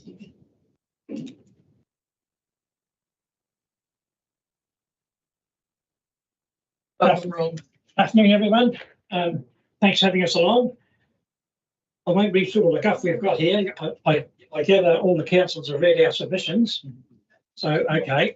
On number 3, road improvements, I like what the Federated Farmers have to say, but I'd like to add potholes. These need to be fixed properly. Now, properly, I mean fixed so they don't pull out half an hour later. And as I know, I've dug a few of these, you've got to dig out the sides vertically of the potholes, at least 15 centimetres deep, and fill them with a proper mix and tamp them down, not just filled in. And I think the message needs to go to the repairman to do a much better job. Down on number 5, we would like clarification on essential maintenance of streets and footpaths. Not too sure what that means from the council. But anyway, in Warrensville, we would like to see the footpaths cleaned. The seating that is found by birds in the main street needs regular cleaning. And the food outlets need to keep the street outside their premises much cleaner. I know this should be done by the shop owners, and it's not being done in several cases. On number 6, we would like, it would appear that most of the funds go to the Hamilton area, and we think we can cut the rates down on that. And on number 7, a water main already goes to the Fonterra at Waitoa, just connect into it. Seems to be a simple thing to us. What else? Just this morning, I hear on the radio that the government is in fairly deep trouble with their finances. The Waikato Times today said Hamilton's projected debt was up by 41 million, and I hope the council can keep our debt down to a real manageable case. And I think, speaking from grey power members who are all 50 plus, a lot of them are having a bit of financial trouble, and any rates that could be delayed out a year or two would certainly make them put a smile on their face. You got anything there? No. No, thank you very much. Short and brief. Questions for Ron and Mike? Perhaps I misheard you, but did you say we had funding going to Hamilton? Is that one of your... Well, that was that. It wasn't that. Hang on. Yes. Number 6. We would like the funding to the Regional Economic Development Agency, Sports Waikato, and Hamilton Tourist Agency reduced. It's Hamilton Waikato Tourism. Yeah. Okay. Yeah. Sorry. Just wanted That's all right, that clarification. And what did you mention about the Waitoa? A line? Yeah, connecting the households in Waitoa. Yeah. There's already a line from Te Arawa to Waitoa. I'd have to correct you. It's not to Waitoa. How far does it go down there? Doesn't. It goes to Inghams. Yeah. That's where it stops. Okay, I thought the one went through the Waitoa. No, and the Pontieri have their own water supply, their own bore, and the township is currently, I misunderstood. no, that's, I just wanted to clarify, and I thought, well, I would use the opportunity. Thank you. Any other questions for them? Thank you very much, and we'll see Mike soon. Okay.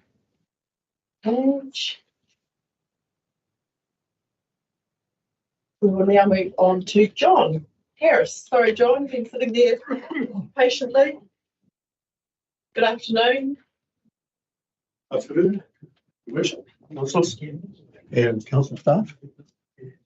I had some float grand plans, but I've changed them to listen to everybody else. I just wanted to, you've read my book. There's a lot of knowledge. In 1986, and I'm just going back to 1989, I was a councillor of the Te Aroha Borough. I stood my first foray into politics simply because there was a block voting system to go to the domain.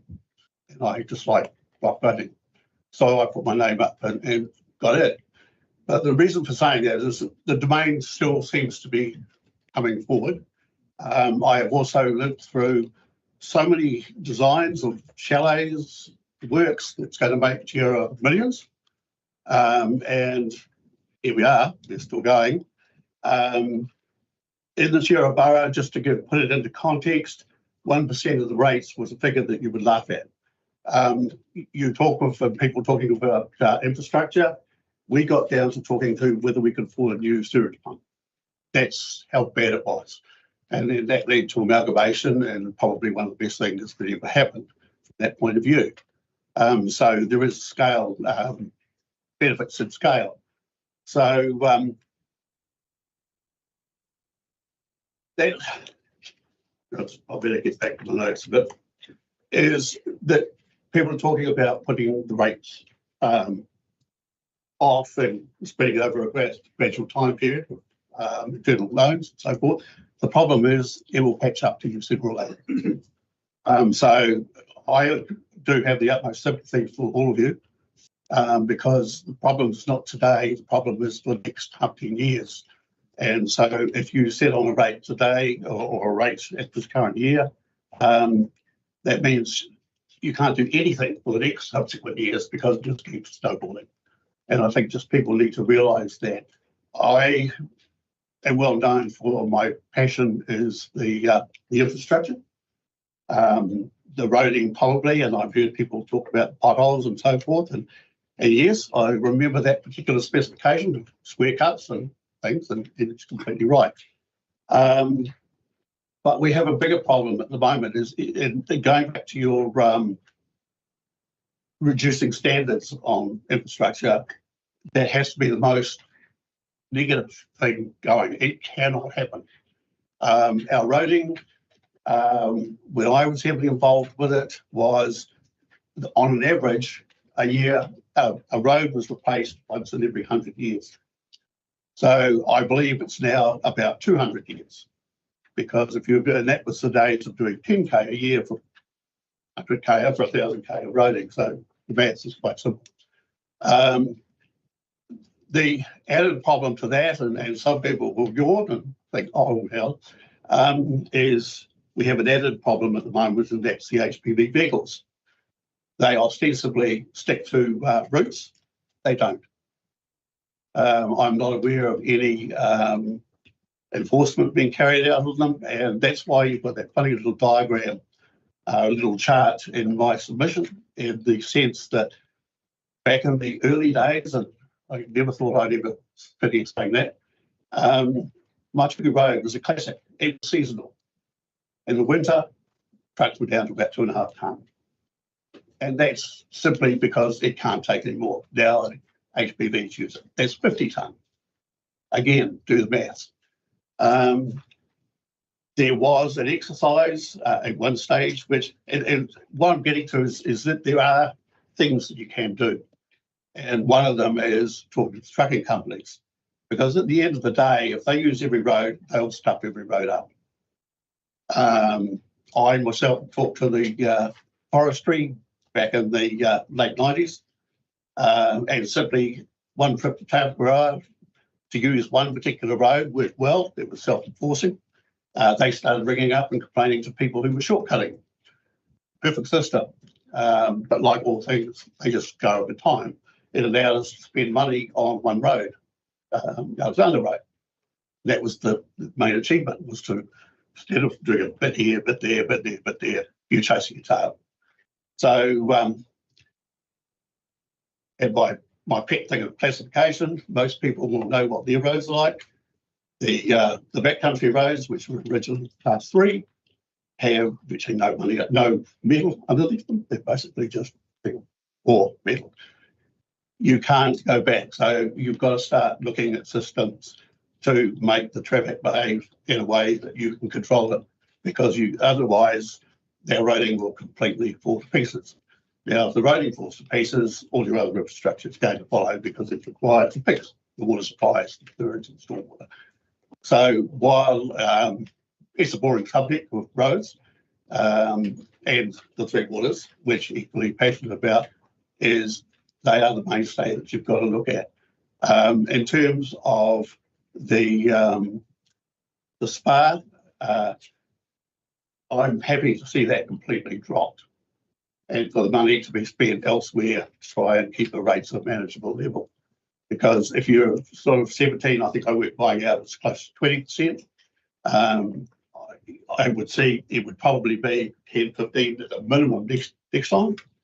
So again, do the maths, people can't afford it. So I think we just have to sit down and work smarter and find where you can cut corners.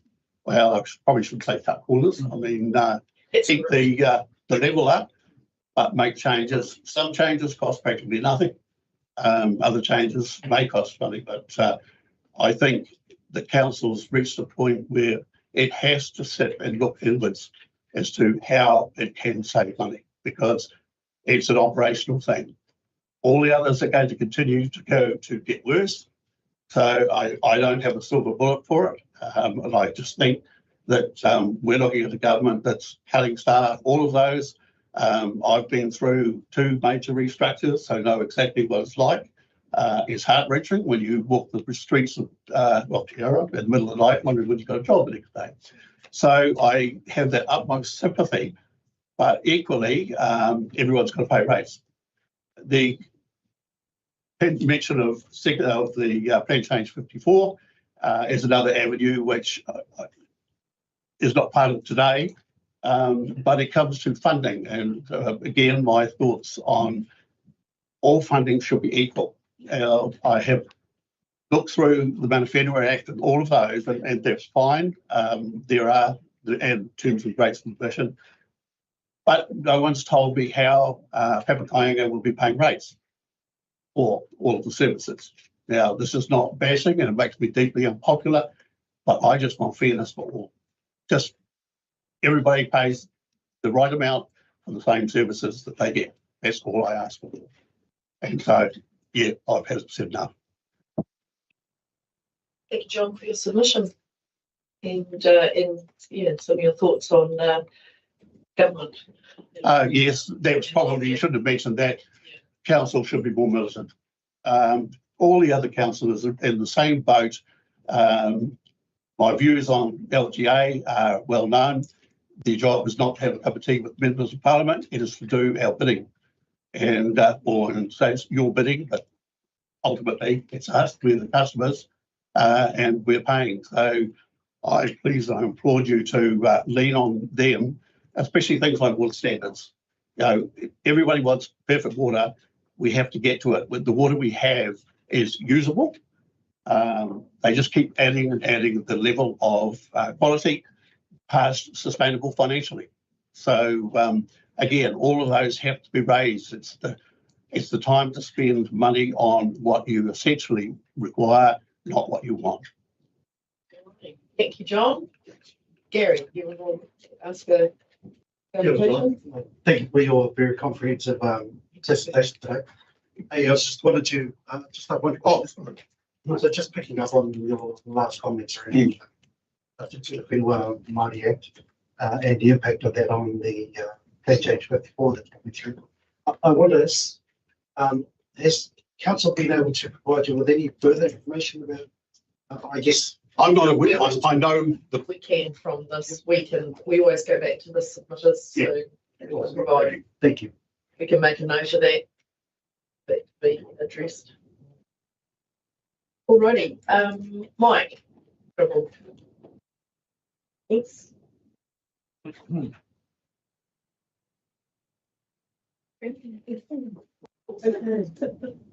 Getting old.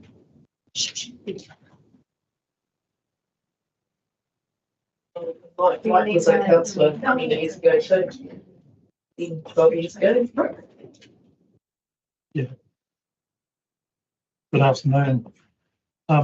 Although I did not complete my submission on time, I appreciate being able to get the submission to this hearing meeting. I first wish to address two problems I had in making the submission for the long-term plan.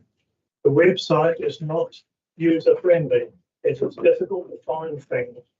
I need an instructions from a customer service person to get appropriate pages. The second thing was that the submission page did not have a drag and drop facility. I had written my submission as I did not wish to be restricted by the submission page format that was presented to me. It gave submitters very minimal ability to depart from the prescribed format. Now my request.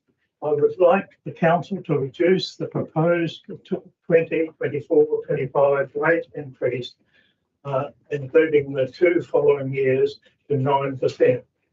This would mean that you would have to borrow to do so, but the cost would fall on also on future ratepayers as well as current ratepayers.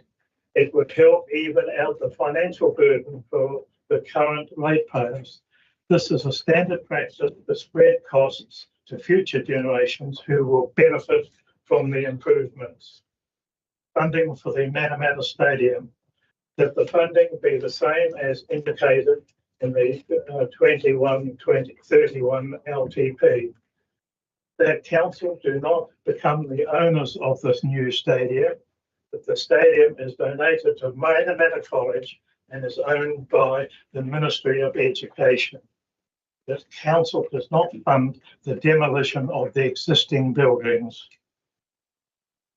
As indicated in the Apollo projects submission number 2540, Apollo believed, however, that should the LTP process not approve the additional funds, the project could still be delivered for the amount considered in the 2021-2031 LTP without substantially changing the functionality or overall scale of the building. Apollo was apparently a advisor on it. This is a stadium project. It is not council's role. Sorry.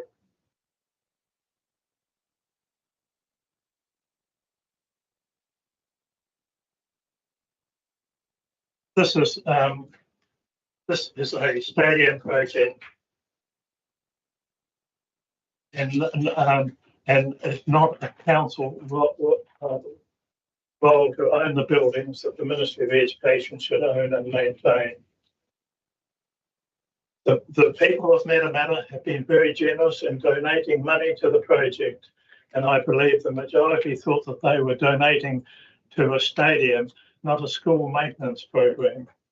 Although council gave the commitment to Matamata Futures Trust in 2018 to provide $2 million towards the new indoor stadium located at Matamata College, this cannot be regarded as a reason 6 years later for a binding requirement for the ratepayers of the district.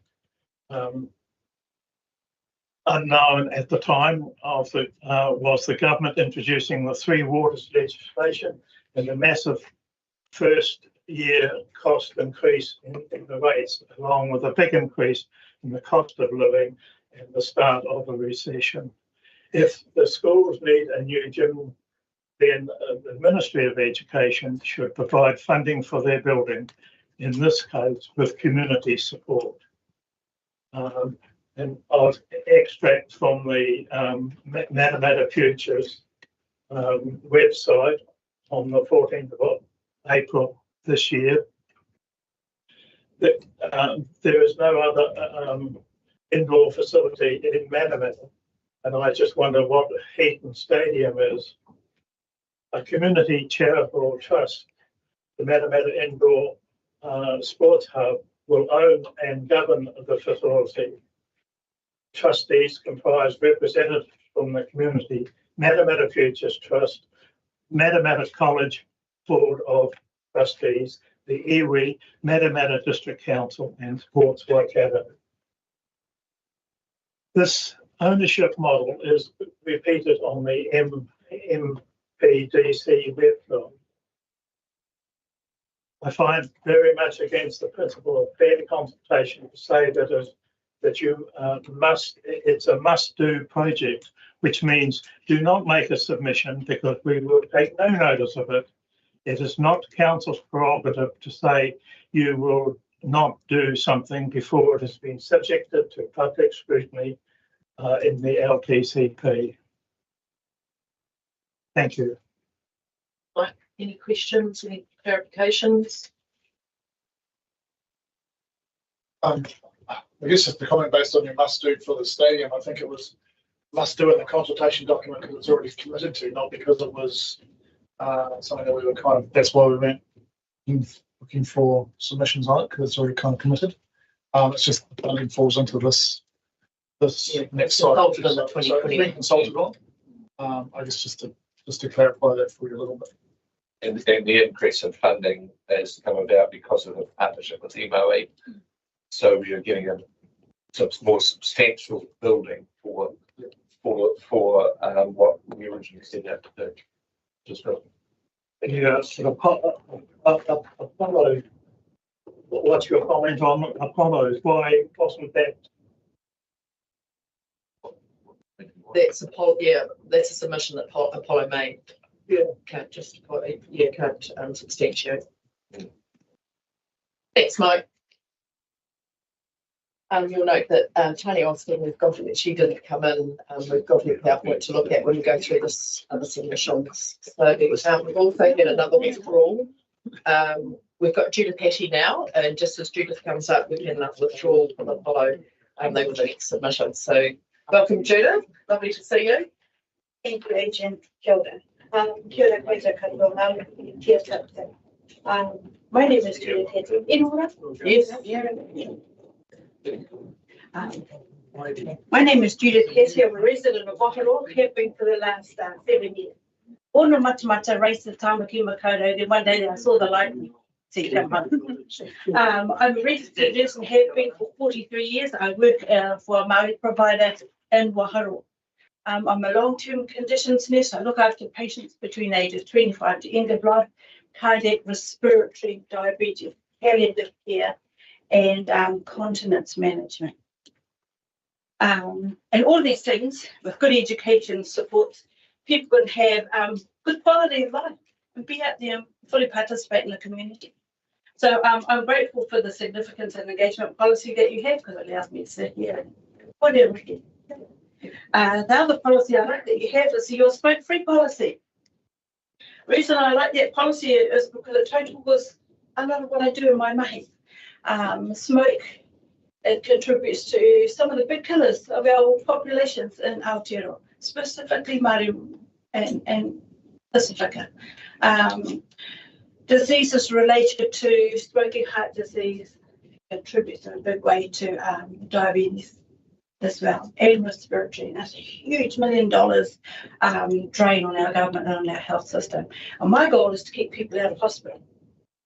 If I can educate people to modify their behaviour, that will prevent them being admitted to hospital and be put on and not go home with lots and lots of medications, inhalers and huffers and puffers that make them rattle when they're so full they have no room for breakfast and their blood sugar goes down there. So I'm here today to say, please don't change your smoke-free policy. I love it. I love my tamariki running around the parks in Matamata, not standing on smouldering cigarette butts that have been discarded. I like the tamariki crawling in the grass and, they pick up things. The French blood in me, they used to pick up a snail. But the other blood in me is they pick up a cigarette butt and they put it straight in their mouth. Highly toxic, poisonous, ugly, horrible for our environment. We surround our communities with beautiful parkways, hiking tracks, biking tracks, walking tracks. We walk around, we see a neighbour somewhere we don't know, but it's a familiar place we know. I got to carry on walking. Also about health and well-being. And this community and council support that by providing these beautiful parks, not just for us, but for our guests and our visitors from overseas, and even people from come from Tamariki Makota. Why do they come down here? Because they know we got neat things. Auckland is traffic lights and concrete. That's why I left there. Perfect terms. Matamata didn't make traffic lights. I love it. So please don't change that policy. The policy states that the policy is established to promote health and well-being of our communities. I totally agree with that fully. By reducing the presence of smoking and denormalising smoking behaviour. I love it. I don't like our children to think it's normal and just throw garbage on the ground and walk away. Cigarette packets on the ground, matches, random. We've got beautiful forests that surround us, beautiful grasslands. We have to limit our water use, and we don't need the fire brigade got put out of fire in the summer months because somebody's been irresponsible in their discarding of a matched cigarette butt. So I want you to continue to talk to me as I will continue to talk to you and endorsing smoke-free environments. We've got too much to lose. We've got other groups around the world. Look at us. Kiwis like Chad, they're taking the lead in anti-smoking. This is a neat thing. Let's go there for a holiday. They've got this misplaced for Hobbiton. Let's go there and visit. So I like taking my children and mokopuna to places where they aren't going to be inhaling other people's secondary smoke. I love it. I like my mokopuna not coming home smelling like someone's ashtray. I like knowing that my children are going to someone else's place to play with their children or go to a pub or a birthday party and they're not coming home stink from someone else's careless habit of smoking in their presence. I don't want them to think this is normal behaviour. So please don't change the policy and make it so that everyone can start smoking in our public spots again. I total for ASH, Action for Smoke Free 2025 and ongoing. And in closing, 31st of May this year is World Smoke Free Day. Join me, please. Bye. I got mahi, I got people. Thank you. It's partly for sport. That's not bad. So you work with people who have conditions related to smoking, emphysema, lung cancer, so on and so forth. A lot of my emphysema patients are passing away. Is that largely attributed to smoking? Years and years. Once there was a pub in Waharo, and it was normal to have a beer in one hand and smoke another. Pub went, but some behaviours remain. So I'm like you, I left the big smoke of Auckland to come to the rural smoke. And I guess my clarification question is, do you see better education solving these problems? Absolutely. And hopefully we won't get these bylaws if we educate the problem more. It's still good to have a reminder out there. And it's good to know that people are going into environments that are pristine, beautiful, well cared for.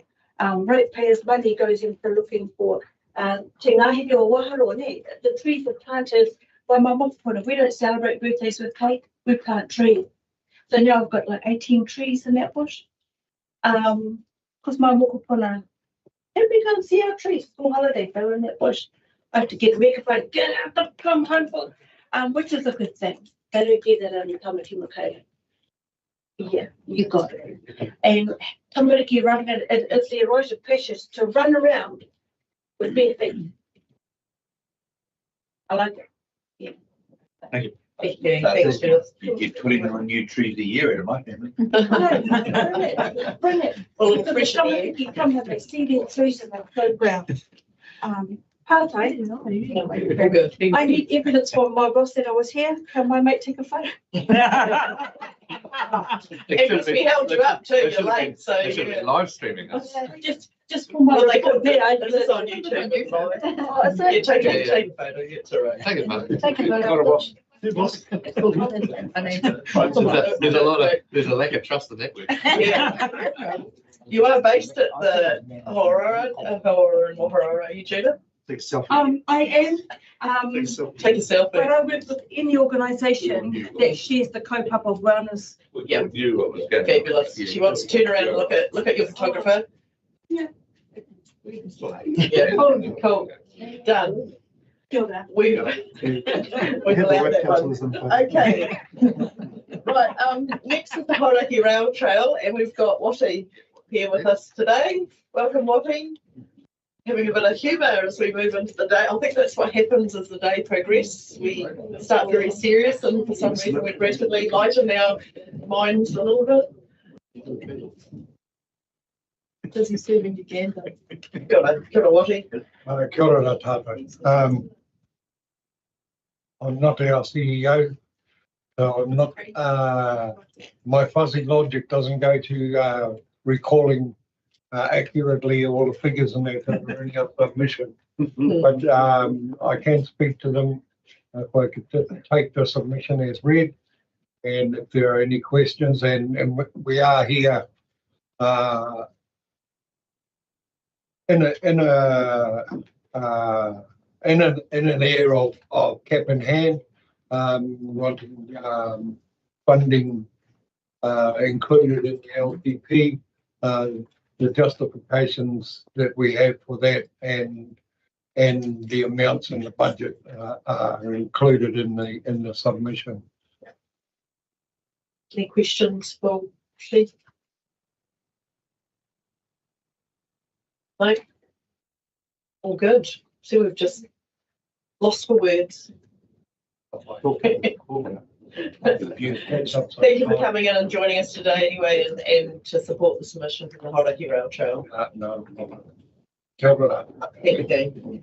I guess it follows on from the health thing, from being smoke-free to riding our cycle trails. So there we go. Okay, next up we have Greg Ryan from the Waikato Regional Council. Oh, yeah, Greg. Tēnā koe, Your Worship. Kia ora tātou council, and tēnā koe Don as well. Nice to see you again. Thanks for having me today. So I think I'll introduce myself to many of you, but I lead our integrated catchment management team with Waikato Regional Council. But here today, of course, to speak to our submission across a number of areas that we share in terms of delivering service to the community.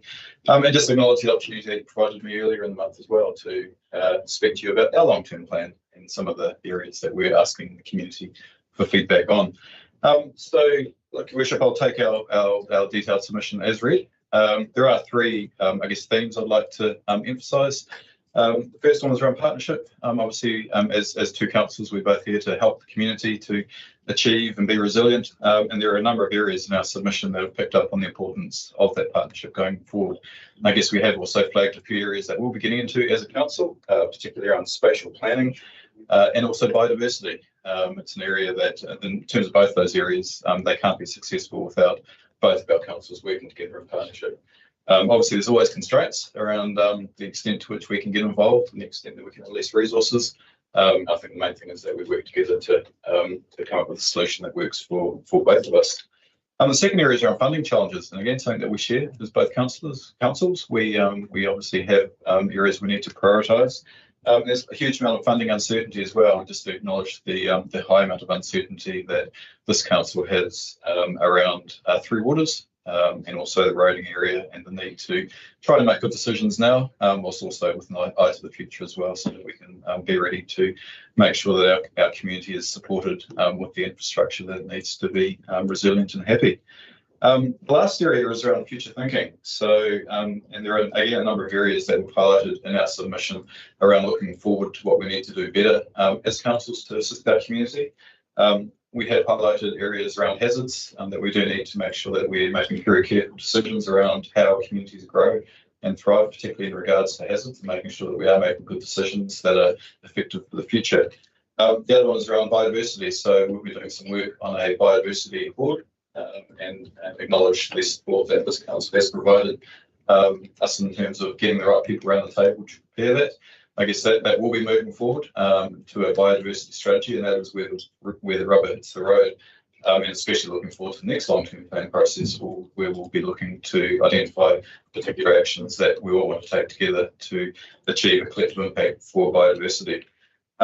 And the other area is, of course, I've mentioned infrastructure and the need to keep it in mind for the future.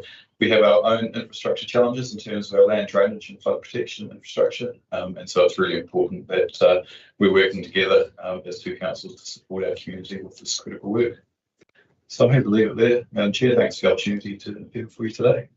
I'm just trying to bring up where the regional council submission is, but I'll worry about the district plan.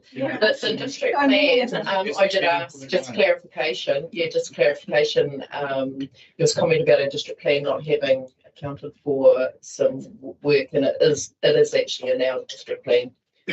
Clarification for those of you there was a comment, but it is. I spoke to our planners. Yeah, that was around getting back to the regional policy statement. Yeah. So there is some work in our district plan that was actually there, just not directly easy to find. Yeah, I did check that one out, but no, that's cool. No, thank you for those wise words. It is a challenging time. Has anybody got any questions? Yeah, no, we had the conversation about spatial planning of the mural farms. Yeah, I understand that was worth the conversation. Yeah. Many going on, and so much uncertainty. So, everyone's lost for words. See, we've hit the last submission. End of the day, I know how it is. We've got, well, we're not at the end because we're going to we'll break and then go into all the written submissions next. So our day is not over, I assure you. No, that's great. Thanks for coming over, and sorry, we went too far behind schedule, but I hope you enjoyed your trip over from Hamilton. Oh, I'm working at a pyro today, so. Oh, well, easy peasy. So you can head back that way? Thanks, Worship. Thanks, Cool. councillors, and hope Cheers, you all Greg. go well. Yeah, thank you. And all the best at your end too. Thank you. Right, we will now adjourn for a cuppa.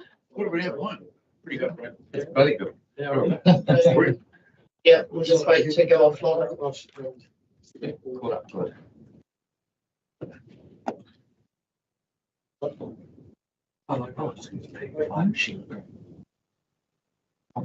Yeah. Cheers.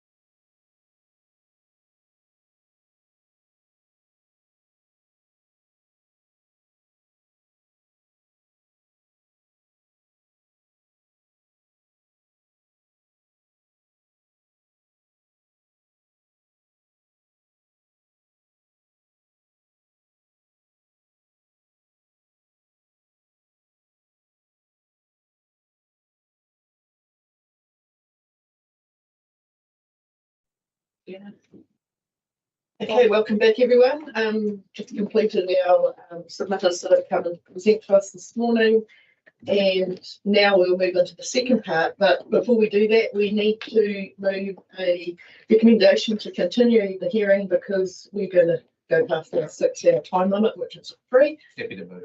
So James Thomas moves, seconded Caleb, that pursuant to the standing order 4.2, council agrees to continue the meeting past the 6-hour time limit. For the vote, all those in favour, please say aye. Aye. Against? Carried. We're here for the duration.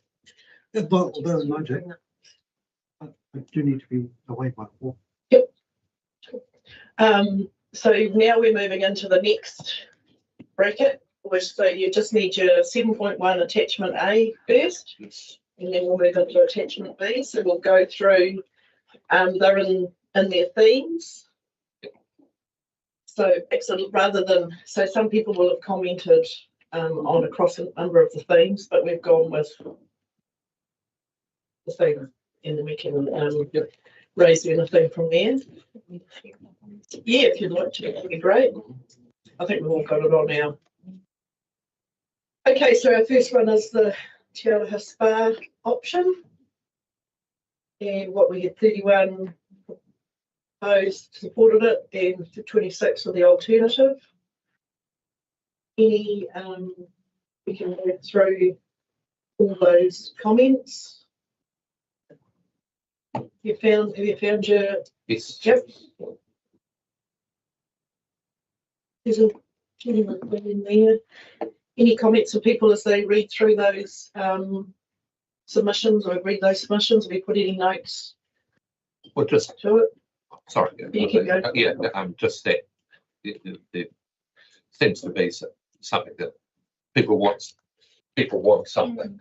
You know, it's not about the majority, but but it's obviously probably on the less green the scheme what we're talking about in the last little. I guess the interesting one, there was the one Mark about properly define what it is we're trying to solve, isn't it? I thought that we haven't really, we've just sort of put some money there. We don't know what we're doing with it. So we really do need to structure a plan if we're going to go ahead with it. If we go ahead with it. Yeah. And sorry. Yeah, either or. I think there's also a bit of a trend of people saying, that the funds need to be kept in Te Aroha. Yeah. Whether that's the spa or the maunga or, the reality of, because I guess the original money was coming out of reserves, whereas this money won't be coming out of reserves. Will it, the 5 million that's been proposed to spend on Te Aroha is it's new money. New money, Mark's with us. Hi, Mark. So there is that. I guess it's not a target, and maybe there is an opportunity there, but we haven't obviously got to work through these submissions first. We're not deliberating; we're just going through. So, Jane, you've got a comment? Yeah, I mean, I guess probably first just to check on the process because I could reflect in a similar way now on. Actually, my surprise is that there was 31 people had it as a proposed option. There was actually almost as many with the alternative. So are we already in discussion now, or are we? No, we're just going through submissions. So if there's any comments to highlight, but there is a very close decision between 4 and. But we're not looking at any of that stuff now, right? Correct. Right. And so part 2 of that is additional information that we got from the staff. Do we raise that now? Yes. Or? Yes. Yeah, you can do, or we can do it later. Was that part of tomorrow? Was that on the agenda for tomorrow? We can. Speaking additional information. We can do it now, and we can do more later. So if you've got something. Yeah, I mean, I guess just in this space around the current spa facility, and I know there was some just having the current costs, income that's coming off it, and any expected costs moving forward, considerable capital works. Just having that easily accessible would be super useful to have an informed discussion around current status would be super helpful. I think for this one. The current financial. For the current financial, including maintenance things that we might expect in the immediate term. And just you know, like people are noting obviously just the cost and people hurting. This is sort of maybe a nice to have. Right. You've got to stick with the numbers though. Yeah, there are, well, but it's not a significant when we think of the ratepayer base and how many have submitted. Right, we'll move on to roading renewals. And there again, there's another close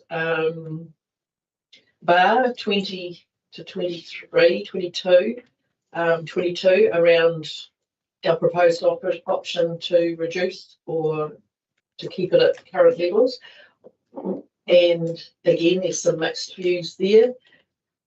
I think some of the comments have been good in the fact that, you know, if we don't maintain this, it's going to cost more in the long run. I think that was something that came out pretty clearly through some of the submissions. So, you know, good to take that on board. So my question is around the risks of pushing the renewals out and what does keeping it status quo mean? I think is the to read that bulk milk's going out. Yeah. Always unfolding. Yeah. If I'm your worship, the appropriate comment made by a submitter earlier today about the number of those high productivity trucks. Yeah. And I know several truck drivers who drive those trucks, and they are very conscious of how much they weigh. They're very conscious of the impact they're having. And I can understand why some of these submitters are saying we should really be elevating the budget. One of the staff made a comment. He gives the impression that the roads are at quite good quality, but this person says that ultimately we'll have to pick up the cost in the future. And I just think with all those heavy trucks, especially with contractors and with the tractors, the heavy plant and things like that going up and down the roads, we will probably be spending a bit more. So I can see where people are coming from, and I can appreciate that. I just think we bear in mind what that gentleman said earlier, those heavy trucks are taking alternative routes because they see the roads from a different light than we do. And any new thing that's happening around trucks being carting goods somewhere, is they'll take the shortest route. So I'm just interested in that, what the costs would be if we were to try and retain, and what our subsidy, whether where the NZTA subsidy sits. It's a good discussion about all this, and what we had been contemplating was pretty reasonable. No, sorry. Yeah, I think we've had good conversations, and what we've been talking about is pretty reasonable. But to do anything else is now, I think would be unreasonable. Yeah, but I guess it's knowing the difference so that we at least can show that this is the status quo cost and how many Ks will be renewed. This is the proposed cost. And how those renewals will be. I mean, we're not yet. Road safety is still a thing. Yeah. Right. So they've got to be good enough to be on, absolutely, and not deteriorate to the stage where we then have to play catch up. Like the government's done at the moment. I think one of the challenges, just reading through, is the difference between potholes and road renewals, and the work that we do sometimes when we do some repair work versus what a renewal is. So, when there's sunken patches, but we'll just ask that question. If we go down to submitter 36, is the the Cobras with their car park, the school. I think if staff could give us some indication around what that is, and so that that we understand the situation, and that standing at school, it's road reserve, but I guess the thing is it's what's council's responsibility and what is the school's responsibility. Well, what other options have they looked at? Yeah, So there's just a bit of background being helpful there. And I was actually on the Stanley Air Board of Trustees when that car park put in actually. I think it was a combined effort between council and Stanley Air, Don, was it? Right. I mean, there's no scope for a bigger car park. So what John proposed when he was leaving was just, I guess it's just to change the way people drive in, which is not a major.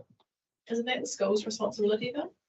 Well, it's tricky. It's not school's land, it's not ministry land, it's council's land.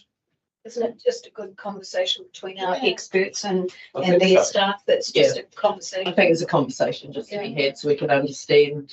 Yeah. So we've got. Sorry. Your Worship. Number 44 on the roading, this person makes a good comment.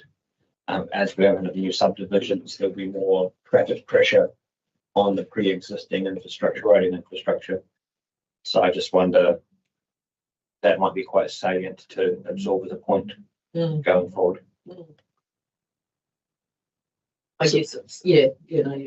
So can we just zip back to the Stanley Air thing about the car park? I mean, I see John from time to time. I mean, could I convey to him that there'd be somebody from council giving him a call? Well, no, you don't have to because the submitters always get a response formally from council. Yeah, okay, but that response would be better than not. Thank you for your submission. We're looking. It is more than that. Okay. Yeah, I leave it with it's a operational issue at this point in time. But that's what you direct us to do. We'll communicate that. Yeah. It's better to come from the experts than. So as long as it's communicated, that would be good. Yeah, no, that's great. Thanks for the offer though, Peter, but I think it's better we let staff deal with it. I wasn't offering, I was just going to mention. They also talk about sport parking and sports parks and that same thing as well. But it's not every day, I guess, is the challenge. John Harris gave us a lot of information there because being a roading engineer and he knows the roads around here like the back of his hand. It's good. And he did raise the point around, and I wrote the comment of one person where they said we were better to catch up before it gets ahead of us, sort of thing. Because the risk is that we can, and the can will get, there'll be several cans. But like we just want hurt your big toe. I repeat, the national government, the government's got that problem right now. I mean, pull away from it, and all of a sudden every road in the country is being fixed up. Yeah. Okay, the next one. Rates are kept it down. It will snowball in later years. Yeah, some quite good, there was some really good comments. Town centre infrastructure. Yeah, so it's what, 28 for keeping it fresh and tidy and 16 for keeping going with the capital. Yeah. So any comments there? I was concerned there was one comment about the towns and our rubbish bins are looking very untidy. And I thought there was a fair comment from Joel regarding Te Aroha. Te Aroha kind of is always the third on the. Not always. Te Aroha hasn't had perhaps things we've kind of got there and never got there. So yeah, I think it's. But we haven't got anywhere. No, but keeping and cleaning, and that's been something that's come through. Yeah, well, like the cleaning thing was because the contractor let us down a year ago. 2 years. There's 2 summers now, and then it was a case of couldn't find anybody, then sourced a machine that could do the work, but then needed somebody to do that work because it's at night.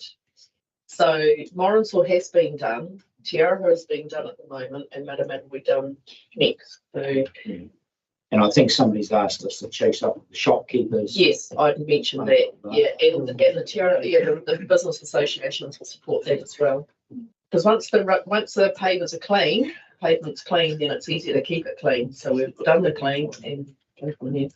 So I was really pleased though. There's a few comments in here that say how good the gardens and the gardeners were. Yes. And I think that was really positive. That was great. Yeah. And of course it's hard for us when you talk about a coat of paint on some of the main street buildings do wonders, but of course it's the owner's responsibility, not council's. Can I just talk about the town centre infrastructure? I mean, if we take Matamata, it's got Broadway, 2 wonderful, lovely islands in the middle. It just looks attractive, yeah? Mine's, to me, has got what I call a heritage centre of town. It's got a narrow road. It's got all these wonderful shops either side. Te Ara's got a bloody great thing in the middle, but should be a roundabout. It's just a different structure to the middle of the town. It can't really be fixed up, in my mind, unless they change the highway. You know? So 3 different towns, and I think Te Ara's got the biggest problem because it's hard to fix. Well, it's hard to make it look. And carrying on, of course, they talk about these heritage buildings in Te Ara. Well, some of them are just ugly beasts. It can't be fixed. So there we are. Yeah, they're too far gone. Oakland Mary has a good idea. Regarding Te Ara. One repeated Caleb. One repeated thing that I got reading through all of these, there was an attitude from a lot of submitters that actually maybe these one comment here is keep things ticking over until better times. You know, we have aspirations for big improvements, I think, and people want those big improvements. And a lot of people are seeing that we are as stretched, if not more stretched, than they are at the moment. And another comment here: funding should be reduced to maintenance only. People can't really afford the rates, and these are nice to have. Again, if people can't afford it, and I guess it's people are seeing what we're seeing. I think it's quite encouraging from that perspective that they're beginning to understand the complex nature of what we're in. And yeah, Mr. Harris earlier made some really good points as well. Yeah. And I guess it's acknowledging that some of the payments are starting to get older too. So the time is going to come when there is going to have to be some capital put aside. So we need to, let's think ahead. Anyway, Sarah Jane? I just think it's also important to bear in mind that there have been a few comments in the submissions about the Pride of Place project not really coming to anything. And that's something that's also been spoken about around this table. So I think, yeah, keeping that in the back of our minds as well. Yeah, and of course the challenge is with where the funding's coming from, because it wasn't coming from the ratepayer. So that'll be an item that'll come to us. That's coming back to us hopefully by the end of the month around the priorities that they've set. Walking and cycling improvements. Obviously the proposed option to stop budgeting, there was less than the alternative option to keep going. I guess one of our challenges is around the funding of some of the works, whether that's subsidised with following the government's DPS. But interesting, just some of the low-hanging fruit, and I think some of those things were in the private place work anyway.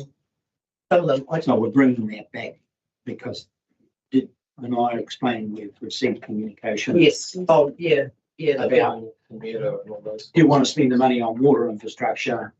Here's your current agreement. Yeah, I thought they were going to remove it, but it sounded like that. Sorry. But we'll bring that debate back to the table. I don't think that's any surprise to see those results from the public. Yeah, yeah. And I guess that as much as we say stop budgeting for new, we've just got to maintain what we've got. And I guess there's also there's a bit of a crossover into the rail trail and the maintenance of the rail trail, I got a feeling, which is a separate contract. But it still crosses over, and I know, again, John mentioned overgrown footpaths and things like that. It's those things, it was like what was mentioned around the curbing for the pushchairs and mobility scooters. There are small things that will make a huge difference to people getting around our town without going all out with new cycle paths. But yeah, it's some food for thought anyway as to how we address a this. good point about maintain what we've got and just keep it up to scratch. Interestingly enough, I saw a van load of school children being dropped off at Toronto Minor School. All right. And getting on bikes and riding back into town. Oh. So that was cool. Excellent. Yeah, I was just going to say I like what Martin had to say today. About some of his ideas down with low hanging fruit. I think somebody put your bike when you make it to town to lock it up if you're going to go in there to go and use some facilities or something. I don't know how many bike wrecks are in Morrinsville. I struggle to think of any. There'll be some somewhere. Matamata's obviously got this as a cycle trail, but yeah, Morrinsville will like to know where the wrecks are. There's bound to be one at the library. I know there used to be some, but yeah. There'll be some around the library there somewhere. You know, Steve, off the top of your head? No. Well, anyway, it's food for thought is that there's opportunity perhaps too, but they're, like I said, that's the low hanging fruit. Yeah, well, and Brian Turner, suggestion about lifting the walkway. Out. Yeah. I think that needs to be. It's a thought, or just for staff to review that. Is that possible? Well, we'll ask the staff to review that. Physically, there's a possibility. I think, it's like anything, it might sound straightforward. Yeah. So we'll get staff to follow up on that one. So the broad walk that Brian Turner brought up, because it goes underwater. Like Timlin Home. And good line project. The pedestrian crossing on Rafferty. Get a roll That's what transition brought up. Get on a roll. Right, hang on, one voice at a time, guys. Sarah Jane's got her microphone on. So crossing on Rafferty Ave. So what submission number was that? So that was part of transition. Oh, right. Oh, yeah. There was some quite good suggestions from that gentleman. But don't overthink that pedestrian crossings are a cheap. Yeah, but Adrian, once again, you have to open your mind and go. He made some quite good suggestions, and I don't think it probably hurts to have a conversation with him as well. He offered, things about cutting things back and down and whatever. He's got a couple of points. I think staff have already met with him before anyway. Have you? Yes. So staff have already, yes. Yeah. Okay. So any other points there that needs worth considering? Yeah, talked about. Yeah, John's was the last one around. And there. nice to see Thompson's track came up. Yeah, actually, that's a hard one, isn't it? So Western Bay are undertaking a feasibility study after their long-term plan, but they've already been very firmly told by the iwi on that side that there will be no horse riding on Thompson's track. Right. Okay, it's good to hear. Okay, now the next one was the submissions relating to the playgrounds. And, so interesting views. The question around fencing playgrounds, I think they only fence the main ones, the neighbourhood ones are never fenced. Can staff give any clarification around that? Yeah, generally it's a risk assessment thing. So if it's near a busy road, ideally if we're putting in new ones, we try and put them not on a busy road, but sometimes that's unavoidable. So places like Thomas Park, for example, in our platform, we've put the fence back because it's got fairly busy roads on two sides. There's obviously a cost. Places like the Matamata domain destination playground, we would potentially be looking at putting something on the Mura Street end, but we wouldn't necessarily fence the whole place because we have smaller kids and they run off onto the playing fields. A few hundred metres that caregivers have to catch up with their kids. That's all right, considering Matamata Primary is on the main road.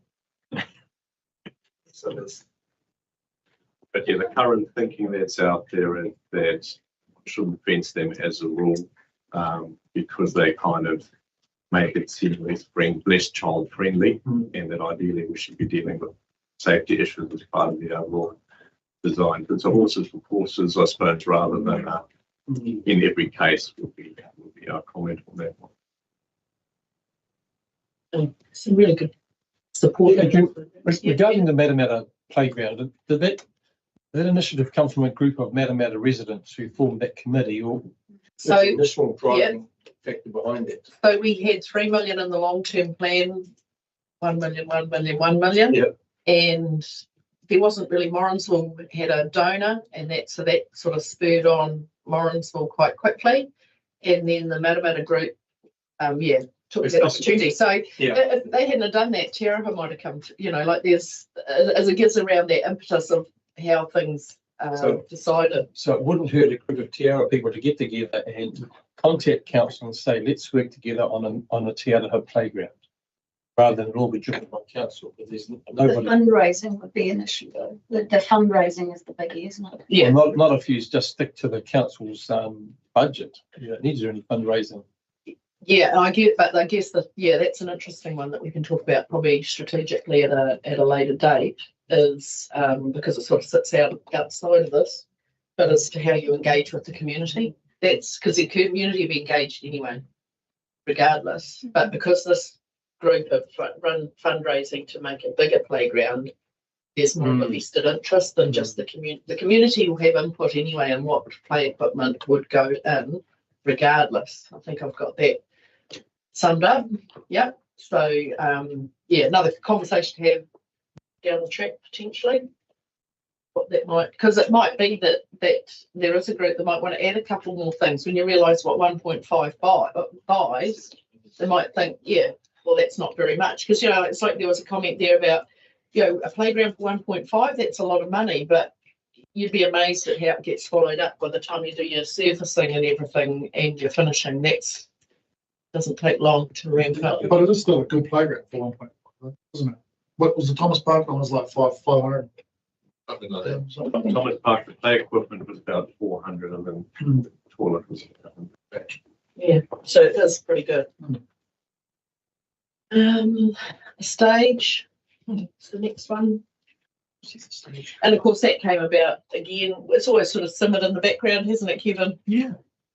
And of course for the new councillors, there's a history there of how it didn't get into the civic centre when the decision was made to build the civic centre. I was, sorry, well, as on that working committee, I was. Don't hold it against me, Kevin.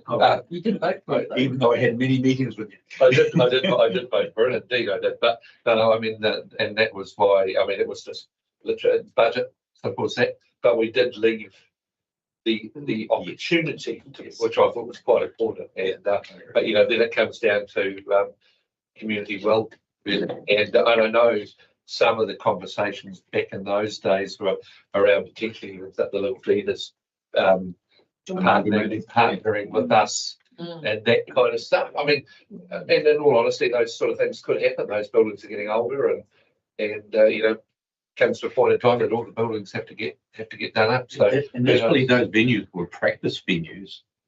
Then to put the shows on in the civic centre. Yeah. And which is what they used to do. But then they became standalone theatres. Yeah, and you've got the two of them, of course, and Matamata. So so that's the background. Just for Kevin knew that, but the benefit of some of the younger ones, but you ones. And I guess that's, and the thing is that the community speaks one day and like what they have with the stadium and the playground, there's no reason why it can't. We use the stage in country music now all the time. We do have to get more, so we hire more in because it is just not wide enough. Okay, so there's so perhaps that's big enough. So maybe the cheaper option would be just buying more parts from the so stage. locked together. Yeah. Conversation to have. Yeah. Put in a note. Just to make it a bit more user friendly. Yeah, we can't get a full band up there. No, right. That's What's the definition of a full band? some on the table. More than the guitar. Right. And then moving on to page 31, the services that we provide, continue to provide all the current services for most of the same. Down Whitehill Road. Yes, I saw that. And of course, that was reserve money. It's not ratepayer as such, wasn't it? It was.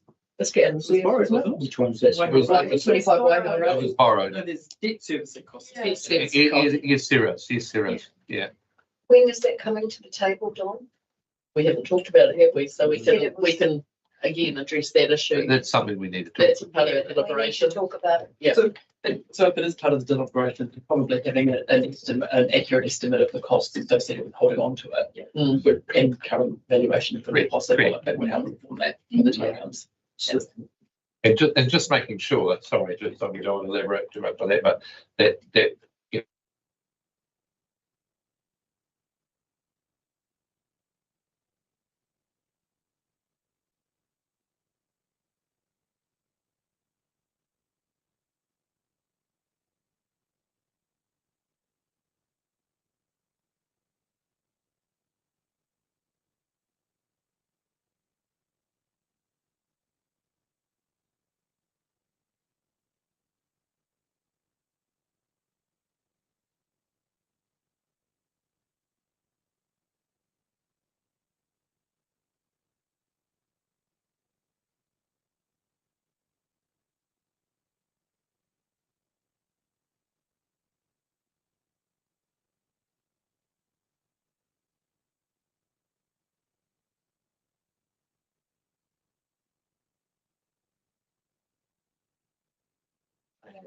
a few others saying, you know, what are we getting out of the aerial drone?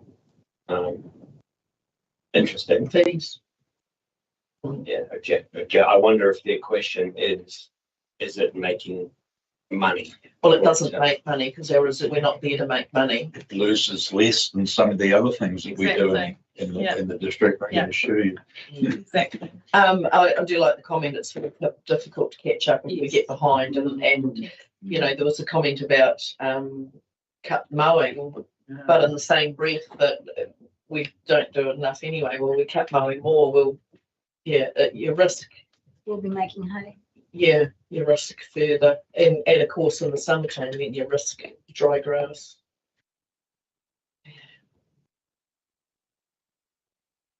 And I'm not sure that Hamilton's rates are lower than ours, but anyway. Some properties more than others. Waikato's aren't, I can assure you. No, I know. Northern as well. Yeah. Had a grand on for South Waikato, Yeah. what we pay. And also Waitama. I guess the challenge is that, and we've had this discussion around trying to save by cutting our services, and it was quite a significant cut to be made to make a significant difference. Basically, have to stop mowing lawns completely to make a dent in the rates. Then we should create, what is it, reserves that don't need mowing, isn't it? And the thing is we've cut back gardens. If you look at the gardens around the towns, there's only certain gardens that are planted twice a year. Some are in permanent, low maintenance plants. Again, it's the gardeners. I've got about 5 gardeners and they do the whole district. It's pretty phenomenal. Okay.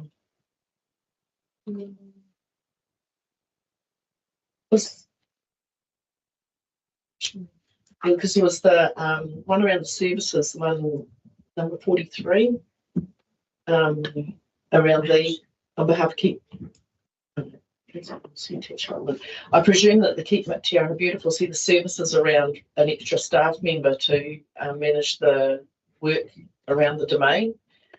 It's not something that we've actually scoped, but yeah, that'll be something else for us to think about. There does seem to be a lot of grand ideas about what the $5 million or what we propose to investigate, redoing this, building on the spa or whatever, that should be used for something else.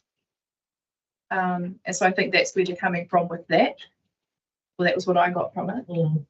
Of course, it's a capital, not an operational. And so they want that an operational budget for the domain with 2 staff members to see through a management plan. Which is all the 2 staff. In fairness, the management plan of the Te Aroha domain areas keeps coming up. It's probably something we have. As John said, it's been done over and over and over again since the 80s, Don? Sorry to probably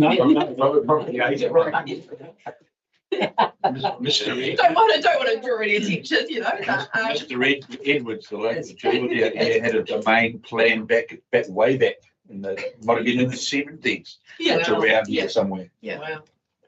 And I guess it's what roadblocks get put up that it doesn't progress. And yeah, I think with the revived Te Aroha and an engaged community that might help. It's our patch. So. And I think too, and this is an assumption I make, that if Te Aroha gets $1.5 million spent on the playground, it should go in the domain, in my mind, and that might sort of lead revitalisation of that whole area. But there's some other things we could do there too. I won't talk about that.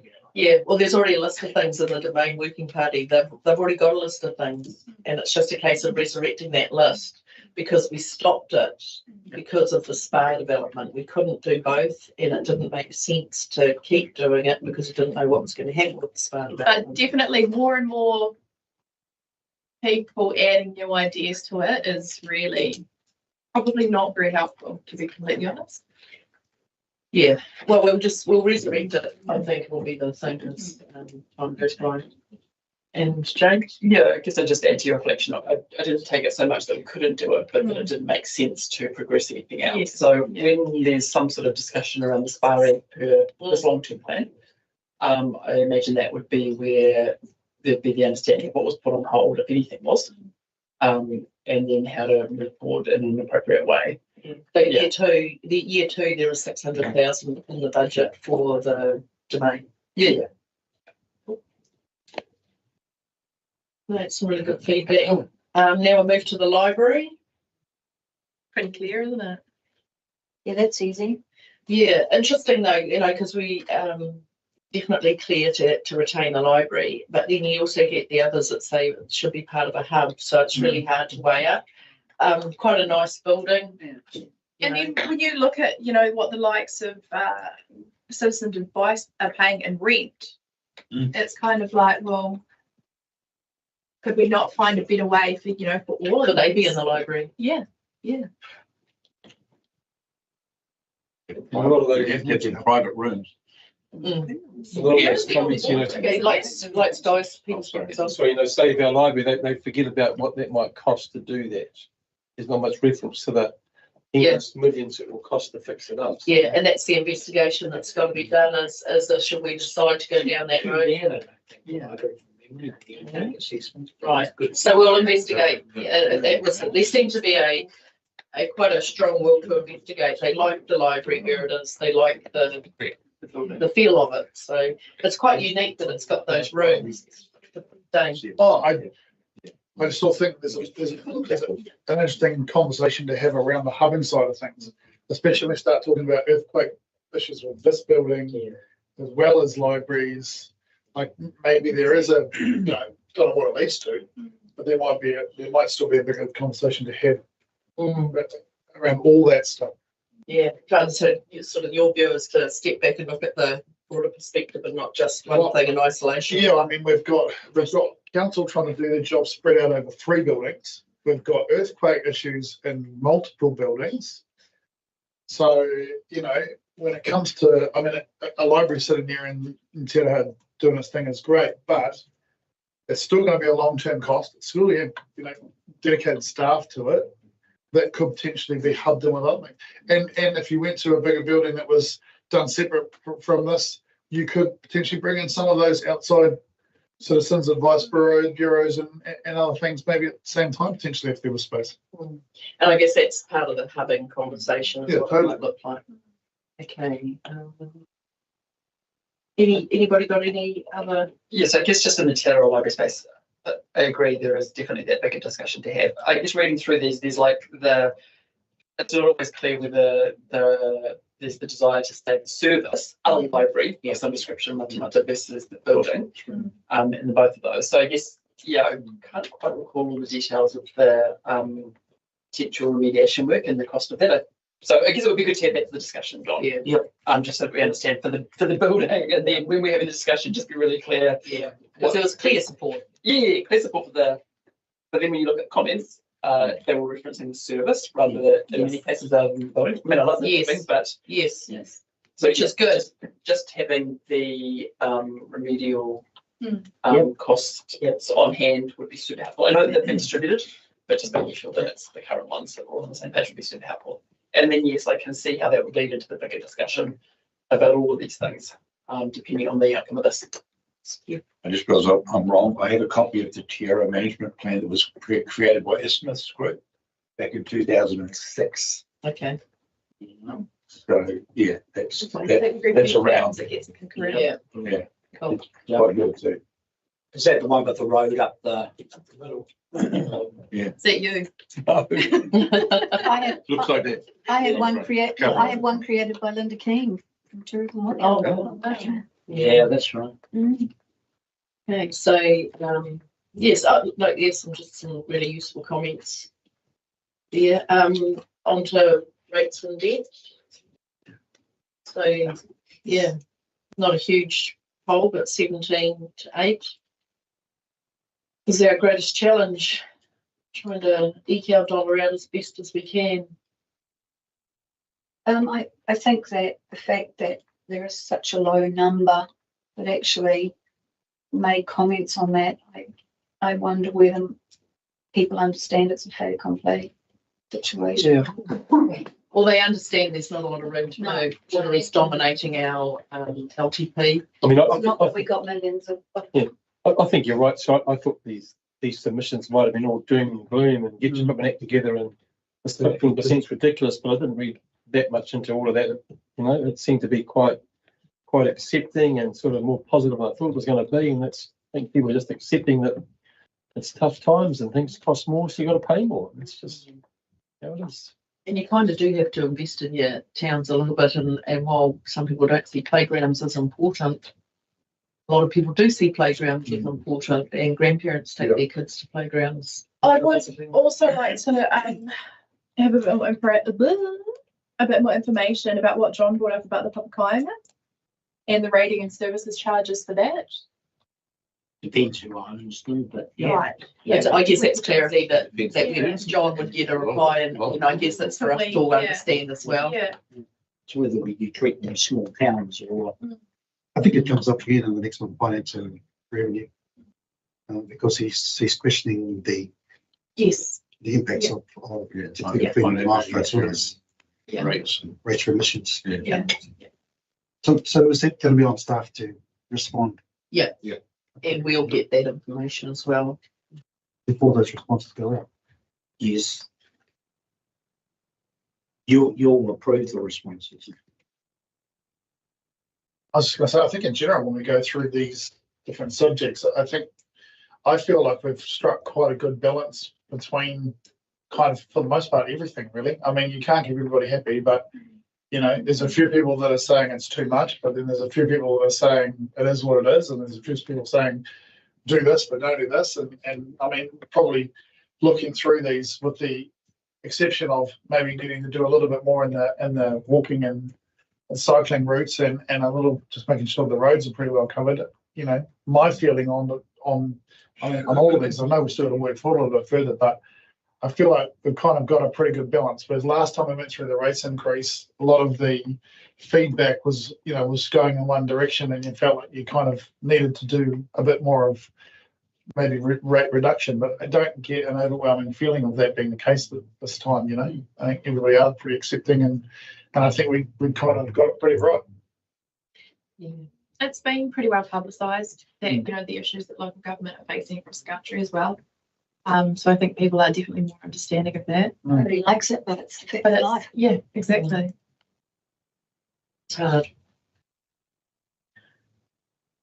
Any further comments from the submissions on rates and debt?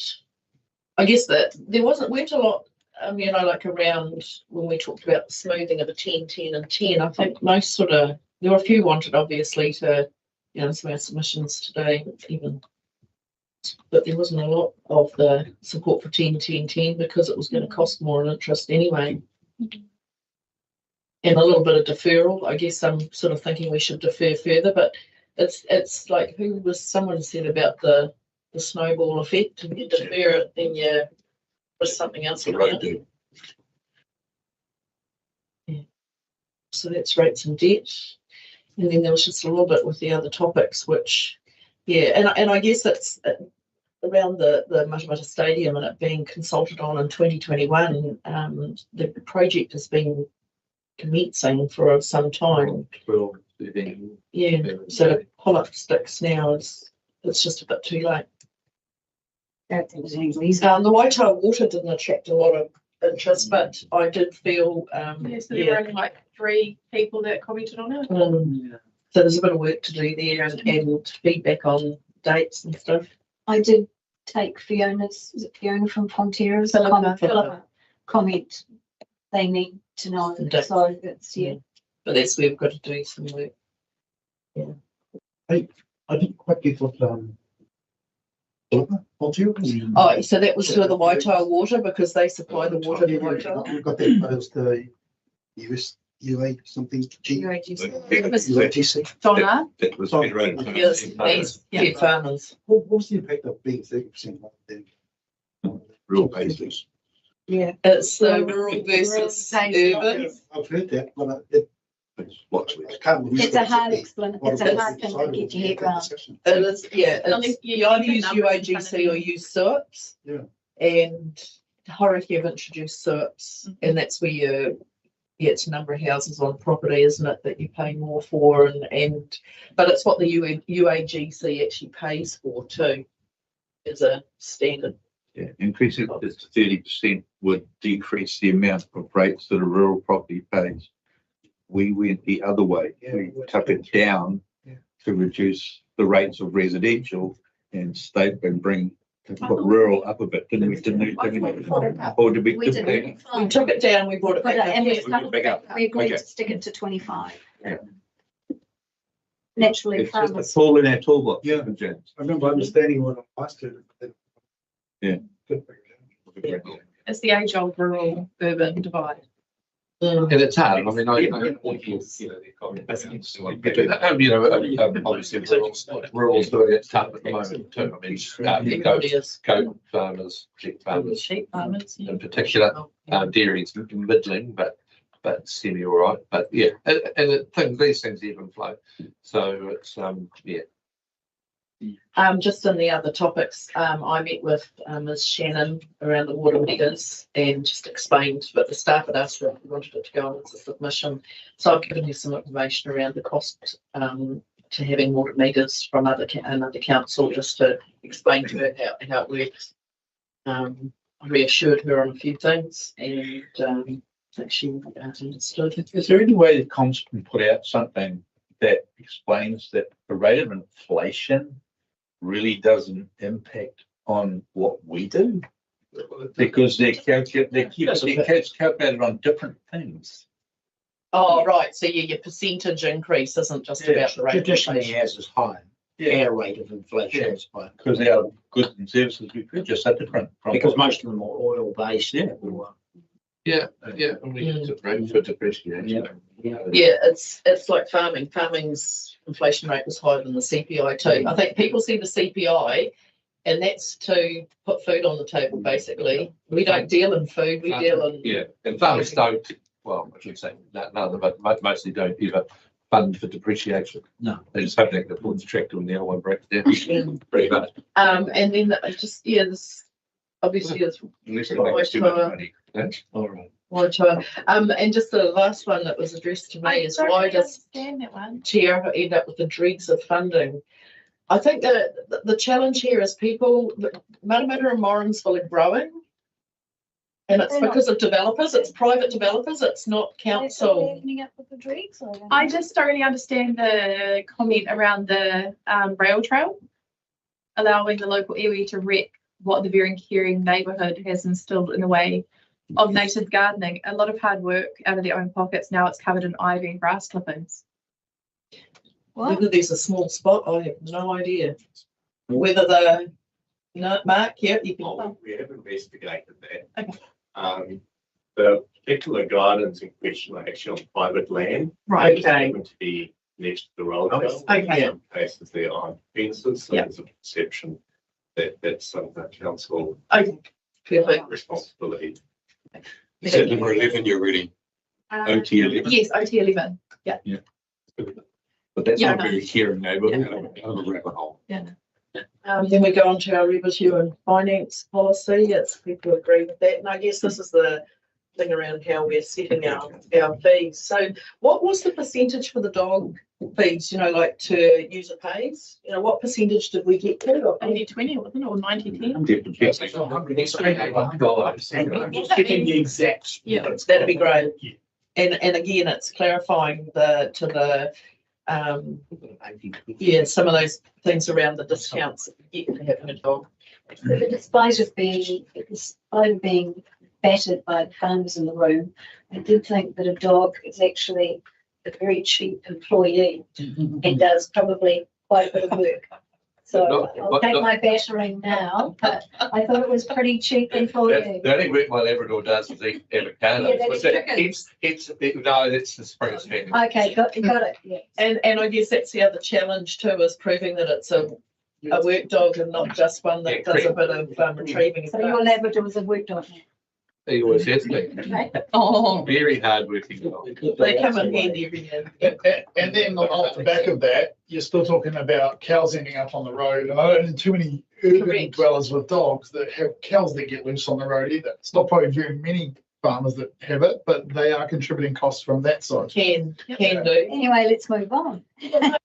I'm not arguing with you. It's you know, like each to their own. It's pops up. Right, development contribution. That was pretty well supported. Growth pays for growth, and that's always a hard one to balance, isn't it? Because I know there was one comment around new housing, and of course, if you put your developed DCs up, then that new house that's being built becomes a bit dearer. But I guess you can't have your cake and eat it too, can you? It's a hard balancing act, and if you don't do DCs, then you run the risk of not having the funding to do your infrastructure that you need to do to cater for the growth. And I guess that's where, when you have growth and the roads, well, those new roads are funded from the DCs, but there is the impact, I suppose, once if there's huge congestion, but we're not there yet, I don't think. Okay. Any comments around the DCs? Well, you'd have to borrow if you didn't have it. That's right. Effectively, you're getting free money for capital. But what you do incur is the operating. Yeah. Saves you the interest. Yeah. The fact that 18 people actually had an opinion probably plays it all. In the rates for emission, there was some didn't have an opinion at all. So go on to the next one. There were only 17 responses and 7 agreed with the rates for emission. And of course, that was just put in. Yeah, that's we're changing website. So did people? I guess this is the thing around rates for emission and what people think they should be allowed to get a remission on. So There's quite interesting comments on water meters, though, is to should they be installed, should they not be installed, who should pay for them, blah, blah, blah. I found that really quite interesting. Because who pays? Well, yeah. There's a cost to put them in. Yeah. It's a long term, but that's why we borrow to put them in, so that it's a long, slow burn. Yeah. Okay, so then we've got final comments and attachments. And that's where we obviously with Martin and the yep. Are you on what page are you on, Sue? Yeah. What page? F15. No, what page are you on for the submissions? 60. Oh, 59, you've gone down there, yeah. Because Martin obviously listed his things there in the F1 that was on page 58. Tanya Austin, we've got an attachment that we need to read through too.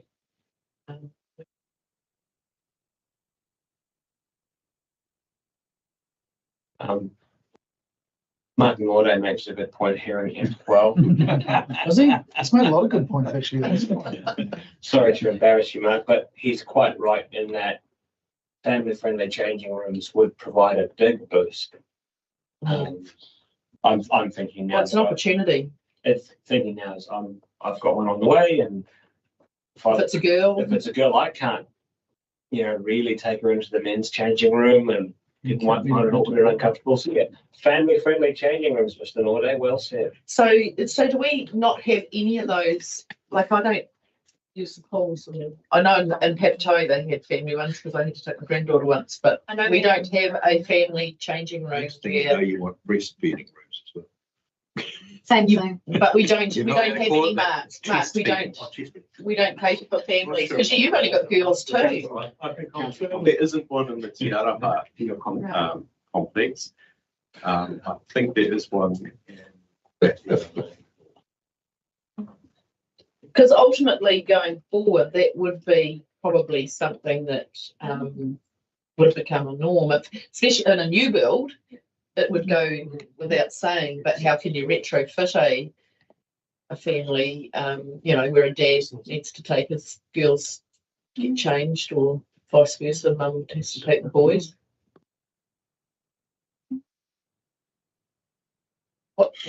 Something to think Adrian, about. can I talk about Paul? I was sort of quite easy for me to side with Jen Clayton and her point she raised about the increases of those charges to her and also to the pool entries. I mean, I sat here many years ago and said entries to our pool should be free, but people convinced me otherwise. But I think she makes a valid point. Those increases are quite high, and the people who miss out in our community might be the ones who have no control over the charges and no control over anything, but they're too young. So I think we could perhaps look at that. I think it was a legacy, from the arrangement and the understanding we came to with the Matamata Sports Centre, where to keep the actual lane charge down, to encourage somebody to provide swimming lesson services, instead of charging more for the exclusive lane use, let's ask people coming to that class to help pay by having to pay the fee. Now, I'm pretty sure that at one stage we, for example, agreed a different fee for the pupil of the Matamata Primary coming in to have lessons. As we lowered it below the minimum charge, but we charged the school for lower fee. So it swings around about. I mean, you put it up on one hand, lower it on the other, or you do it the other way, or you decide to reduce your overall revenue. Yeah, or we could do that by deciding as a council that it's good for kids to learn to swim. Yeah. So let's say they're going to Peter Jacobs swimming class, they could go there for half price or something. And the oldies that go to Aquaside, too bad, we would pay more. So if I apply that to the Matamata Swim School, for example, who runs his private business from Matamata, does that principle can still apply, but it provides somebody with a limit. The challenge we have, and the reason that this has all come about, is because cost of having a swim is so much dearer now that people don't. Could we try and have a bit more information about how our neighbours at Hauraki, it's $2. I had a look in their long-term, their consultation, about $2. Entry fee into the pool has no right answer. No. We're simply deciding on, I don't mean this in a negative way, anecdotal way to say, what does $2 sound like, or what does $3.50 sound like? It's purely a subjective decision. I mean, I'm sure we would be okay. It's not a good thing for the price to go up, but I'm sure it'd be okay if the littlies were getting, a better deal, because it is important that these littlies learn to swim. Yeah. Well, now that there's no, a lot of schools don't have swimming pools now. No, that's right. So the question is to our neighbouring councils what their fees are, because I know I was looking at Cambridge and as well, and because they run by a trust. Yeah, I didn't quite understand why she thought she had to put his fees up 50%. The lane fee was going to remain the same. Why did she have to put her fees up? Her lane fee was going up to $20 from $13.50 or $12.50. Her lane fee was $150 something for a. So we need to understand that. Her lane fee was going to 54%, but she was going to cover herself. But the kids' entry fee had gone up 25%.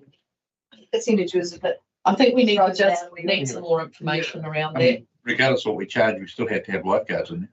That's right. Yeah, that's right. So, I mean, if we charge less, maybe there'll be more people, and it might be worthwhile having them there. But I know, because I know lifeguards have been in there with this fee. Nobody at the hall. Well, and it's what was quoted in the submission. So, yeah. Right. Any other? Sharon.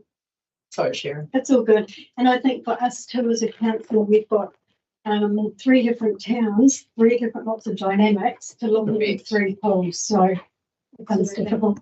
Yeah. I think you just touched on them, so I don't know if anybody heard you though, but she was talking in percentages that have a massive ability to break things out of proportion, because yes, they've gone up 25% to swim, but that might be $3 to $4. I don't know what the figure is, but it's not it's not $30 to $40 or. The aqua ladies were sold percentage as well, and they were in a panic, so I had to say, no, okay, calm It's down. not very much. And I think that's, yeah, And I think so. It's the same thing with lane hiring. Look, like if that's gone from $15 to $20, putting that between the 5 people in the pool for $5 an hour, it's $1 an hour extra. So now the guys have gone for a swim for, $7 instead of $5. It's not as, it has the potential to not be as bad as you made it sound, but I think still need to look at the efficiency. we could have some numbers, just get some figures around it would be helpful, and what neighbouring councils. We've got a situation. Yes. Just a question. Yeah, and of course there was the late submissions, which was fine. The rail trail one, had we already budgeted for that increase that they came up with, because it's quite a big increase. Susan, if we budgeted for that. That amount, from 160 odd to 300 or whatever. That we had increased. Yeah, I'm pretty sure he did confirm. Yeah, it is in there, yeah. Because it's the new taking over the. Yeah, it was worth the plan. Yeah, the extra 37 Ks. Yep. Yep. And so that was that one.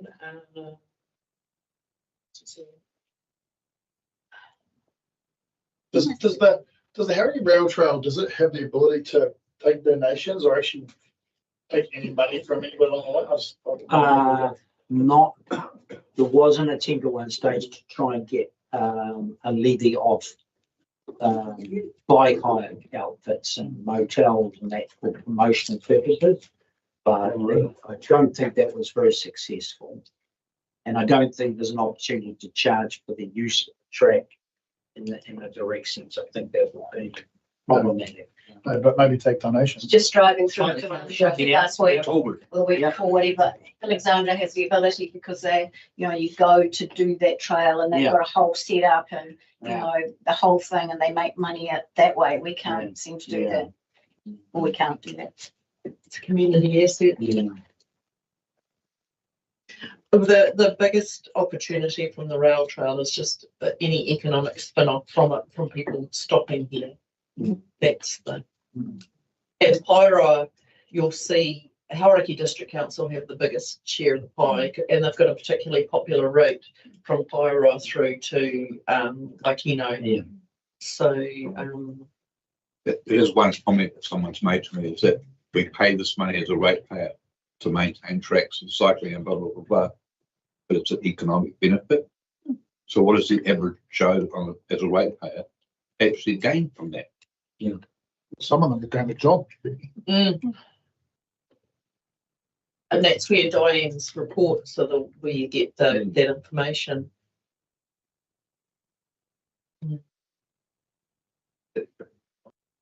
Okay, now we'll move on to the policies. There's no other comments around the late submissions. Mike Slate. Oh, we might as well read. Actually, have you taken a look at Tanya's? Get a chance to. Very passionate around bringing this town. The revival Repton was really a real winner for the community, and they're meeting again on Monday. Oh, brilliant. Te Aroha. Oh, fantastic. That's great. They're getting. They've got their list. Fantastic. Yeah. What was that? Te Aroha was the revival of Te Aroha. Like Repton, or just gave it. Meeting again to keep the momentum going. Now it's really positive. Is Tanya out of hospital yet? I wouldn't know. I didn't know she was. Yeah.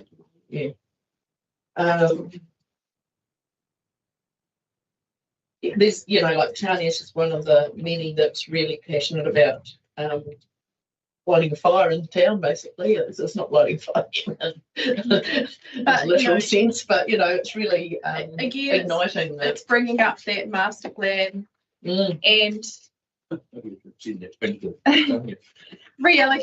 allocating that $5 million to. Yeah, it's what opportunity there is to do that. Yeah. Oh, so this picture she brings up here is the one you're talking about, Kevin. Yeah. Exactly. Yeah, I've got it. Very cool. Yep. Right. Very good.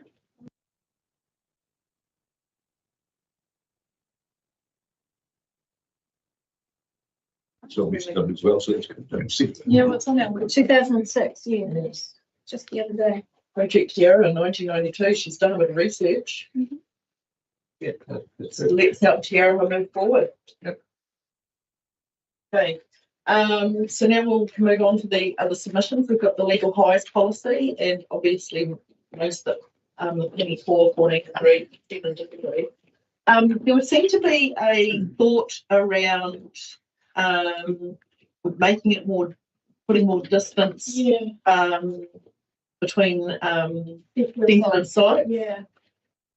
And so that would be a bit of feedback for the team to consider. Given there are no legal hires available, well, yeah. And then, of course, to let the person know that vaping isn't part of it. That distance thing, something we can change, or is that a? It's purely discretionary. Okay, so we can't say no, you can't have one, but we can make the distance longer. Okay, cool. Make it more or less impossible for them to set up. Is it like someone says, we don't want any in town? No, but yeah, 10 kilometres from a school.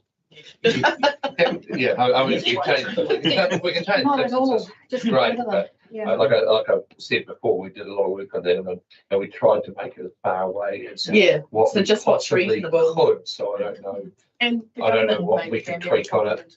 You know, So yeah, Niall can look that up and see what's, and compare what other councils have done for distances too. Because we don't want it, but everyone agrees we don't want it. But, Yeah, well, so it's Galen's banned legal hire. It's from our community. That's Well, great, but We would have done that. because they're legal. If they're legal, then they're allowed to. So we can't. it's like the vape. Wouldn't be able to ban. That was the Yeah. debate we had. A lot of people wanted to ban it, we couldn't, we just couldn't. We just don't have the power to. And of course, yeah, the safety vaping. The smoke-free outdoor spaces. It's pretty. I think there's a bit of a misunderstanding around people being able to smoke outside, but if it's on private property. But if they're dining outside on council property, they can't. No, they're correct. You know, your footpaths. Whereas if it's private down a laneway and they're not on council land, then they can. But as I said, how often now do you actually see that? Exactly. So if they're sitting outside Workman's, or whatever it's called now, Jess House. Yeah, Jess House. Yeah. couldn't they smoke? No. Because it's on It's public footpath. public footpath. Although, Oh, it's down the alleyway by Reed out there, fine. Yeah. Even though it wafts out in the same place. Yeah.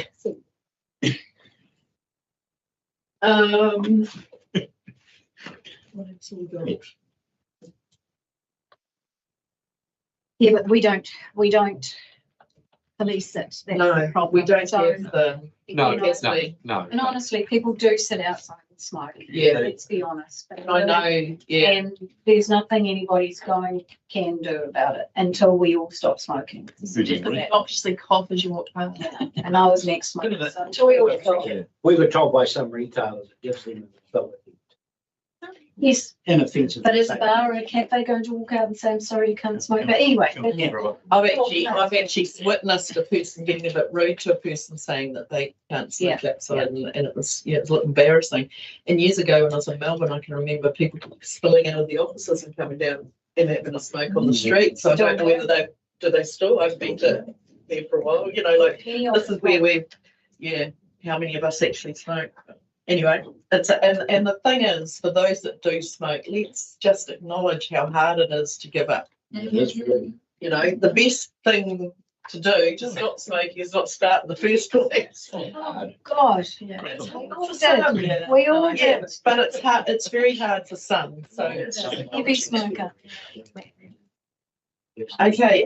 Now we move on to the dangerous and affected sanitary buildings. There's a lot there about people, living in commercial buildings. Yes. And have we also taken on the fire and emergency corrections?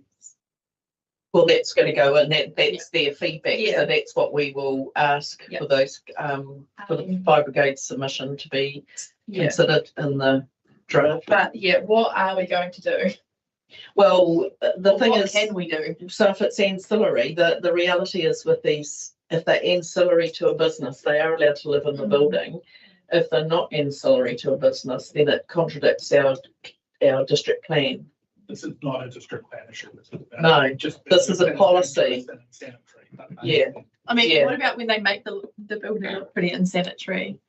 with their storefront.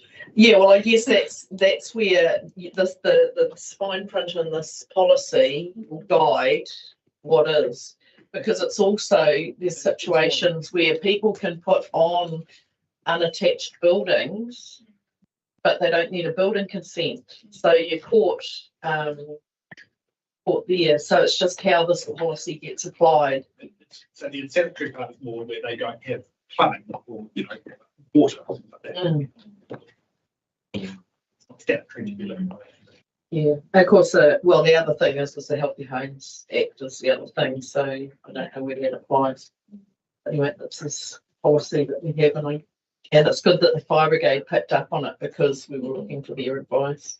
Okay, is there any other comments that people wish to make about submissions that we have missed? I think we've been fairly thorough in reading all, and obviously with our submissions today, a few tough decisions to make.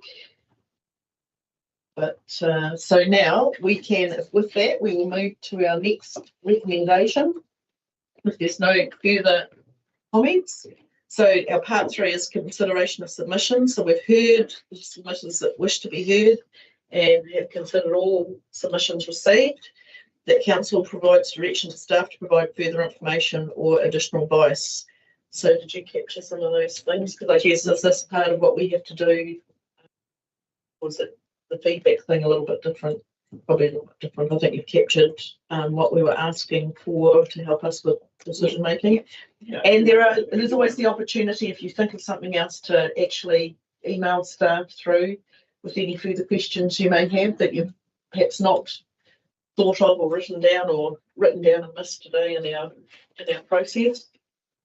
I did just want clarification on one of the spreadsheets that you presented, and I have emailed her to get clarification.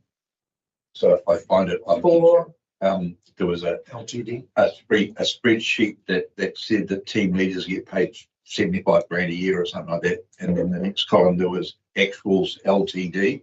500 and something thousand, and I just wondered what LTD was, because it's obviously not year to date. So is there? I'm sure it was a typo. Are there 10 team leaders, or what? I guess that's. So I've asked her if she could just. So what's the 5? Yeah. So what does her application pay for? Is the? I originally thought it must be a typo, but and it may be. Could be. Okay. So if there's any further questions, we can ask.